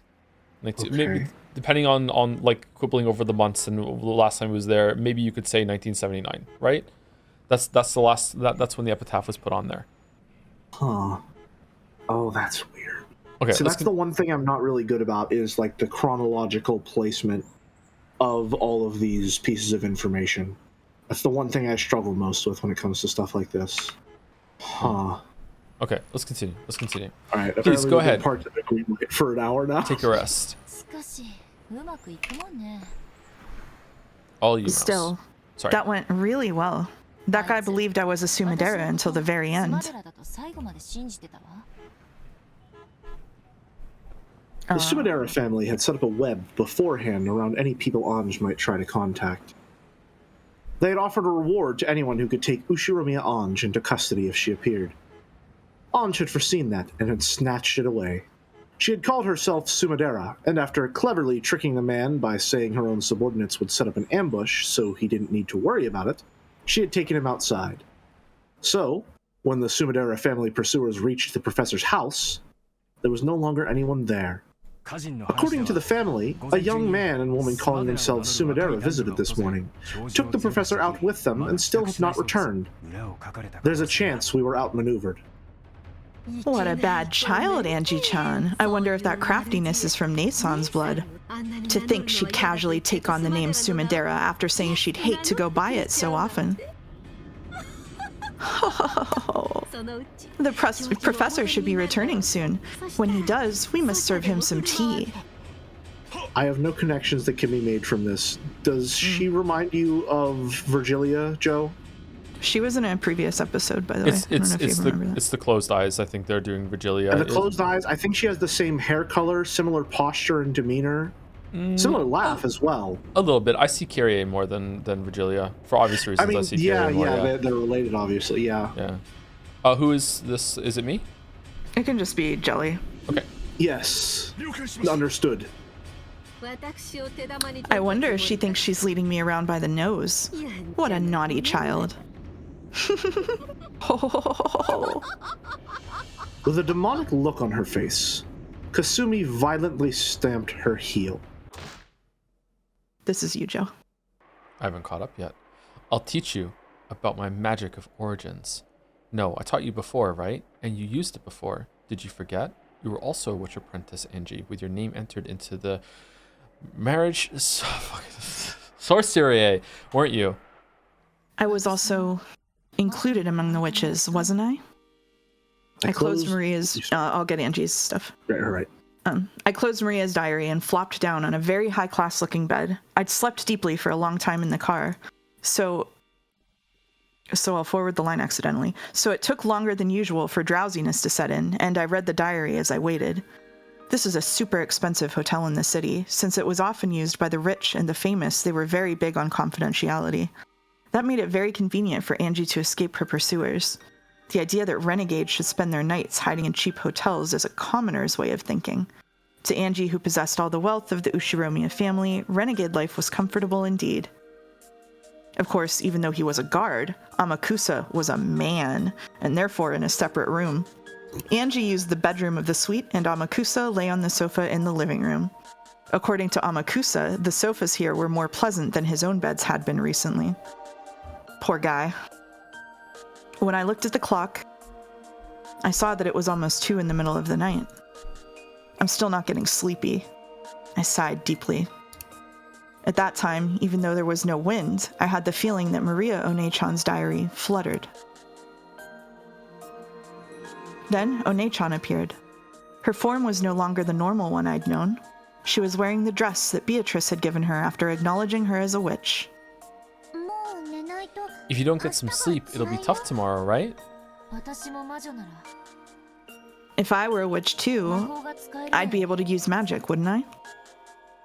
Yeah, you can use it. I taught you, didn't I? Taught you how to use it. And you were able to use it in the past, weren't you? I remember. I've started wanting to use it. Are you starting to feel lonely? Not really. It's not like having a different pillow every night is that tough. The first step to magic can be loneliness or boredom, even small reasons like that. Even if it's just trying to kill time until you can fall asleep? Yeah, I'm glad you remembered about magic one more time. It's been quite a long time since I last used magic. At one point, with Maria One-chan's introduction, I touched a corner of it and opened the door a tiny bit. So I should still remember that sensation. Right now, your magical power has declined significantly, Angie. If you don't devote yourself to the basics, it'll be hard, okay? Sure. Checking all directions, securing a quiet space. What about Amakusa-san? He's sleeping. After opening the door to the living room a crack, I could see the blanket caterpillar on the sofa roll over in its sleep. With your magical strength as weak as it is now, the anti-magic power is affecting you too much. Not just the sight of people, but voices, sounds, and even the presence of people will get in the way of your magic.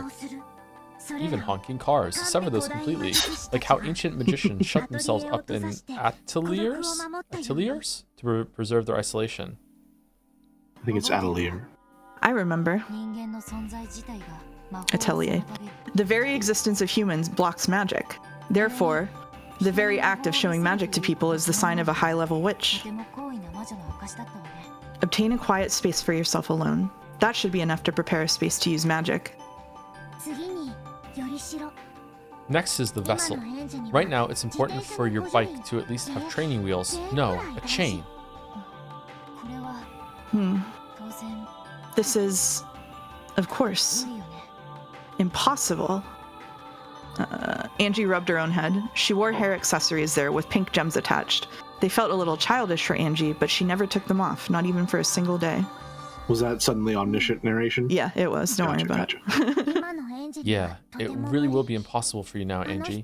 If you'd practiced every single day since then, you might have gained the ability to summon with that by now. If I were to start training now, how long would it take? It's said that a year of magical training for a child is worth 10 years for an old person. You need a lot of determination. You mean like Ushiromiya Kinzo? So, just like the piano and the violin, getting a special education from a young age is huge when it comes to magic. As you are now, your power has weakened since the time you were first able to use magic, Angie. Don't overdo it, and devote yourself to the basics. After stubbornly rubbing those things on my head one more time, I gave up. Then I started fishing through the knapsack, looking for anything that might make a good vessel. Shouldn't this be a perfect vessel? It's been a long time. Yes, with this, I think even you should be able to perform a summons as you are now. And they have no master now. It should be possible for you to become their new master, Angie. Among the things that looked like good vessels, I took the one I thought might possess the strongest magical power, and set it on the side table near the bed with a clatter. It was a shady-looking, stake-shaped weapon with an occult design inscribed on it. It was one of the 7 stakes of purgatory, which the witch used to offer sacrifices. She just has it? What? When the police had been searching the family's possessions, they had collected a large amount of junk. After the investigation had finished, these had been politely returned to the Ushiromiya family. Finding something that I'd seen in the pictures of Maria's diary, I took it home with me. That's not like... Ooh. Hold on. Then, were the stakes not you? Well, hold on. In episode 3's version of events, the stakes weren't used for the murders because Ava just said she wasn't going to do that. Mm-hmm. So then they weren't kept by the police as pieces in a possible murder investigation. They're just possessions of the family that were turned away. Why would that, and that would be considered a possession of the Ushiromiya family? Are all the plans she wrote just like the same thing that Battler does, but in the opposite direction? When Battler says, "Yeah, but this murder could have been committed by a human in this way," are the pieces of paper like her preemptive counter to that? Yeah, but also I just could have killed them in this other way instead, though, and you have to prove that one too. Like it's just going in the opposite direction, like infinity in both directions. I mean, it could be like, when you're writing an essay, you want to at least account for the argument and prepare a counter argument in the essay itself, right? I wonder if the stakes are ever really physically used. If they're just a part of the fiction. Okay. I don't know how long is left, but we do have to be done somewhat soon. So let's just lock in and get the chapter finished. Gotcha. All right. Let's do it. Not too long. Like not too long. Like 20, 30 minutes maybe tops. Okay. Originally there were 7 stakes of purgatory. How pitiful. Now she's the only one left. You can take the narration from here, Jelly. One-chan smiled, looking lonely. I pulled another book out of the knapsack. This was also old-fashioned, and you can tell it was an occult book just by looking. But its contents were plain. It was one of Maria One-chan's elaborate notebooks. This wasn't a diary. This was a grimoire which she had written as a witch. The 7 stakes of purgatory are Beatrice's furniture, created by her and employed only for her sake. But since Beatrice is also a witch of mariage sorcière, I'm going to assume, they could be employed by Maria, a witch of the same allegiance. For that reason, the method of summoning the 7 stakes of purgatory and how to handle them was written about in great detail in Maria One-chan's grimoire. And, as another person with their name registered in that alliance, I was also permitted to employ them.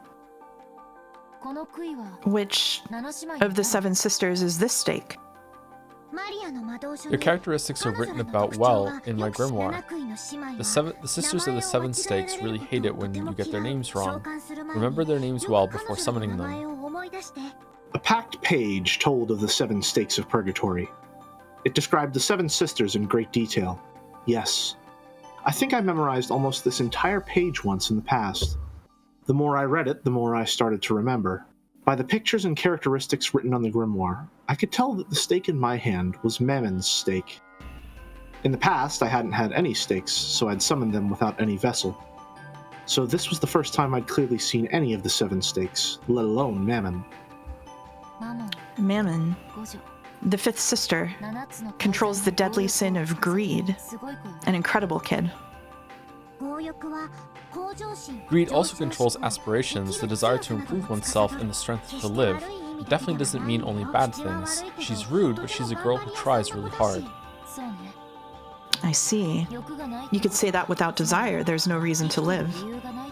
For a while, I heightened my concentration and digested the information that was written about Mammon. The more the summoner knows about the target that's being summoned, the better. Knowledge is connected to magical power. I began to fill my head with knowledge about Mammon, raising a necessary amount of magical power for a summoning. Grimoires can be a bit interesting. This might be a much better read than some lame novel. It really takes me back. For a grimoire, it is demanded not only that you understand the letters, but that you fill up the world of the space between the lines, giving birth to a world from the pictures and creating things in various ways. The power to give birth to something, for someone who has that, such as you, a grimoire should be more interesting than any book.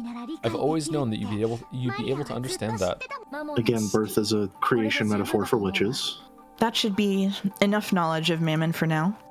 Yes. I've remembered it, more or less. I'll give it a try.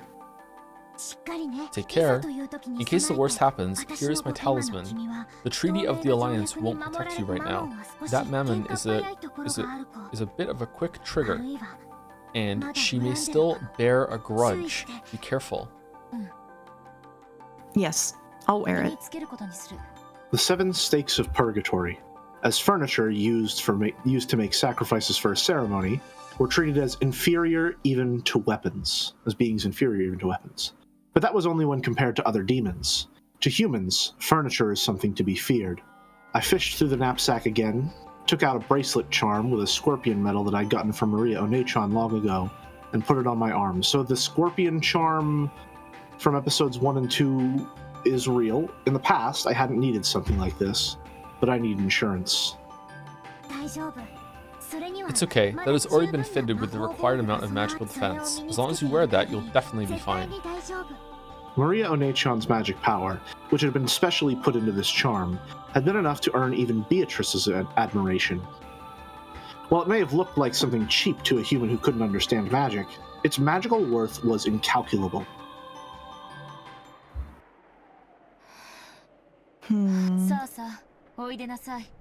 Come, arise. Forgive the sin. One of the 7 stakes of purgatory, Mammon of Greed.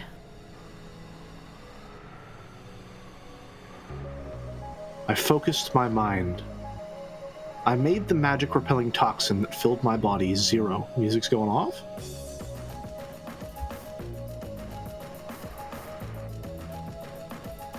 Imagine an untainted vast space. Doubts and common sense all resist magic.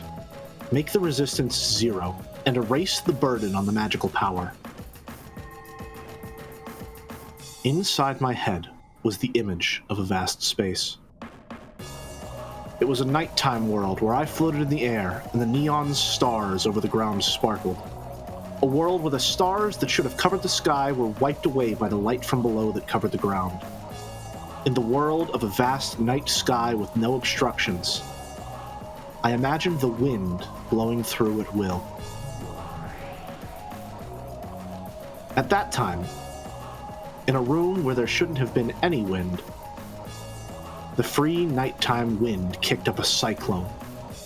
The long-forgotten sensation raced through my entire body. It was a unique feeling of exultation that comes from using magic. Mammon's stake, which I held out in my hand, gradually began to make me feel a pale light. A twisting cyclone with the stake at the center. The hefty stake floated a bit into the air. Wonderful. Looks like the gap in your training hasn't stolen your talent. Come, arise. Forgive the sin. One of the 7 stakes of purgatory, Mammon of Greed. Show yourself to me.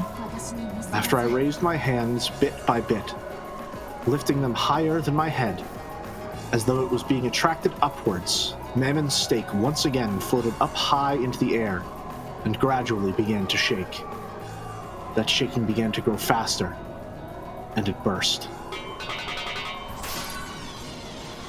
With a speed faster than the eye could follow, it flew around, violently rebounding off of the walls of the room.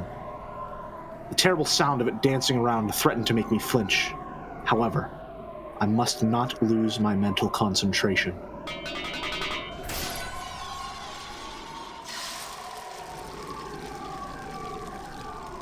Then, the stake, which had been flying around at incredible speed, finally stopped and faced me.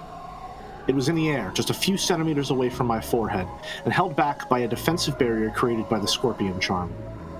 It had tried to break the defensive barrier, eating into it with an incredible power, but Maria Onechan's barrier wouldn't be broken so easily. It's you, Joe. It's no use. I can't break it. Let's Joe, sir. Sorry about that. It's okay. The steak muttered hatefully. Oh, this is Angie. It was probably safe to say that the scorpion charm saved me. Without that, my attempt at killing time until I got sleepy would have killed my time for all eternity. Yeah, just summon the snake. Just kill some time before bed. Yeah. Who's bored? I mean, listen, Beato is also doing every single episode just because she's bored. So, when Mammon's steak realized that it was unable to gouge me, it gave up and grew docile, changing its form to that of a steak into a human. In the same old outfit that I'd never be able to walk around outside. Although, you could say it suited her, in a demonic sort of way. Okay, I know we're trying to keep speculation down right now because we want to get finished with the chapter. I do not like that magic summoning bullshit is happening outside of the island game board at the moment. I don't know where this is going. I'm scared. I don't like it. Joe, listen, do you believe that magic is real? No, I don't. So then there has to be some explanation for what's going on, right? She's asleep and dreaming. She just fell asleep, Lamayo. She just did it.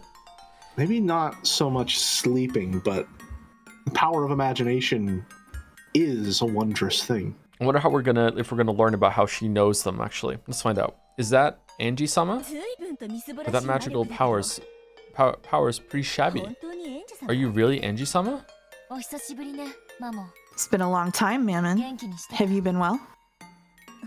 And here I was convinced that furniture that's already fulfilled its function just gets left to rust away in a closet. So, what kind of sideshow is this? You aren't going to say that you're my owner, are you? Yes, Angie is your master. Lady Maria, how unsightly of me. Was that barrier just now yours?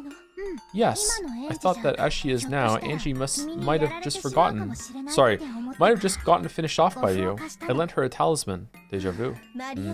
If Lady Maria says Angie-sama is my master, I cannot refuse. Angie-sama, please, your orders. If it's me you need, are you going to perform a new ceremony? With new sacrifices? Of course, that's only if you're willing to handle me yourself and get your own hands dirty. That role isn't something I'm asking for anymore. All you have to do is talk to me like you used to.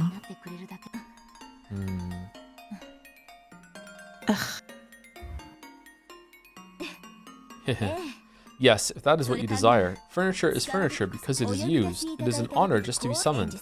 Angie-sama. Mammon had a slightly complicated smile on her face. She accepted her new master because Maria had told her to, but it looked like she hadn't gotten over her discontent at working for Ange, with her frail magical power. Perhaps she had some other reason for hating Ange, but for now, it seemed that she couldn't disobey, even if she wasn't happy about it. So, what should I do? I don't know. Just do something lively, like old times. Well now, this liveliness you're talking about is probably from when we sisters were all together. It may be difficult by myself. Did you forget? That's right. The 7 sisters were really lively when they got together. But with Angie's magical power now, I think summoning just Mammon is the best we can hope for. The stakes for the other 6 have been lost. Are they the 7 sisters of purgatory because Ange, who lost her entire family, just wanted to have sisters? When did she do that though? With guided by Maria? I feel like there's a whole phase of Angie's life that we haven't fucking seen. Well, I don't think she ever actually knew Maria. I think whenever she's talking to Maria, she had only Maria's diary and has sort of created this fictional Maria in her mind who has always been with her throughout her life. And so when she was younger and believed in it more fully, she read Maria's diary and perhaps the grimoire too, and summoned the stakes in much the same way that Maria has summoned Sakutaro. I think they did physically meet at one point, but it probably not for a significant enough amount of time. And then it's afterwards How old is it? It wasn't Angie like 6, I think right? Angie was she was 6 during the events of her Kenjima. Yeah. Okay. My apologies, Lady Maria, but maybe it would be possible to summon the 7 sisters via my own state. If I am to be used, I'd hope Enji-sama has at least that much power, right? Mammon grinned. Apparently, she wanted me to summon the other sisters without a vessel. I see. Since she's unable to satisfy herself with being summoned alone, she's asking for the other sisters to be summoned as well. I get it, Greed. Yes, she was like this back then, wasn't she? To furniture, the times during which they are used are bliss. No matter how badly they are exploited, being used is furniture's joy. On the contrary, regardless of how nice you are to them, not being given a job is more painful than anything in their eyes. Mammon spoke in a challenging way, but she wanted me to summon the other sisters somehow and rescue them from a world of nothingness. If that's the case, all she's got to do is say so. These demon people can never just say what they mean. Angie, don't overdo it. You'll need plenty of rehabilitation just from summoning Mammon. Oh, I'll need to rehabilitate after just one? Well, I'm just killing time anyway. Okay, Mammon, I've gotten this far. I'll call as many as I can. Really? Not bad, Angie-sama. Okay, quickly. Apparently, even though she'd asked, Mammon hadn't really expected Anj to do this. She hopped around, badgering Anj to summon the other sisters. Summoning Mammon alone consumed a considerable amount of physical and magical power. It'll probably be pretty tough to do 6 more. I'm awed by the magical power of those who can summon sisters like this at will with a snap of their fingers, and who therefore reached a level where they can be called witches. Mammon, don't make Angie overdo it. She still isn't at her best. What? Angie-sama said she summoned everyone. Actually, I only said I'd call as many as I could. I guess that's greed for you. Don't overdo it, Angie. You should rest for today. You're tired enough. It's okay. I'm just killing time anyway. Let me get tired enough that I can just fall over asleep. This time, there's no vessel. I'll have to strengthen the image from my knowledge of the grimoire and materialize them with just that. I held my hands out into the air, replaying in my head the sensation from when I'd summoned Mammon. I'm acquainted with all of the 7 sisters, right? I've got to remember that a time long ago, when I talked with them. Once again, the power of magic began to fill me up.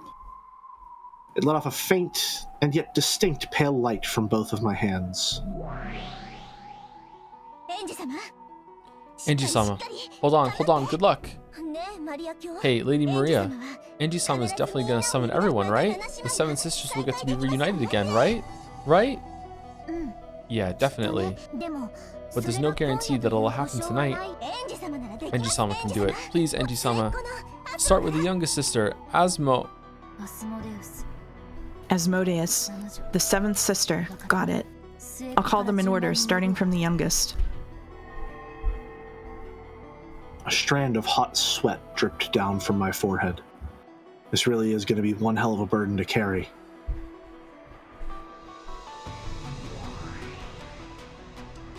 The pale light in this space began to slowly form into the outline of a girl. Come, arise, one of the 7 stakes of purgatory, Asmodeus of lust. There was no vessel. However, as I held a strong conviction that she definitely did exist there as a core, her form began to crystallize.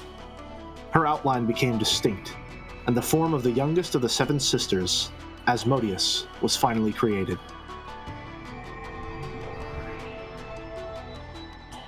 Asmodeus of lust right here. Where is this? Am I alive? Asmo, I'm so glad. Mammon Nason, where in the world is this? Who summoned me? Angie-sama did. Angie-sama said she'd revive all of us. No, I didn't. Angie-sama, thank you. Do bells next, please. Beelzebub, the 6th sister, who I forgot to assign a voice, so Joe, you can play her. Beelzebub of gluttony, come, arise. At this rate, I wonder how many I'll be able to summon. If I can't focus, this is probably it. Of course it's Beelzebub of Gluttony. That's why we have Joe playing her. Gluttony's gonna be my favorite, yeah. Pale light made an outline and formed into Beelzebub. Beelzebub of Gluttony, right here. Bells. Angie-sama, you're amazing, incredible. Mammon and Asmodeus jumped onto Beelzebub, celebrating their reunion. I'd summoned 3 people at once. My head was throbbing. Gotta summon the next one without stopping for a break. This is what Chan brain rot does to a person? Gotta keep going. Come, arise, one of the 7 stakes, Belphegor of Sloth. Belphegor of Sloth right here. To think that I would be needed again. Belphane. I'm hungry. I mean, I'm so glad to see you again. To think that the 7 sisters would be able to meet again. Angie-sama, thank you so much. Keep it up and do Satan Nay next. And Leviah Nay and Lucy Nay. Yeah, I get it. So please, try not to be so loud. Doing 4 people at the same time is pretty tough. POV. Nope. Be strong, Jelly. Be strong, Nope. Jelly. Be strong. Angie, don't overdo it any more than this. You did a good job summoning even 4 of them after such a long time. Joe, what do you mean be strong? I have 4 daughters. The cognitive dissonance I experience on the daily is right in line with this. Stop it, Mammon. Right now, Angie-sama is being pressured with the burden of summoning us. Angie-sama, I beg that you do not strain yourself too much. That was me. You stole my steak. Oh, I'm sorry. No way. Yes way. Angie-sama promised. She said we'd all play together again. No, Right? Angie-sama? You said everyone would meet again. You promised that we could meet again right away. That's right. I promised. I didn't promise anything about when, but I certainly did promise. So keep that promise. If you don't, I'll never forgive you for forgetting it until today, Angie-sama. Come, arise, one of the 7 stakes of purgatory, Satan of Wrath. my mind is getting hazy, but I'll call. Even though I'd forgotten about those days. Even though I'd never thought of that time as anything but sad and lonely. Because the short time I spent with them was fun, without a doubt. Satan of Wrath right here. What the hell are you people doing? Don't you realize how much it's burdening Angie-sama just to let us have an idle chat? Satan, who had apparently figured out the situation immediately after being summoned, cried out in a loud voice, telling her sisters off. That loud voice made my consciousness hazy again. We're furniture who have been granted rest by Beatrice and whose duty has been finished. Not only are you not honored at being given another chance to be of some use, but you're putting a burden on our new master, you disgrace to all furniture. Erase yourselves right away. Yes, it's like Satan says. I'll erase myself. You all erase yourselves too. In this moment, that's the best way for us to be of use to Ange-sama. No way. Not until everyone's summoned. Is this me? Yeah, same here. I'm hungry. I mean, I hate to leave again so soon after being reunited with you all. Don't be so selfish. Come on, erase yourself, quickly. Come on, Asmo. Disappear right now. Satan is bullying me. It's not fair if you always bully the youngest one. That's why we bully the oldest one. Yes, they really are lively. It doesn't bore me. That's enough. You've surpassed your limits for now, Angie. You're right. With 5 of them summoned, and messing around as they pleased, the load was far too heavy for me. With the meager magical power I had at that moment, this is it. As my consciousness went hazy, I fell over onto the bed. The bed's always felt this soft. It seemed like the sisters were still squabbling together as much as they liked. For a way to kill time until drowsiness gets me, this is enough. Feeling something warm and nostalgic in the sisters' liveliness, I sank into a world of deep sleep. At the entrance to my dream world, I felt Maria One-chan, and Sakataro waiting to receive me. You worked hard, and good job. Uryu, welcome back, Anj. Welcome back, huh? Then I should respond like this. I'm home. That's it. That's it. We made it. We made it. We made it. We did it. Okay, I'm now fully. The 7 stakes of purgatory are to Anj what Sakataro is to Maria. Pilled right now. That is my full theory, and the little bow that is wrapping it all together is all that talk in episode 1 where George says, "Oh, kids this age get really into the occult, you know." I think furniture is imaginary friend. Yep. I think that all that Anj had after everything was just relics and knickknacks that were found on Rekenjima, and she had to make do with that in order to survive mentally. Let me read these real quick, and then we'll be done. Sakutaro, the beloved furniture of Lady Maria, a witch of I have to say it again. Sorcier. I don't fucking know. He is Lady Maria's Sorcier. Mariage Sorcier. Marriage Sorcier. Can I unblank it? Just because the audio is probably getting bad? Yep, you can unblank it. All right. He is Lady Maria's White Heart itself. You might even say he's a second Lady Maria and irreplaceable to her. He holds a decoration as a diplomat, and none may attack him, not any of the witches, weapons, and furniture in the Alliance, nor any of the demons and divine spirits in a contract with the Alliance. Interesting. Professor Utsutsuki. He gets Professor a page? Ootsuki. Oats? A professor at a certain college, well known as an authority on the subject of Western folklore. He's also famous for his hobby, researching the Rekenjima witch legend as one of the witch hunters. The primary focus of the witch hunt is the pasting together of occult stories to try and make them match with the Rekenjima incident, making it much more of a mental game for dilettantes. Dilettantes, thank you. You said it so many times and I can't remember. Dilettantes.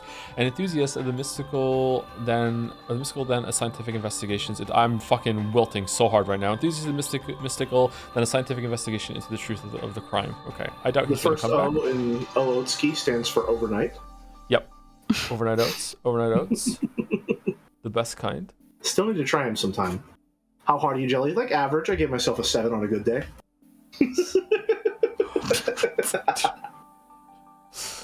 Thank you, Solius World, for the resub with the message, "Hi, Mouse." Hi. Hey. Thank you, Do you want me to read these if you're wilting? Sure, you can read them. Yeah, that'd be okay. Fun. Hey, Naya, thanks for the bits. I went on Google and searched words that only English majors would know and would like to see if Jelly and whoever can recognize apoplectic. Nope. Nope. What about you, Joe? Don't know what the definition is, but I have heard of it at one point. Bibelot. No. Nope. Flummox. Yes. Flummox is to confuse. Yep. Hornswoggle. Hornswoggle, I believe, is also to confuse. Is it that's to trick. Isn't cheating you something? Yeah. It's like to hornswoggle someone is to trick them out of something. Yeah. Piebald. Yes. No. What does that one mean? It's a pattern on a horse or an animal, is it not? Yes, it is. Yes, it is. Interesting. And finally, Yenta. No. Nope. Okay. I think my favorite word that immediately came to mind when I saw that group of words was ballyhoo. Thank you, Skunky Emerson, for resubbing, saying, I was going to say something funny, but the well is dry today, so what are your opinions on coyotes? They're okay, I guess. Yeah, I don't have any particularly strong opinions on coyotes. I think they need to decide whether they want to be dogs or wolves. Yeah. I think people should keep their cats indoors. Yeah. Thank you, Turtle98, for resubbing. Joe plus mouse equals joust. Sure. Big Man Rat, hey Joe, with 100 bits. I'm just doing some ventriloquism. Epic has been unbelievably owned, and now we've owned you by me doing the ventriloquism. It all comes in a circle. And there you go. And they would like to raid Hypothetical Walrus. Oh, perfect. Hold on 1 second. Save the animals. Oh man. We're watching this apparently. Oh, we got Okay. an Avarisi short, huh? Oh, sorry, 1 second. I have to mute you guys or else it's going to be duplicated. You might still be able to talk through the audio, but like we'll see. You're muted right now. Now you're back. Quiet as a church mouse. Mouse is quiet as a regular mouse. Okay, Let's talk shit about Joe now. I'm gonna do. They can still hear you actually. I'm gonna do minus 7.5. Let's see if that's loud enough. Is that loud enough or no? I know it was only like a clip, but is that okay or no? Does it need to be higher? Possibly. That's fine. Okay. She didn't say anything. Yeah, but the music. How loud is the music? Is it inaudible? I'm okay if it's a little low. It's fine. Okay, here we go.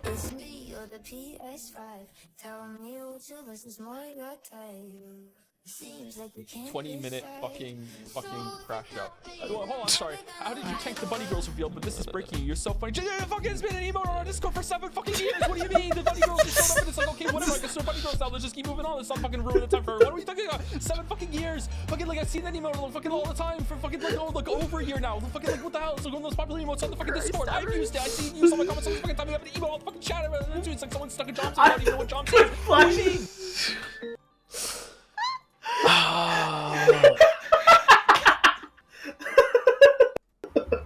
I wish I could talk that fast without being angry. Apoplexy, a fit of extreme anger or rage. Apoplectic, the state of being related to apoplexy. Somehow that one makes sense. That makes sense, yeah. Oh, anyway, thank you very much for joining me, Jelly and Mouse. Thank you very much. Thank you very much for having me. It's been a pleasure as always. Thank you. We really need to hash out when we're going to get some, all 3 of us cooks in a kitchen of equal standing, so to speak. We'll figure that out. We should do that. We should figure it out. I'm tired. You done good, Joseph. You done good. Oh, thanks. But most of all, you done. Thoughts on episode 4 so far?